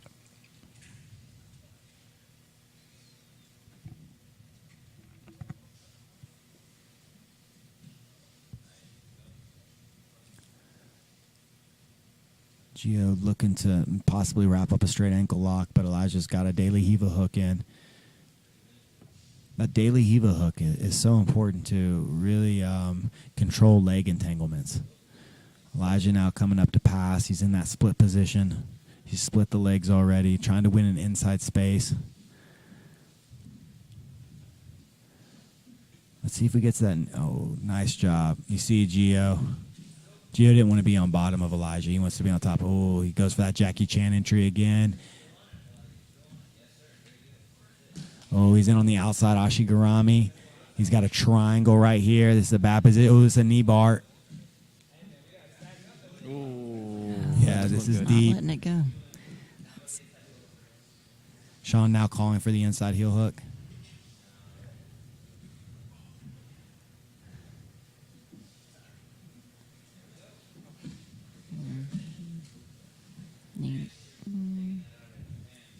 Yeah, Sean's calling for two hands. That was a really nice attempt. I think, man, that knee bar was looking deep. A little under 3 minutes. Nice job defending by Gio right there. Beautiful. You see the way he pointed his toes, did the ballerina toe point. There's 2:45 left. Oh, I love this crab ride entry right here by Gio. Looking to go to the truck. Oh, that was a mistake by Elijah. That was a huge mistake. He went for a toe hold right there. Gio coming up into a leg drag. Nice. Gio's past the guard. It's a big mistake by Elijah. How many times have we seen Elijah's guard passed? I mean, we saw Jake Elkins do it. For a second. Yeah. I'm trying to think. Jake Elkins is really the only one off the top of my head. I mean, I've seen other guys do it, but like in PGF history, I think it's Jake Elkins because I'm not counting those rolling Kimuras by Hunter Colvin.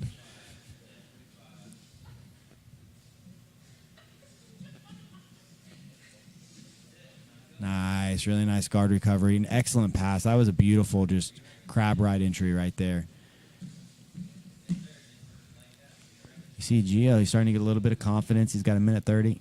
Elijah tells him, hey, let's move real quick. Point it to the middle, and then move it to the middle.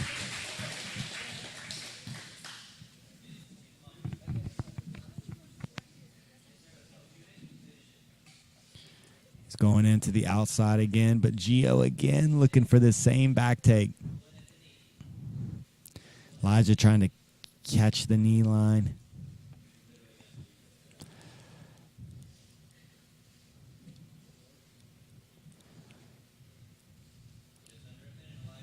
Nice pummeling by both guys right there. Gio making sure Elijah doesn't win the inside space. He's going to look for a sock lock or a steam lock.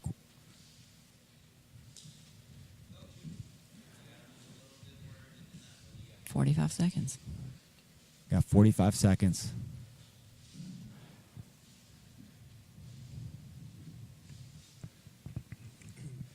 Is this going to be I Elijah's think Gio's second is trying to draw? get a draw now. Yeah.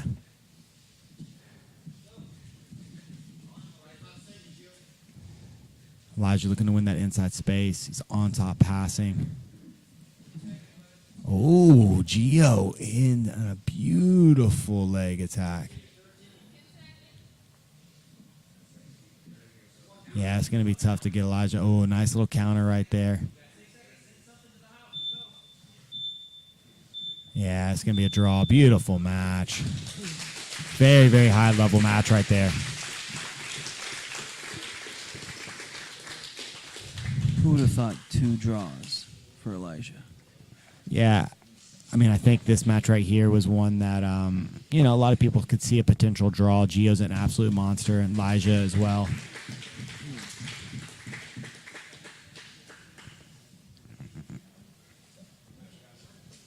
All right, up next is Dane, Leake, and Matt Harrison. And Dane Leake needs a kill here. Yeah. Yes. What do you guys think about that knee bar attempt there? You think that's going to be sore on Gio? Is he going to be It was a little suffering? hyperextended there. It's tough to say. One of the issues I've listened to Craig Jones talk about, the issue with the knee bar is just too easy to rotate. And the knee bar, while it can be super devastating, it is easier to escape than some of the other positions. You really have to just go for the break immediately, and the best knee bars are typically going to be belly down.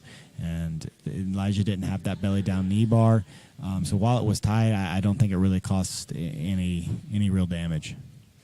All right, well, if it is sore, he needs to go see Dr. Michael Cantrell.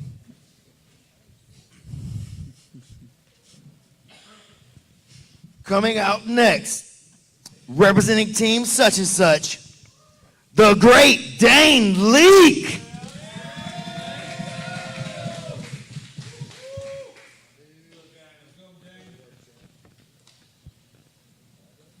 And representing Primo's heroes, the Scarecrow of Doom, Matt Harrison.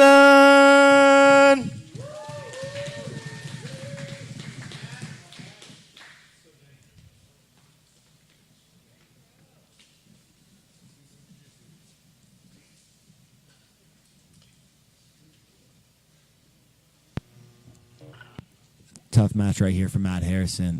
Dane Leake definitely hungry, definitely needing a win, and he needs a choke.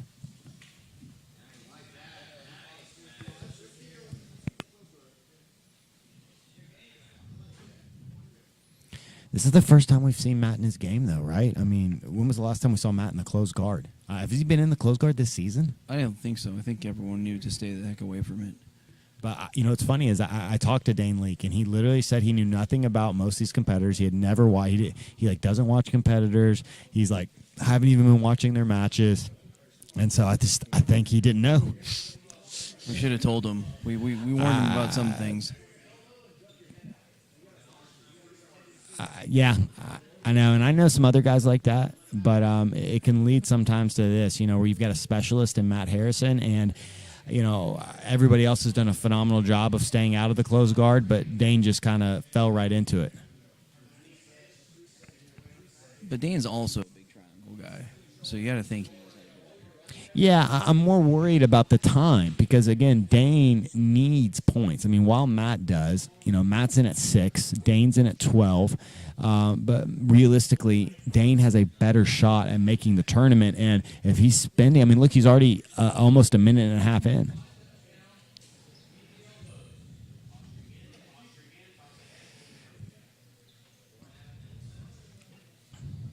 Yeah, I agree, Brian Brown. Brian's saying that match really, especially tonight, really speaks to the level of talent with David Evers and, Gio being able to take Elijah. And, obviously, Brian, I know you're so proud of Manning. Manning's tied with Elijah. So that's crazy. Yeah. Wow. And that really speaks right there, I think, to the specialization of Matt Harrison. Like, beautiful work from the guard, gets the sweep, but once he's out of the guard, he really becomes human. It's funny, that's the exact pass that Sean showed guard today.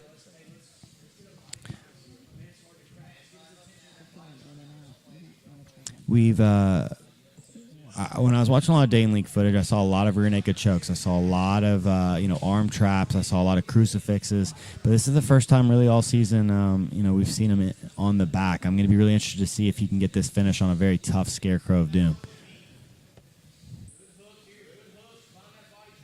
The Austin qualifier, this was his move of choice.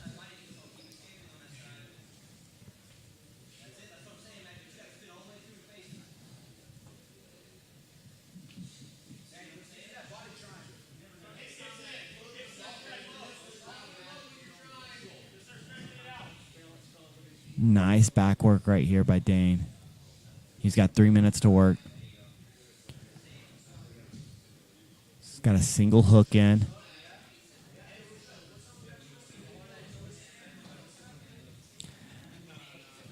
I mean, Scarecrow Doom is very impressive defensively, particularly from the back. He's just a great job of being heavy and really not allowing guys to control his hips and his shoulders.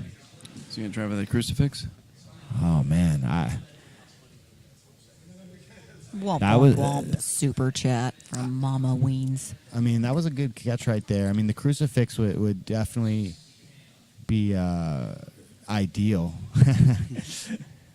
Easier said than done, though.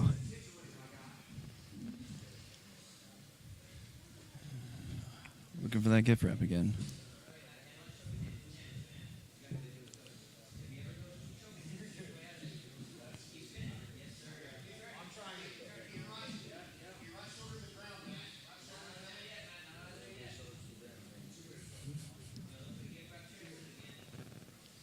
Yeah, Dane's still in control, but Scarecrow, great job escaping the back position. Yeah, you hear Applegate. It's funny. Applegate will just start coaching random guys on other teams. I think he can't help himself. Well, I feel like he's always going against the favorite too. So it's like, oh, if Dane's supposed to win, well, I'm going to coach the guy Dane's going against. Well, but if you think about it, he's going against the favorite that's not on his team, which means he's going against the competitors for his team. That's true because, we're talking about Mario Gayor. This is a really important match for Mario because right now Mario's got more points than Dane, but if Dane, finds a choke or a break, he'll be back on top. Using that muffler again. That's tough, man. Yeah, this is really smart by Applegate because, Dane is Mario's biggest competition for that final spot. Beginning to think nothing that Sean does is random. It's all about strategy. He's like Sun Tzu, dude. Or Machiavelli. Oh, he's switching to an arm bar. He's got 35 seconds. Oh, he's going to switch to a triangle. Oh. 30 seconds.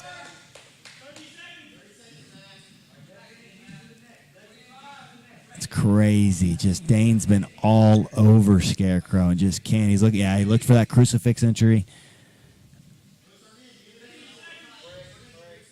Yeah, he just doesn't have enough time. It's just not going to happen. He doesn't have a hook. 5 seconds.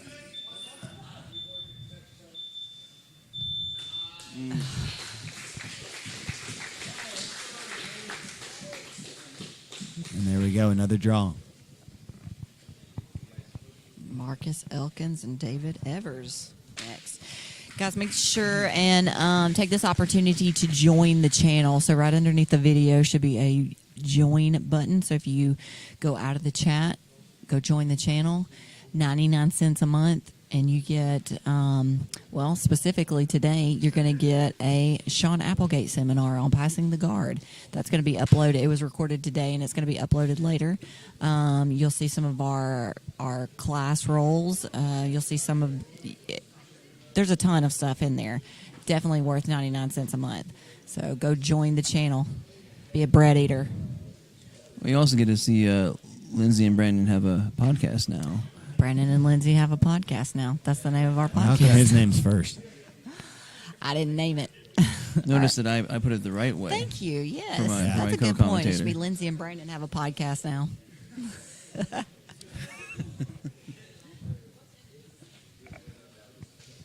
Next up, representing team such and such, Marcus Elkins.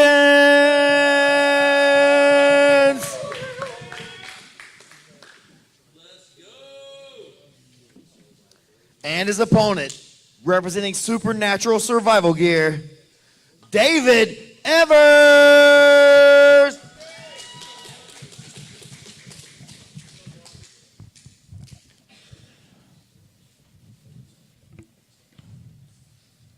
We'll hear from the commish after everything's over, so he can wrap everything up. We got David Evers versus Marcus Elkins. Bad style matchup for Marcus.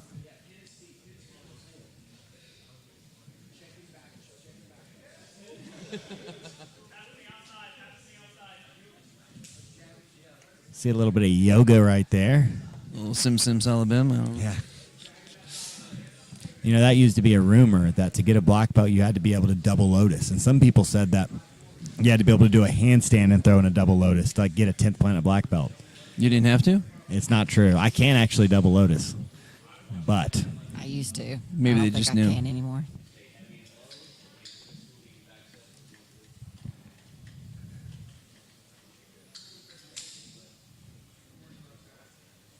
okay, we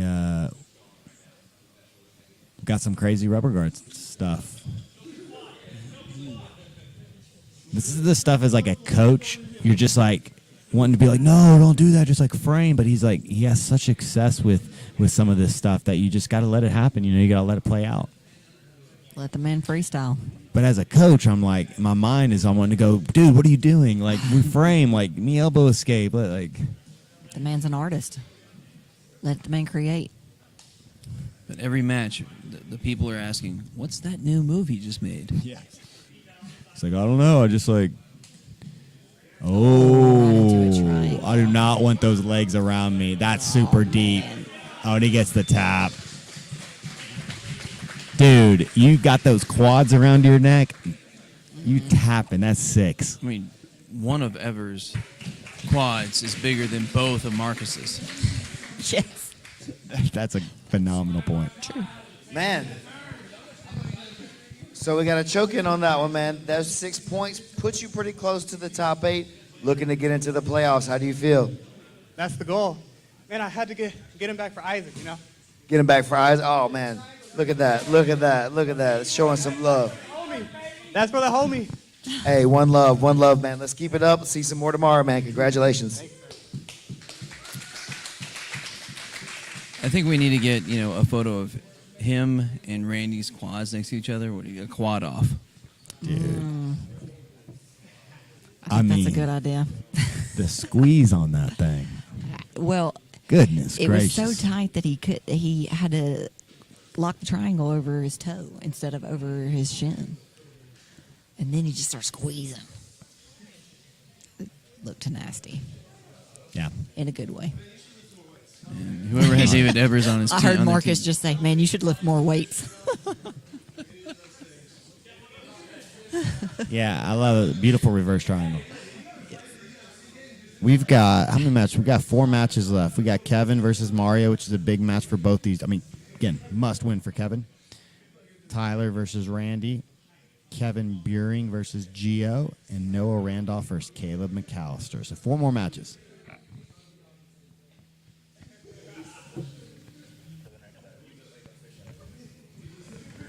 Chance for Mario to get a little distance on Dane now. Next up, representing Primo's Heroes, the Liquid Terminator, Kevin Primo!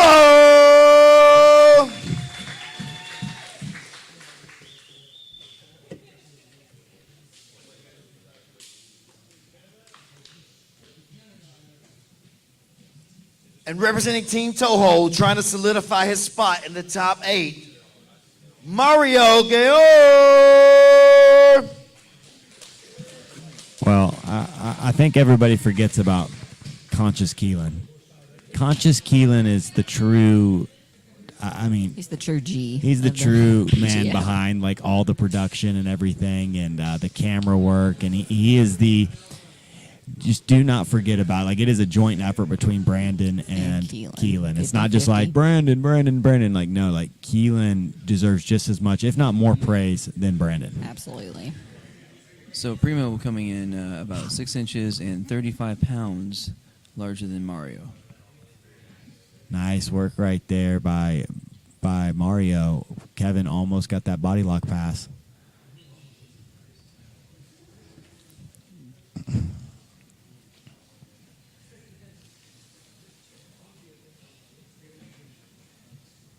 Well, David Evers in at 13 points, guys. He's sneaking into the conversation for the playoffs as well. Tomorrow's going to be really fun with Battle Rama and kind of figuring out, I should say, who's going to make the playoffs. And I think we talked about that from the beginning, that would be the really interesting thing. Not about who's on top, but who's on that bubble. Yeah. Some rubber guard here for Mario. And you heard Mario in his last match was like, man, I've got Kevin next. Like, it's going to be a tough match.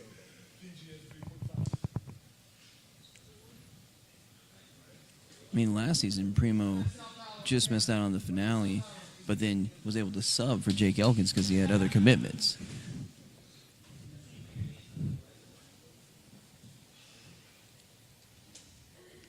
Unless he starts getting kills, he's not going to get back there. Yeah.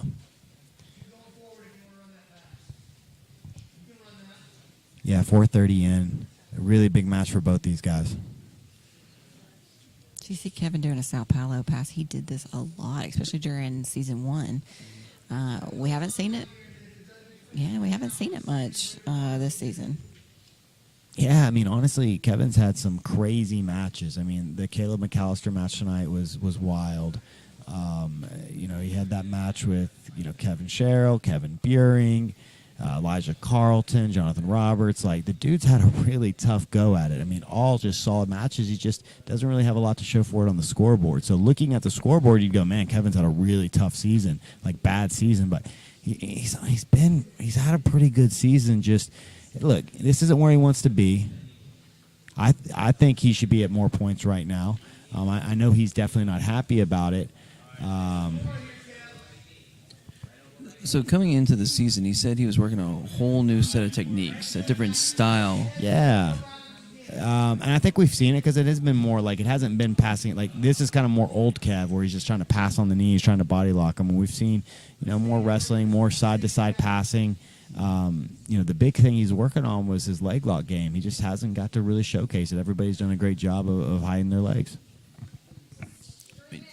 Yeah, the season's full of leg lockers, so you got to think they have good defense. Ooh, I'd go right for that arm bar if I was Mario. And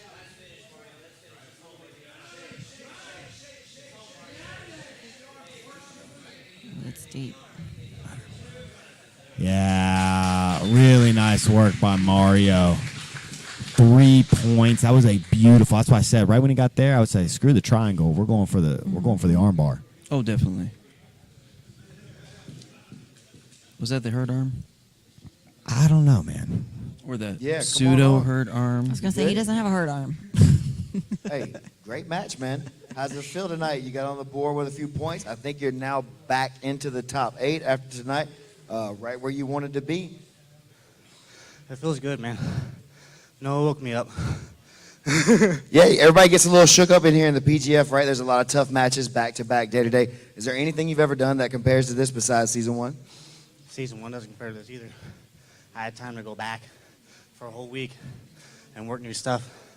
This is back-to-back-to-back. My body's suffering. It's definitely a war of attrition, man, but you're hanging in there tough. Congratulations on a great night, man. So Mario's going to get out of here tonight with 10 points, if you include the team point they're inevitably going to get.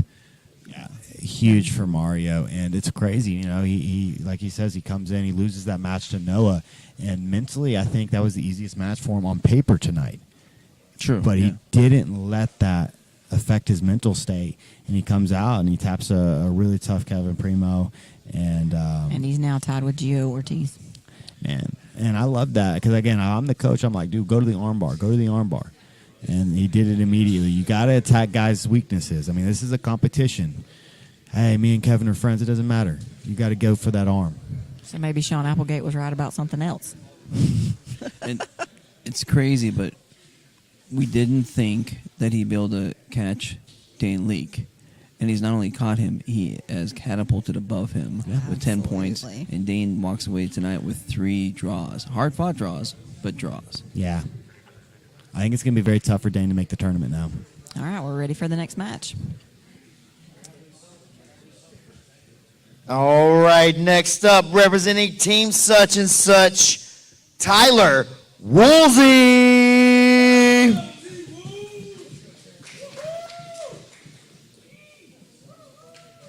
All right, everyone, start backing it up for the dump truck representing Supernatural Survival Gear, Randy Rhoden.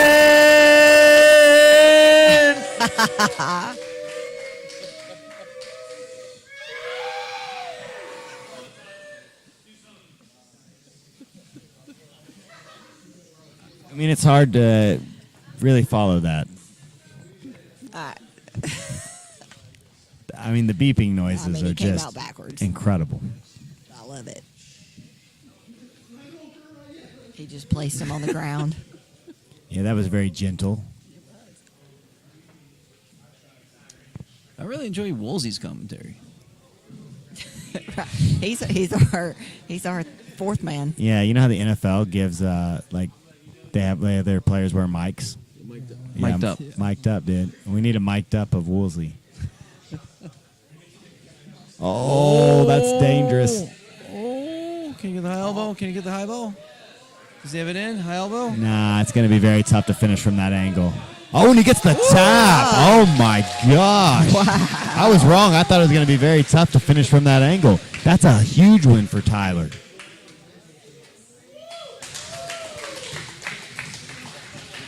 I think that's kind of the benefit of Tyler, having the smaller arms. Come on, man. He can kind of Been sink waiting it to under talk there to you really all quick. week. It's good to see you, man. I would. You got 6 on the dump truck right there, man. I was trying hard for it. I see. 7 would have been nice, but I'm happy to get some points on the board. That was 7? Oh, you did get 7. All right, on the board with 7. Hell yeah, happy to be on the board. Some tough competition out here, man. What's next for tomorrow then? 18. 18 tomorrow for Tyler Woolsey. Anything you want to tell the people? Love you guys. Thanks for supporting. Thanks for watching. PGF Season 3, best grappling in town. Let's go. Yeah, let's go. Tyler with 7. I know. First points on the board, Man, and it's 7. Nice. He jumping guillotine. That's awesome. I didn't think he had enough of a neck bend right there, and I thought the angle was going to be tough for him to really get that pull, but I was wrong, and he's walking away with 7 points.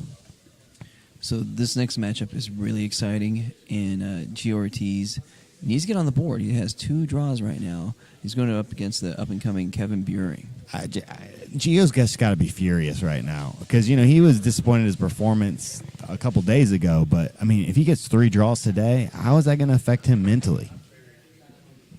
I think it is going to wear on him. I don't know. He did get a draw with Elijah. Is that going to be kind of like a consolation prize for him, or is that makes He him wants a win. He needs to put points on the board. I mean, how insane would you have thought that Gio and Dane would both put up 3 draws in the night? And Elijah too. And Elijah too. Wow. Next up, representing Team ToHold, Kevin Buring.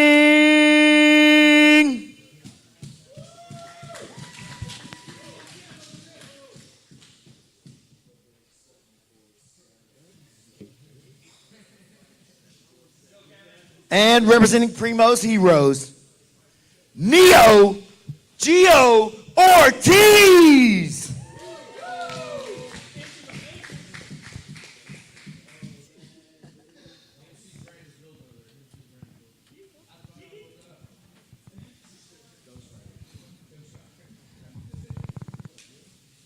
And all Kevin Buring missing is a big name from his tapped list, right? He's missing that Gio, Dane. Obviously, Elijah's on his team, but he would love to walk out of here with a big name black belt on his kill list. And he can do it.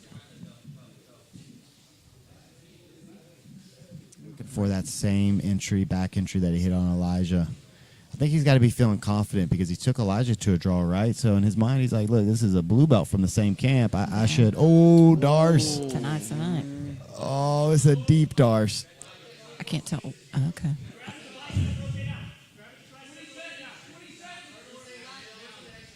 He doesn't quite have a good grip on it. Yeah.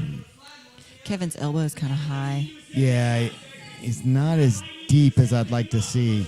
He's getting deeper.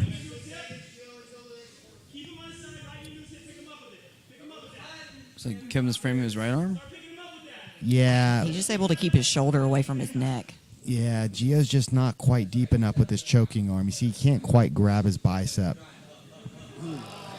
That was good defense by Kevin. You kind of need to shoot that shoulder underneath their armpit, right? Yeah, he just wasn't quite deep enough, and Kevin did a great job defending. Nice answer to Kevin's leg entry. Gio's feeling super confident after that match with Elijah. You can see it. Yeah. He's not worried about these leg locks. Going for that same Darce entry, a little bit too much of a reach. He needs a better angle for that Darce attempt.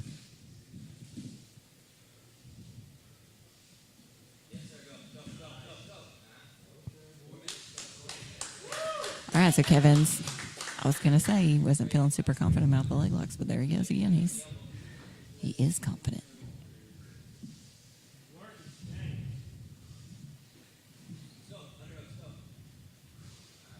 Gio in the butterfly guard, stands. Yeah, he's got to be careful of sliding that knee through. It's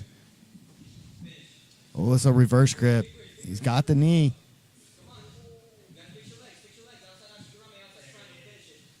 He's going for that knee bar. Oh, man, but Gio's leg's just too straight. Yeah, Gio's leg's just too straight. While that was tight, and maybe got a couple like his foot might have popped once or twice. It just leg was too straight to cause any damage to the knee. Man, really nice work from the kid, Kevin Buring.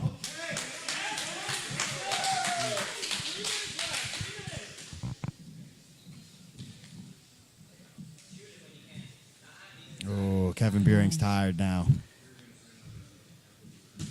That happens sometimes, you know. You get so close, he gets that reverse grip. He's hipping in, he's trying to break, doesn't get the fin. Oh, now we're looking at an arm triangle. No. Nice job, nice heart by Kevin Buring to fight out. But yeah, he's definitely tired. Yeah. Just kind of burned himself out on that. Yeah, and it's his third match of the night. I mean, it's Gio's third too. Yeah, but Gio's coming off that draw with Elijah. He's reinvigorated. He's feeling confident. He's feeling like the predator in this match. Even though he almost got tapped. I mean, that was a really nice leg attempt. But, yeah, he's feeling like the big dog in this match since the outset. Job. Nice job, Kevin, getting that arm out. Oh, I love watching really smooth knee on belly transitions.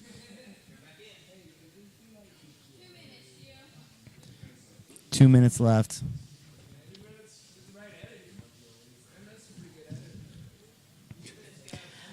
I'm going to stay silent, Jesus, there on that comment, but I'm going to keep talking otherwise.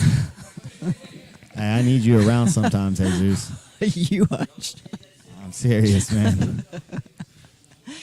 I need to remember that quote. Mm-hmm. I know that quote.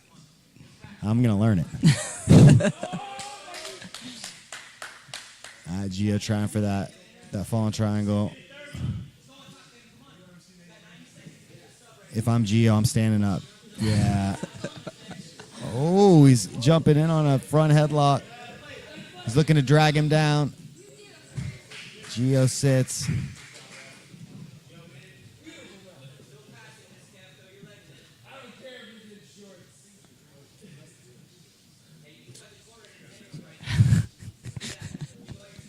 Ref not appreciating nice some of those comments from the scoop grip. competitors.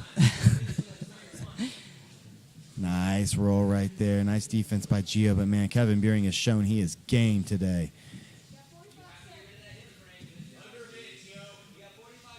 So he's got a second wind? Yeah, he survived that onslaught of Gio. Now he's got 37 seconds.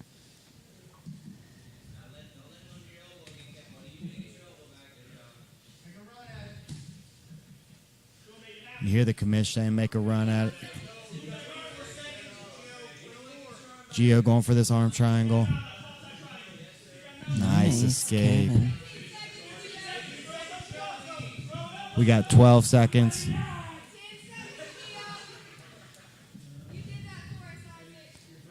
Five seconds. Oh, that would. Man. Kevin does a great job getting that arm out of the onto the other side of the head. Great match right there.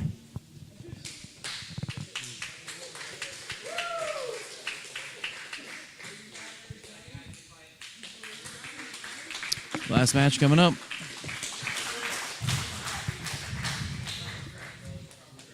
All right, Jesus, I'm going to stick with that first quote. The one about the women being silent. Oh, what if your hand offends me? Can I cut it off? Nah, because you got to be silent. If you can do that quietly. I can do that quietly. I was going to say, if you can do that quietly, then sure. I can. You don't talk, and if I do something, you can cut my hand off. All right, we're ready for the next match. The last match. All right. This is our final match of the night. Representing Primo's Heroes, Noah Randolph.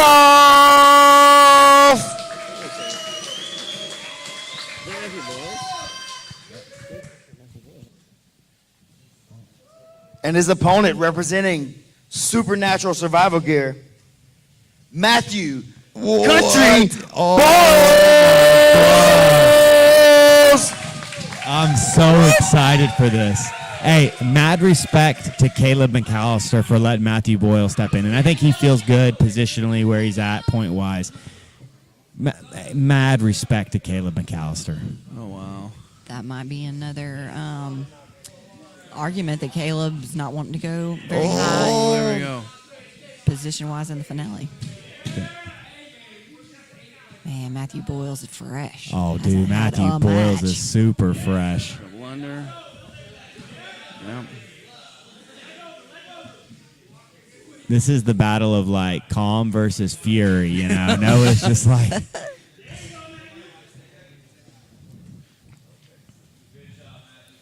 I mean, Matthew looked amazing in his match against Kevin Cheryl in the qualifiers. You know, he had some amazing matches. I was really shocked he didn't get picked on a regular season roster. Shocked. The problem was he's a blue belt with not a lot of footage out there. Hey, this is already looking like a match of the night contender. What a surprise. I think Coach Weatherhead's saying, I want that chaos energy. Why didn't I get that chaos energy? Made a mistake. Yeah, Drew Leake's sitting on his tail, but he's like, dude, no, a great job just going into the close guard to stop that. Just stop the movement. Working that wrestler can opener. Yeah. I want to see him open his guard up. I wanted this to get wild.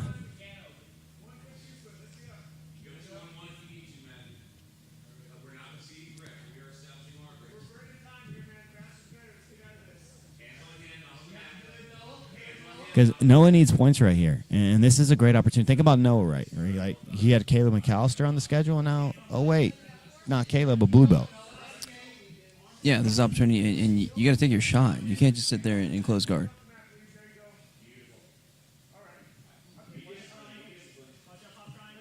Oh, it was a little headbutt there, I think.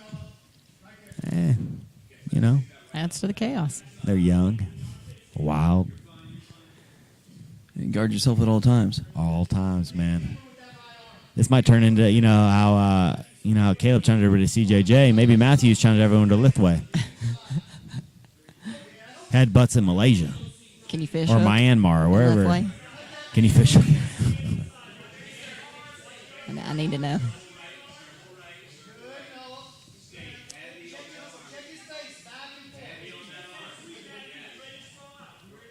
Oh. Matthew's hand's coming across the center line. Noah's about to. Okay. I mean, I got to be honest, man. As Noah's coach, I'm telling him, hey, we got to open up, dude. I just the closed guard's not the answer right here. Yeah, Brandon, you can hear Brandon saying, he opened the guard. It's time. We got to make some movements. I mean, I would stand up and just let him shoot. Like, hey, let's go back to wrestling.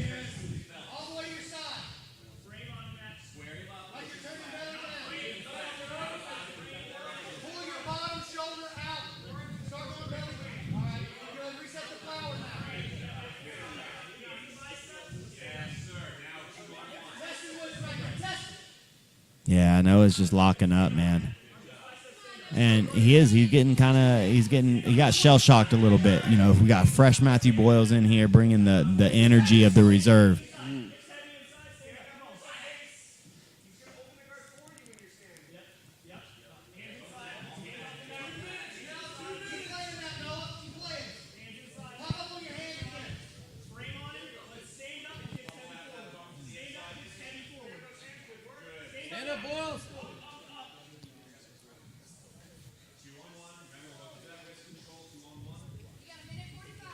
Yeah, Noah didn't like what he felt when he was letting Matthew do what Matthew does.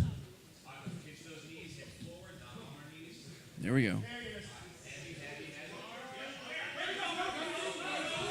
Guard is open.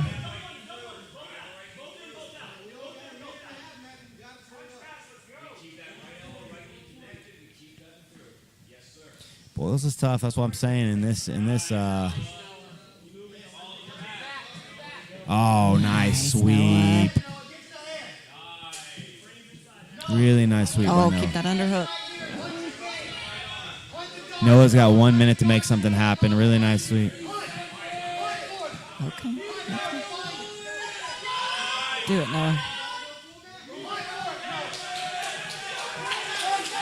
Oh, now it's another match for Boyles.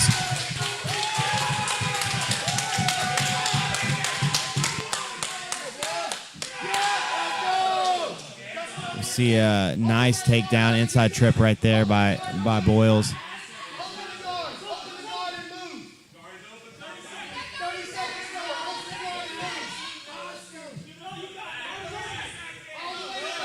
All the way to the back if you're going to go. It's time to go. Finish that arm triangle. Finish the arm lock. 15 seconds.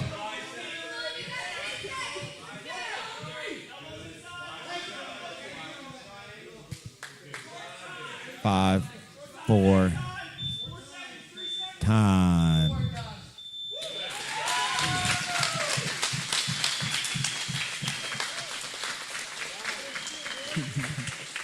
I mean, honestly, not quite that wasn't the match I was hoping to see. I was hoping Noah to see Noah be more open and offensive, but I mean, he's 9 matches into this. I understand. We're gonna go with Noah first. How you feel after that match, man? Pretty good. That was a tough one, man. Looked like he was having you in some tough spots. He had a really tough base, it looked like. A couple times you had some good looks at him and got on top. Did you know that he was the opponent tonight? Yeah, but not that long ago. It just happened? Yeah, you just found out? That's cool, man. That's cool. You really fought hard. You're showing a lot of grit out here. You're putting all these guys on notice that they got to look out for you. What do you want to say to everybody at home? I don't know. That is terrifying, everybody. Noah Randolph. Country. How's it feel to get in there and mix it up today with everybody in the regular season?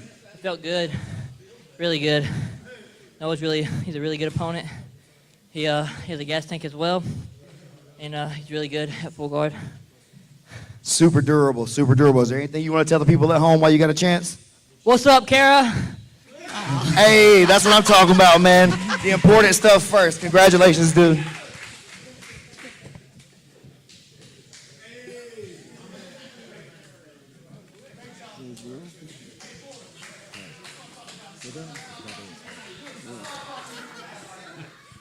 You know they say about you guys down here too. What a what I'm way saying.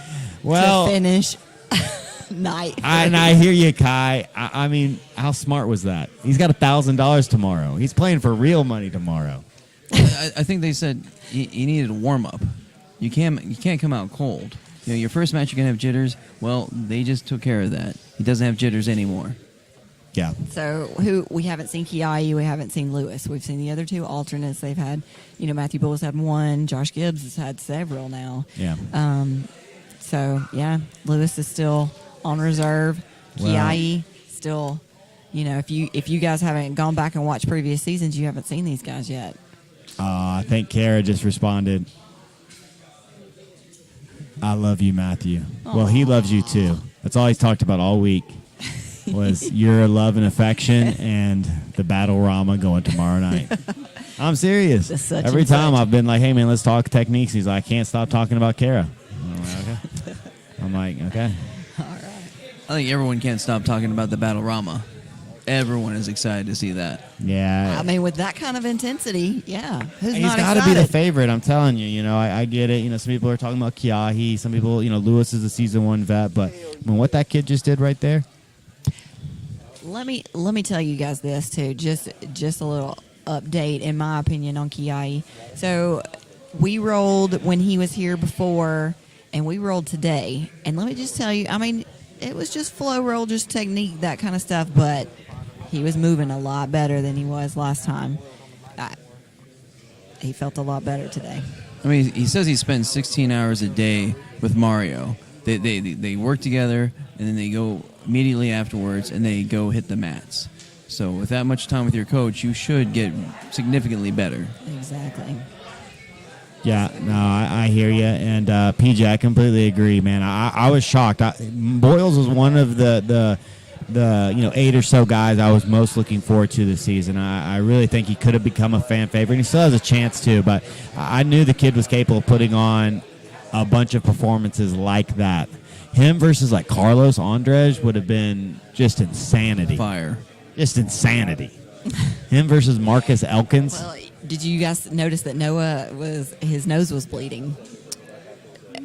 I think Matthew maybe bumped him in the nose with We his head. saw the little bit of headbutt. We also Yeah. said defend yourself at all times. Exactly. So. Well, guys, that's the end. Do we know, is the battle Rama going to be at the end of tomorrow? It'd be smart to be, because that way you make sure that we don't need those replacements. Well, guys, today or tomorrow, make sure you go and buy a bunch of snacks, because it's going to be a long night. And whether it's at the beginning or whether it's at the end, you guys are going to be with us for a long time. So maybe you've got your pizza that you're going to order online or something like that, but maybe make sure that you got enough supplies that you're going to be with us for a long, long time. They probably have to spread it out. Give you Yeah. guys some rest. I might need to rest my voice for a week after this. I might have to. I don't know. Thank goodness. Stephen Aiken was rocking that tea last night afterwards. He's like, you gotta preserve the moneymaker. Yeah. We've been talking, well, especially you. You've been talking for a long time. Hey, you've been leading it too. We're going to be joined right here by Caleb McAllister, and Caleb, I got to ask, why the replacement? Why let Matthew Boyles get that match against Noah Randolph? Well, it's a combination of things. Obviously, the short answer would be, injury. But I mean, we're all injured. Let's be honest. A lot of us came in injured, and if there's anybody who's still intact at this point, I would be surprised by that. This is a little bit of a unique situation. I never competed in any team sport. I've always done individual, combat sports. Never played, baseball, basketball, soccer, anything like that. For the first time in my career, I find myself having to think about the team and my teammates and what's best for them. And in an odd way, maybe I'm getting more empathetic as I get older or something. I'm thinking about how desperate some of these young guys are to get their shot, to get a chance to dance under the lights out there. And I've been critical in the past of athletes who, due to ego or false pretenses or whatever, steal spots from athletes who deserve it. So I'll be honest with you, this has been I feel guilty or torn either way, because I feel like if I don't go out there, I'm letting my fans down, I'm letting my team down. But if I do go out there with serious injuries, then I'm letting down the guys who deserve that spot. So for one of the few times in my life, it's difficult to decide what to do, and especially when you factor the ego and the competitive side into it. I've competed probably more times than I haven't. Like, I've competed with broken bones and torn ligaments dozens of times. That's nothing new to me. But I love this team format. That's kind of new this season. But man, it changes the mindset a little bit, and I'm still kind of processing it. I don't even know what exactly I have to say, but it's a tricky spot. I'm so proud of Matthew. Obviously, I'm a big fan of him and Noah both. He showed out. He definitely showed that he deserved that spot, and I'm so incredibly proud of him and happy for him. He's so coachable, and he really stepped up. But selfishly, it sucks a little bit. I came into this with injuries, like I said. I broke my ribs prepping for ADCC a couple months ago, and got it through that, and it was what it was. Was feeling pretty good in my PGF prep. Came in on Monday, a little sore, but nothing too bad. I felt really good at the combine. I think it was a second match. I think it was Mario. I don't remember exactly where, but somewhere in there, I felt it pop pretty good. Well, that's suboptimal for that to be happening on Monday, but it is what it is. And every day, every match, it's just gotten a little bit worse. Manning, it popped bad. Like, I think it might have broken a couple more places. When he went for that front headlock reversal off of the takedown, I was like, oh, and I based in, I was like, oh, that didn't feel right. I felt that snap bad. And again, I want to make it very, very clear, I am not making any excuses. Like, we are all injured, we are all jacked up. Like, if I put on a performance that's not up to my standards, it is because I didn't put on a performance that I should have. Like, we are all injured. That's not just me. So my hat is off to all of these guys, 100%. Yeah, and you're, of all the people that I've ever met, you're a guy that really lives his life by a code, and that code is you don't make excuses. No. You really believe in that kind of Spartan lifestyle, and you really are a true martial artist. Thank you. Regardless, it was very, very cool to see Matthew Boyles out there. He put on a phenomenal performance, and he was a guy I really felt like deserved a roster spot. I mean, there's a lot of talented guys, but the kid is a ball of energy and very, very, very talented. Seeing his face light up when I talked to him and we were kind of game planning, and then, like I said, after the match, it doesn't make it feel better, but it helps a little bit. Like, I am happy for him. I really am. Like you said, he definitely deserved it. So is this a day-to-day thing? We might. Well, okay, good. Yeah, yes, I'm going to do my absolute best to get back out there. I'm supposed to fight Roberts tomorrow, and to be honest with you, that's one of the main reasons I really want that match with Roberts again. And again, I consider him like a good friend. Like, I love talking to him, like hanging out with him. But that's one of the reasons that I wanted to come back this season was for another match with Roberts. So I really, really want to get back out there tomorrow, if for no other reason than that one match. We'll see. Like I said, it's a weird. Like you said, I really try my best to live my life by a code, and it's a rare situation where I'm not quite sure what the right thing to do is, simply because I feel like I'm letting somebody down no matter what I do. I think this is one of those cases where, regardless of what you would have done, it was a good choice. Giving Matthew an opportunity was a great choice, and if you would have went out there and put on a show like you have, really since your match with Buehring, that was kind of, it was uneventful. Yeah. But the ones since then, have been incredible, and you always bring an intensity to you.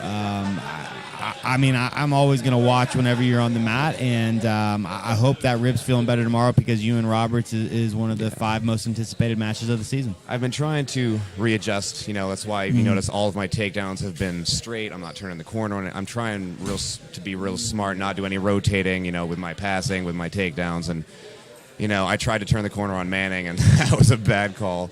But it is what it is. There's a Bible verse, I think, I always try to remind myself of. I'm sure I'm going to botch it, but are we going to accept blessings from the Lord and not accept problems? Are we not going to accept hardships? And I don't want to be one of those guys who's like, oh, thank God for blessing me with a win today, and then when bad things happen, I fall apart. And I will say real quick before I leave, I'm going to do my absolute best to get back out there tomorrow. If for some reason, heaven forbid, I can't, I am going to donate the entirety of my paycheck for this week to the athletes for the postseason.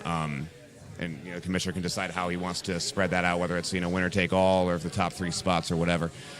Because I haven't earned it. If I'm not back out there tomorrow, I haven't earned that. So I'm going to do my absolute best, but I'm going to make that commitment right now. If I'm not out there, then that money is theirs, not mine. Well, just remember, the alternate is like a basketball team. So if you want to give Matthew Boyles the other 2 matches and save yourself for that elbow genie matchup that you really want, that's an option. That's a thought. That is a thought. I think he's the first one of the day. I'm not positive about that. I think he is, but I'll have to check. But yeah, that is a thought. Get that knocked out and let him be the cleanup guy, the reliever. That's not a bad idea. We'll see. Well, you're such an inspiration, and dude, we absolutely love you here at the PGF. Heal up, man, and we hope to see you tomorrow on the mats. But if not, don't take it as something personal. I mean, dude, you're an absolute warrior, and you'll be back out there. The West Coast Trials is right around the corner, brother. So heal up for that. Yeah. Thank you. The great and powerful Caleb McAllister, always learning something from that guy, and he's just such a legend. I mean, look, we got to do a quick update real quick for the people. I know Brian Brown was out, so we got Elijah Carlton at 29 and Manning Leverett at 29. Both those guys are going to get an extra point for the team point, so they're both at 30. So those are your 2 leaders. I mean, going in, Manning Leverett has a real shot. I haven't seen the schedule for tomorrow, but I mean, we'll see. But then after that, we've got J-Rob, so Jonathan Roberts at 25, so he moves into the 3rd spot. 4th, we've got Kevin Cheryl. 5th, we've got Kevin Buring. 6th, we've got Mario Gayor.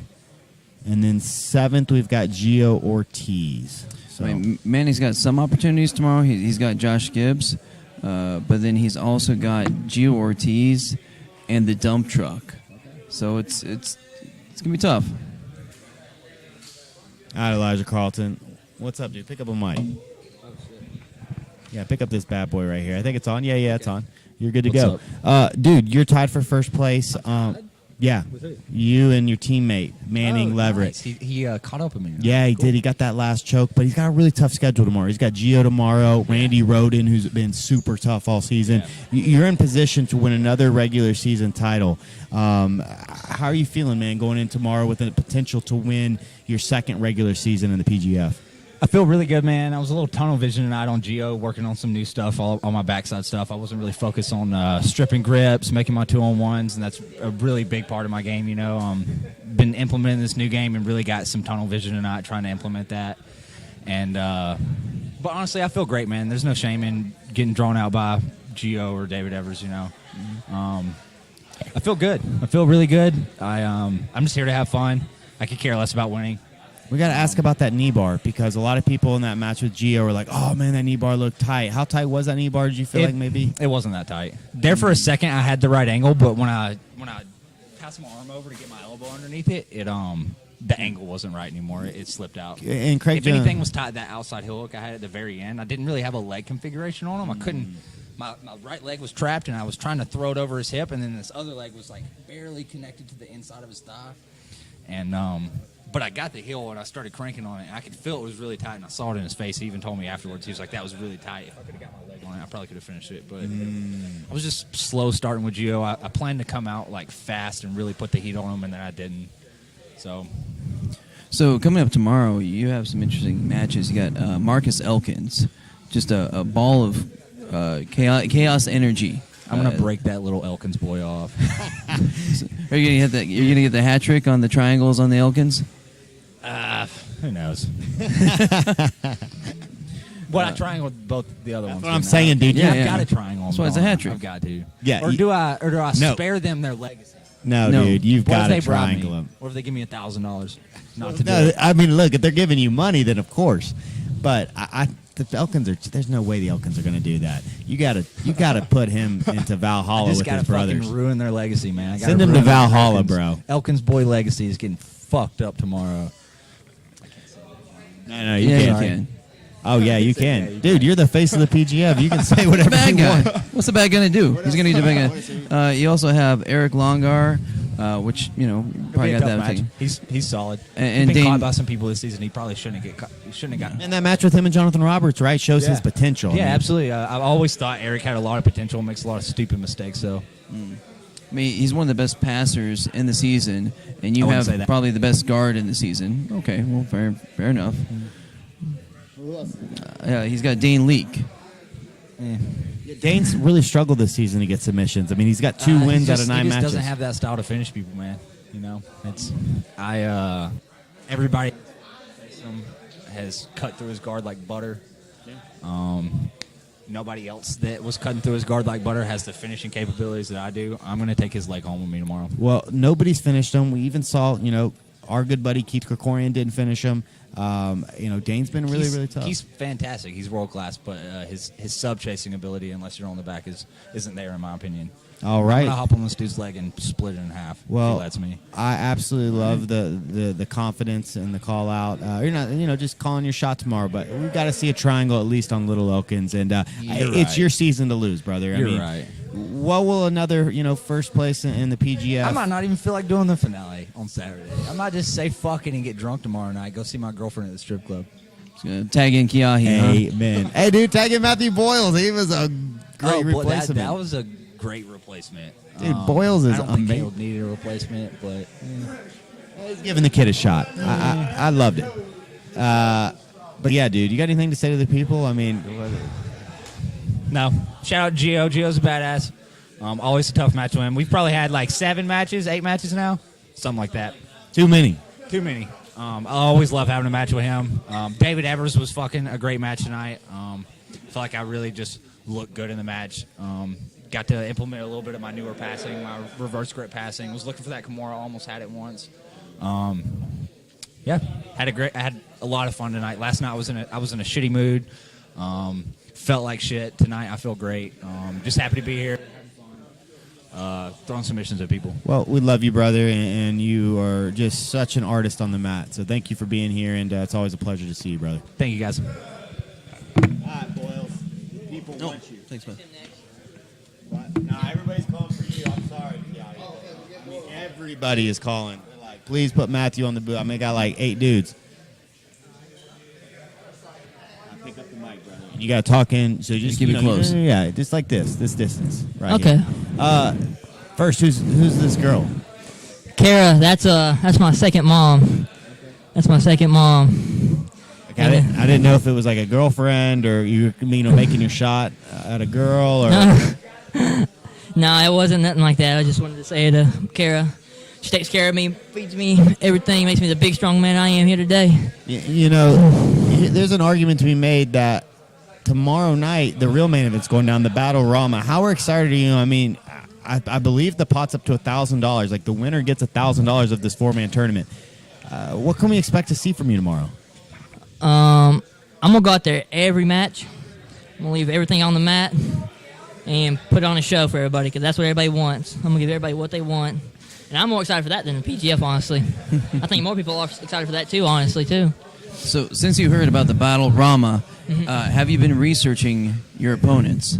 Have you been working that out? I've been talking to my coaches, and we got a game plan for everybody, depending on who I get. This man right here, Kiahi, for some reason he wants this match with you. I don't know why he does, but hopefully we get to see it tomorrow. I'm excited for that, too. It needs to happen first round because for whatever reason, that there's a battle of the blue belts. And, Kiahi's a season 1 vet. He's improved a lot since then. But, the performance you put on tonight, just the energy you bring. And, honestly, how shocked were you that you didn't get picked for a regular season team? Because I was shocked. I really thought you were going to make somebody's roster like as one of the 5. Yeah, I'm hoping that that match showed people that they messed up not picking me for their team, I was going to go out there and leave it on the mat every single match, So I just showing the coaches that where they kind of messed up, I think it just shows that you didn't have a lot of readily available film for these coaches to get like on a quick Google search. Anyone that actually looked at the 10th Planet Atlanta qualifier would have seen the emotion, the skill, the motor that you bring every time. Yeah, it's crazy because I ain't hating on nobody, but like Kevin Cheryl, he was a second-round pick, and me and him went to a draw, or a ref's decision, and he won. But if that was like the PGF rule set, it would have been a draw, you know? No, that match was incredible, and Kevin's shown that he's a beast. I mean, he's one of the top 5 guys right now, and I knew you were capable of really bringing it to anybody. I mean, obviously there's a couple of guys, you know, like the top dogs, like maybe Elijah and Gio, but you wouldn't have been afraid, and you would have come out there and put it on. So I was disappointed that we didn't get to see you, but I'm super excited that tomorrow night that you've got just as big an opportunity as any of these dudes. I mean, the winner of that battle Rama is walking away with a lot of money, brother. Yeah, I'm excited for that a lot. I'm glad the fans wanted that, and that we got the cool like community like the PGF has. Like we're able to put stuff on like that for the people. You know, I like that about the PGF. I got it. So womp womp womp. The Beach Web just gave you $4.99. Says Boyles is a legend. Thank you, brother. It's gonna help me out a lot, man. Appreciate it. No, man, I'm really pumped for you. I mean, I'm just so excited. I'm sorry, kind of speechless. I was really let down when you weren't picked, and now that you have this opportunity, and I'm hoping Caleb is better tomorrow. But it looks like, and I brought it up, you know, maybe he just does the elbow genie match and then lets you the rest of the time. I'm just excited to see as much of Matthew Boyce as we can.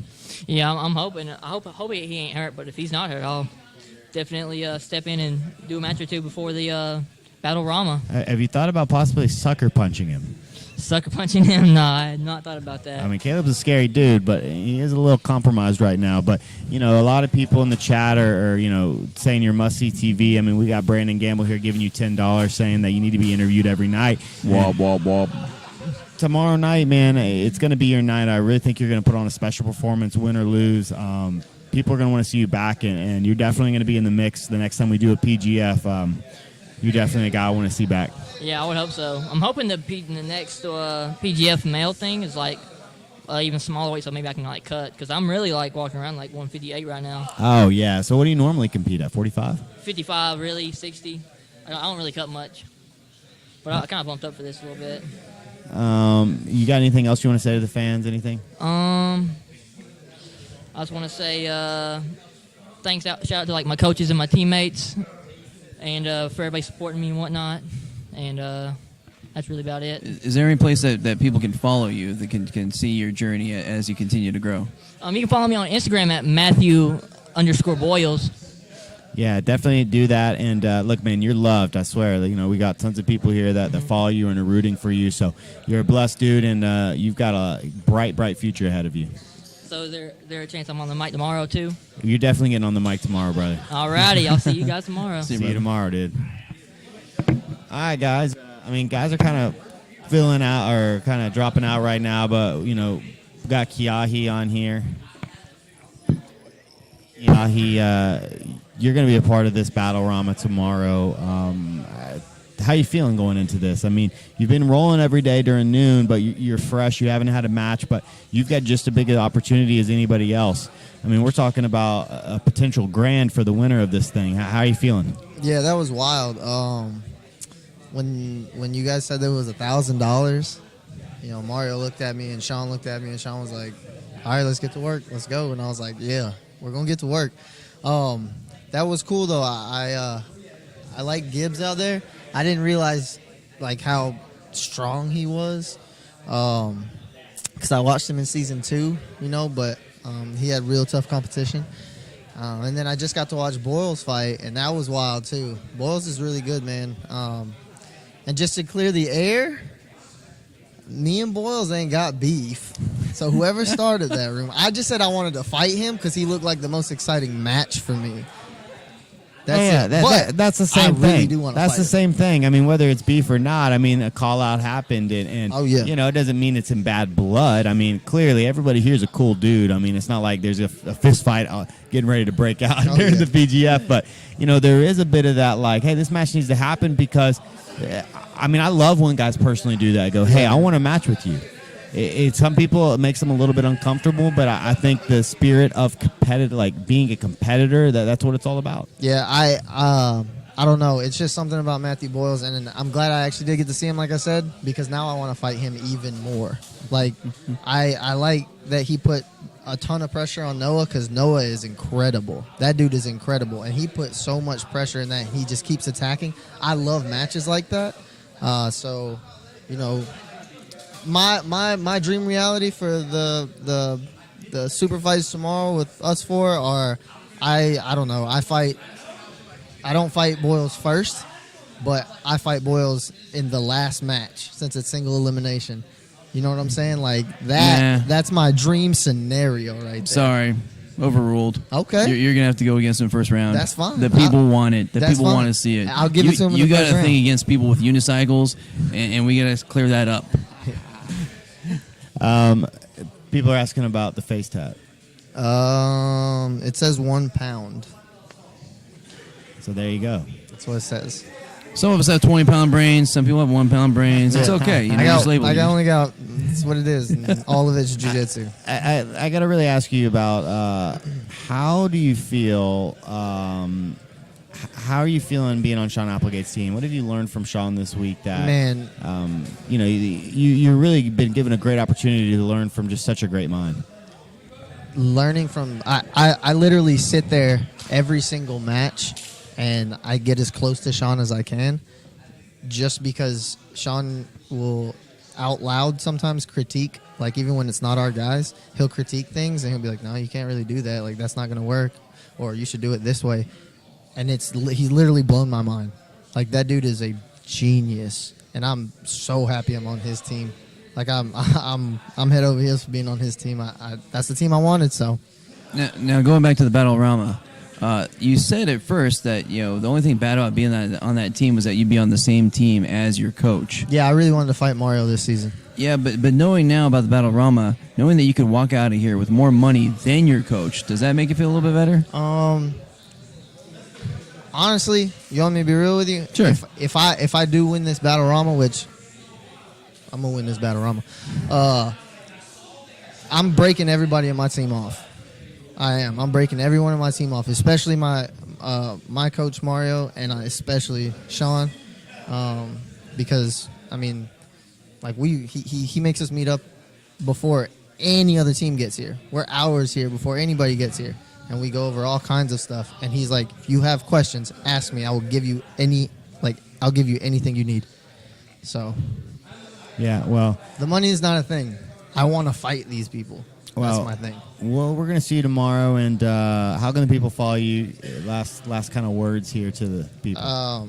You know, thank you to everybody that's like donating money to both the Kevins and everybody in this place. The PGF is a fantastic series. I'm glad that I was here for season 1, and you know, show some love to Mario. That was, you know, he's had 3 straight hard days. All his fights have been hard, every single one of them. Yeah. Well, we're looking forward to seeing you tomorrow, and what could turn into the main event of the week, Battle Rama. Good luck, and I hope we see a couple of wars from you. Yeah. Thanks, guys. Thanks. There we go, man. There's Kiahi, the second. Who's the favorite for this? It's got to be Matthew Boyles, though, right? I'm biased. He's my favorite. I've been a fan of his since the beginning. But real quick, a big wob, wob, wob to Jiu-Jitsu Panda. And that $19.99 is for Gio's More Tamales Fund. Yeah, so we're gonna make sure Jiu-Jitsu Panda that he gets that. But we're getting ready to be joined by Brandon and Keelan. Egghead, you are off now, and they're gonna take your spot. I am properly relieved. So there we go. So Egghead's leaving. We're gonna be joined by the men behind this thing, Brandon McCatherine and Keelan Lawyer. And like I said, man, remember that it's a 50-50 thing. Like, oh, Brandon, thank you. No, you guys need to be thanking Keelan. Without Keelan, the quality would just not even be remotely close.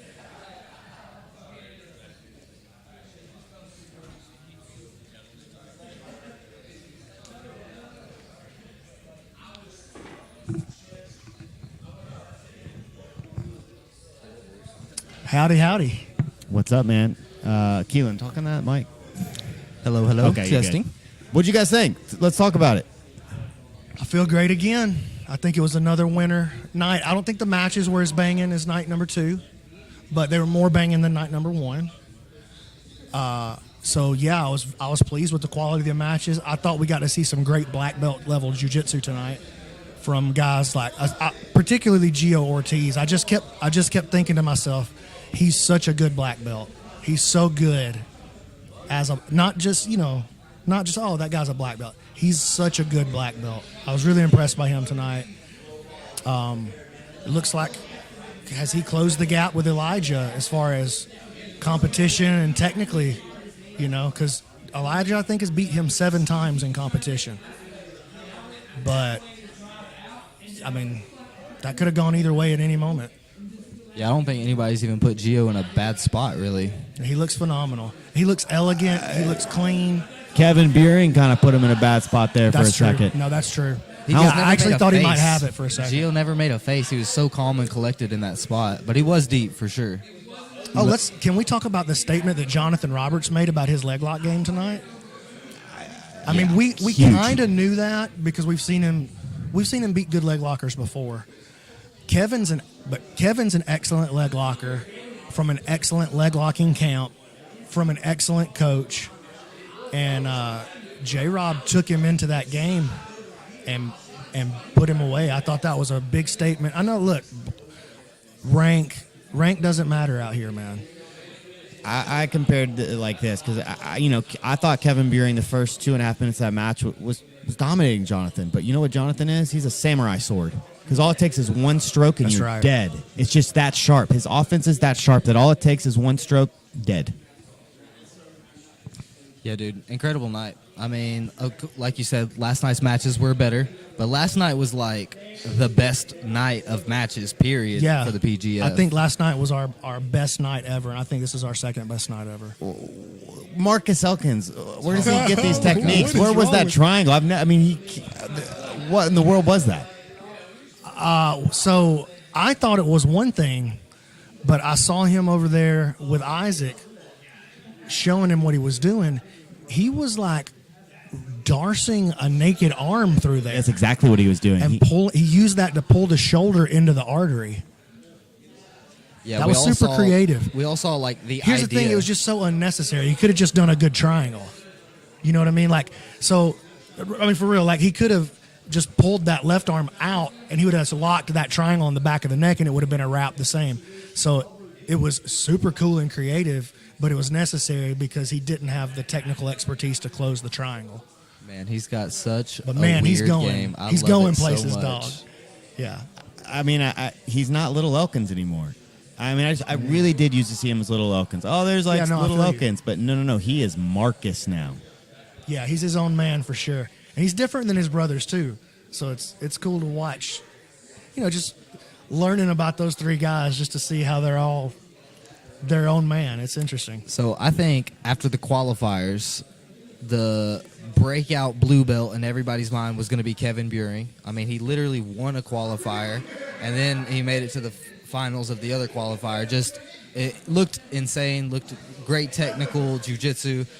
But I think Marcus Elkins has been the breakout blue belt in my mind as far as like building a fan base and getting all the people involved and behind him. I mean, he's just been so exciting through all of his matches, win or lose. He's not looking for a draw.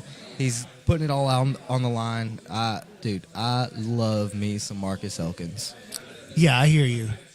I love Marcus too. I would disagree that he's the breakout blue belt. I think he's the breakout star. That's kind of what I mean, but I guess. Kevin's scoring. For sure. Kevin's scoring. And Marcus is winning our hearts, but Kevin's winning the game. Yes. Agreed. Yeah, Kevin Buehring, he's missing that signature tap though. Yes, he tapped Kevin Primo with the armbar, which is sick, but he hasn't taken out one of the big dogs. He hasn't got Dane, he hasn't got Gio, he hasn't gotten J-Rob, and he came close to J-Rob. That J-Rob win would have been huge for the Kevin Buehring story.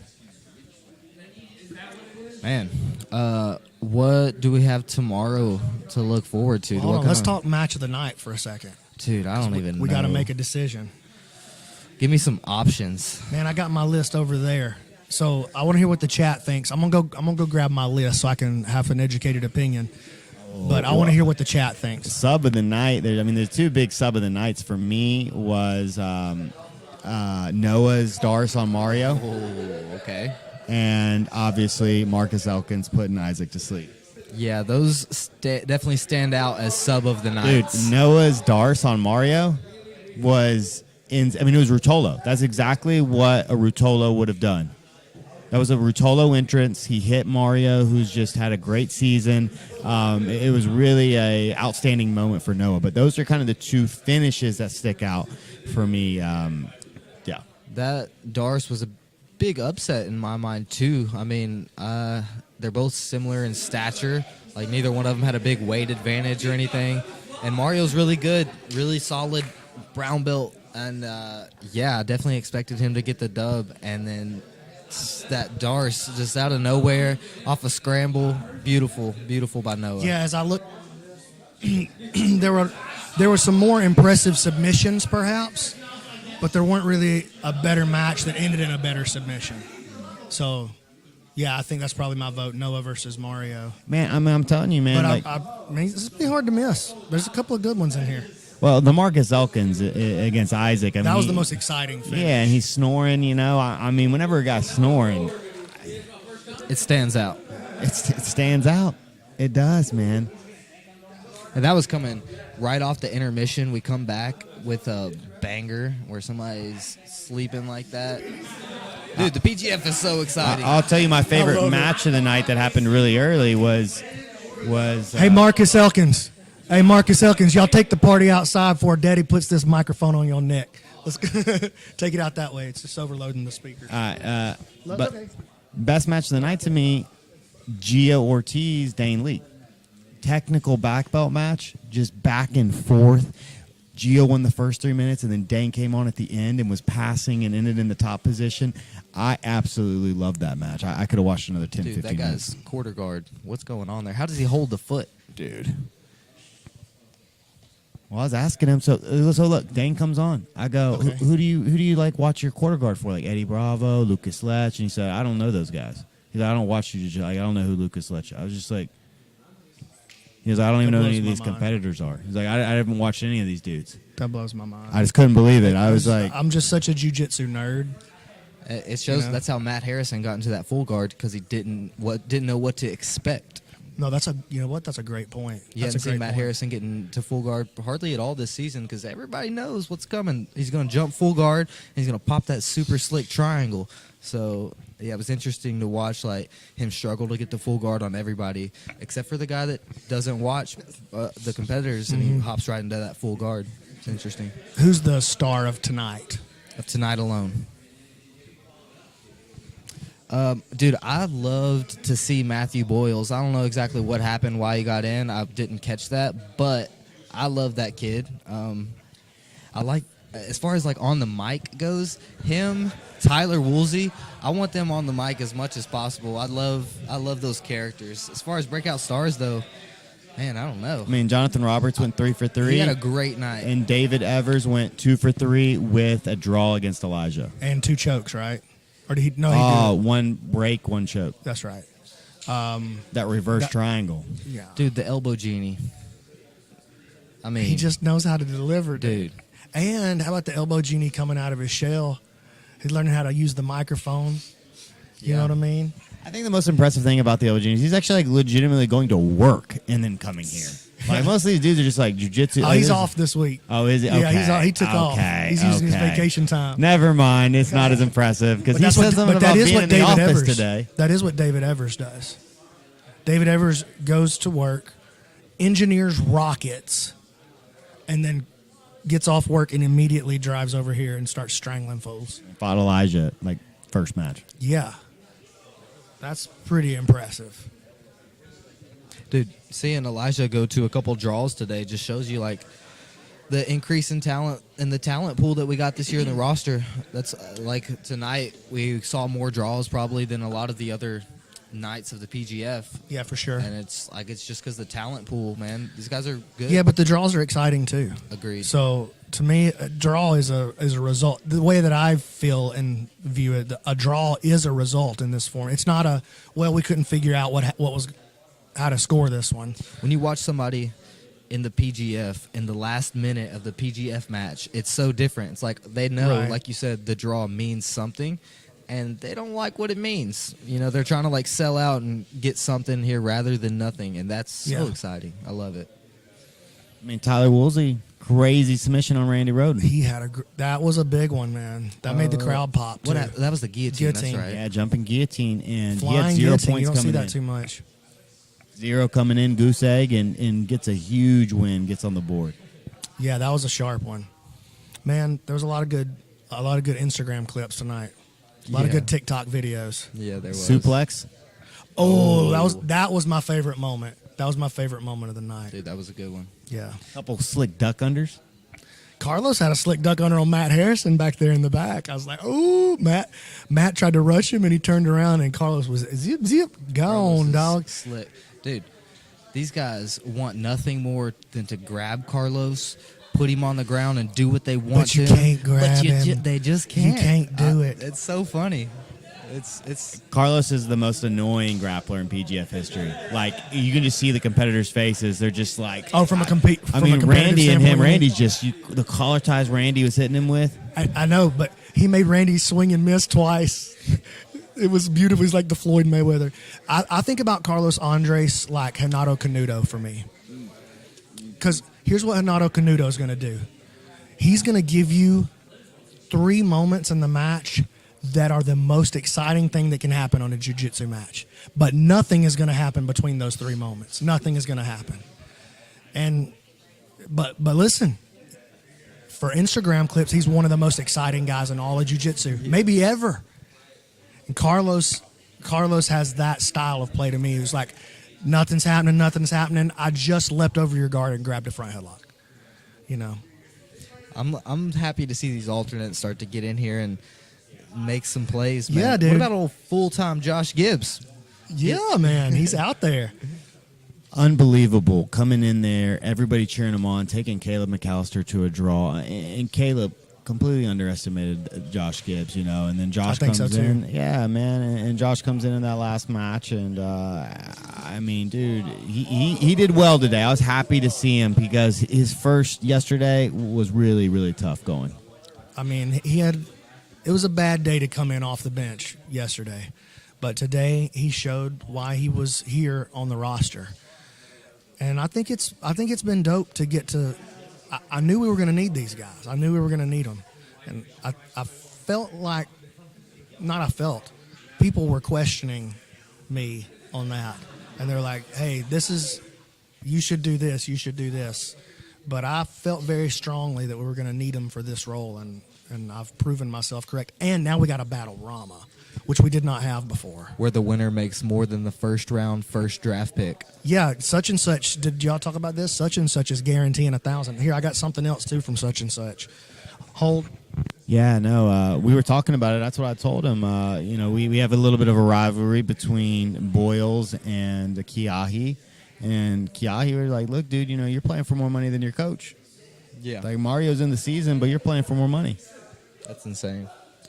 So, yeah, such and such is pitching in. Whatever we can do in the super chat, we're going to keep pushing for. But they're going to close the gap between that and $1,000. So they're going to make sure that the prize is $1,000 for first place. But he's also going to give $75 to second place, $50 to third, and fourth is going to get $25. Boom. I mean, that's just incredible because I know we're already at 600 at least. So, and he's going to give them a bunch of gear, all 4 of them.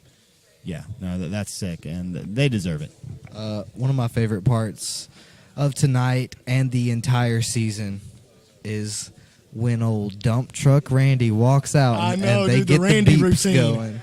Beep, beep. Dude, it's just so funny. The best nickname of this week though has got to be full time. That's a good one. It flowed just right. It felt natural. Yeah. How many of these coaches are really kicking themselves for not picking Boyles though? Like after that performance tonight, I mean, he really showed that he deserved a roster spot probably. I mean, I'll be honest with you. I didn't think Noah was going to run him over by any stretch of the imagination, but I felt pretty confident Noah was going to, if he didn't tap him, that he was going to really outshine him. But that's not what happened.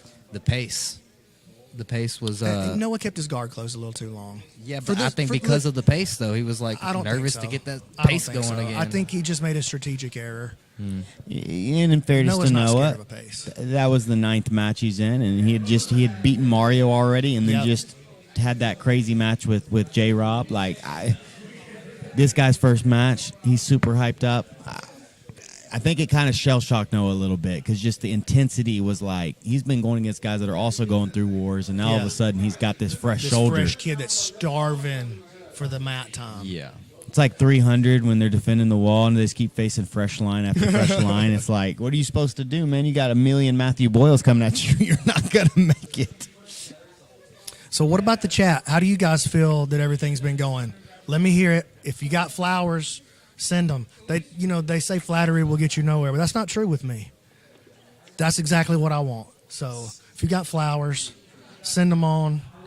If you got money, your boy likes money too. We had 400 tonight, right? Yep.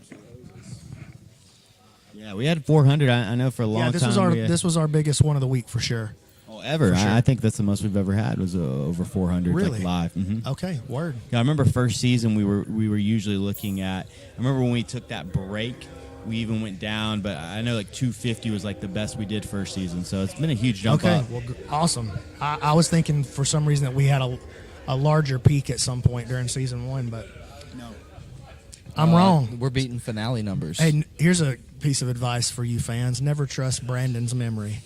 Trust Scaff's. Don't trust Brandon's. Yeah, we are beating finale numbers with the stream. Pretty consistently beating the recent finale numbers. Yeah, from season 2 for sure. Yeah. Season 2 for sure. Season 2 was up a little from season 1, but I think the format really held us. I don't want to say it held us back because it was innovative in its own way. What makes this great, but the chat is him and Lindsay talking to those people so that they can feel like they're more of a part of it. And in season 2, I agree, totally. It just wasn't there because it was pre-recorded, so they couldn't live You could just feel interact. that it wasn't the same. Yeah. Even though because we did as a premiere, we got to chat, it just wasn't the same thing. So, and it doesn't make the fantasy as fun. Dude, I can't believe we're already about to go into Thursday. One more day of the regular season. Dude, I'm genuinely sad. I'm sad that it's over, man. Yeah. I'm sad that this is about to be it. I've never been more energized for the PGF, I can tell you that. Not coming into season 3 because I got into gear after about a month out. I was like, okay, here we go. But I was feeling ready to take a break. I mean, y'all know I told y'all that. I was like, I don't have plans for season 4 yet, but I'm creeping on some plans for season 4. I'll be honest with you. Yeah, I was talking about kind of the same thing with a couple of the guys, and the issue, especially coming off of season 2, is season 2 was so much work on all of us in the back end, and so we did basically what we're doing this week, plus editing and doing all the a things month's worth of editing. Yeah, for the next couple of weeks, and so it was super taxing. I think as we get more efficient and better at what we do here, it'll be easier to put on these weeks. We won't have to run wiring and do all these things. It's all kind of done, and we're just ready to press go for the next PGF. Yeah. So much easier, maybe. I don't have any plans right now, Pastor. He said 155 for season 4. I'm not ready to commit anything just yet. Dude, there's so many options too. We could talk about the 155, which would be exciting. When I'm ready for season 4, when I know what's going to happen, you'll all find out at the same time. And you'll find out because I'll announce the qualifier. Absolutely. I mean, y'all won't find out at the same time. Y'all find out earlier than that. Maybe. You never know with you, dude. Sometimes, I had no idea, Applegate was doing a seminar today. Literally had zero clue. Oh, you got to check that Facebook group, player. Yeah, no, I didn't. So I had no idea. I was like, wait, what's going on? Yeah, that's how it works. That was around actually here. Sean's idea. He wanted to do that because so many people had been asking him for private lessons. And he said, I tell you what, if everybody will just meet me at noon, I'll teach everybody for free. that's so cool. I know, he's the man. Like, he's a special human being on a lot of levels. All right.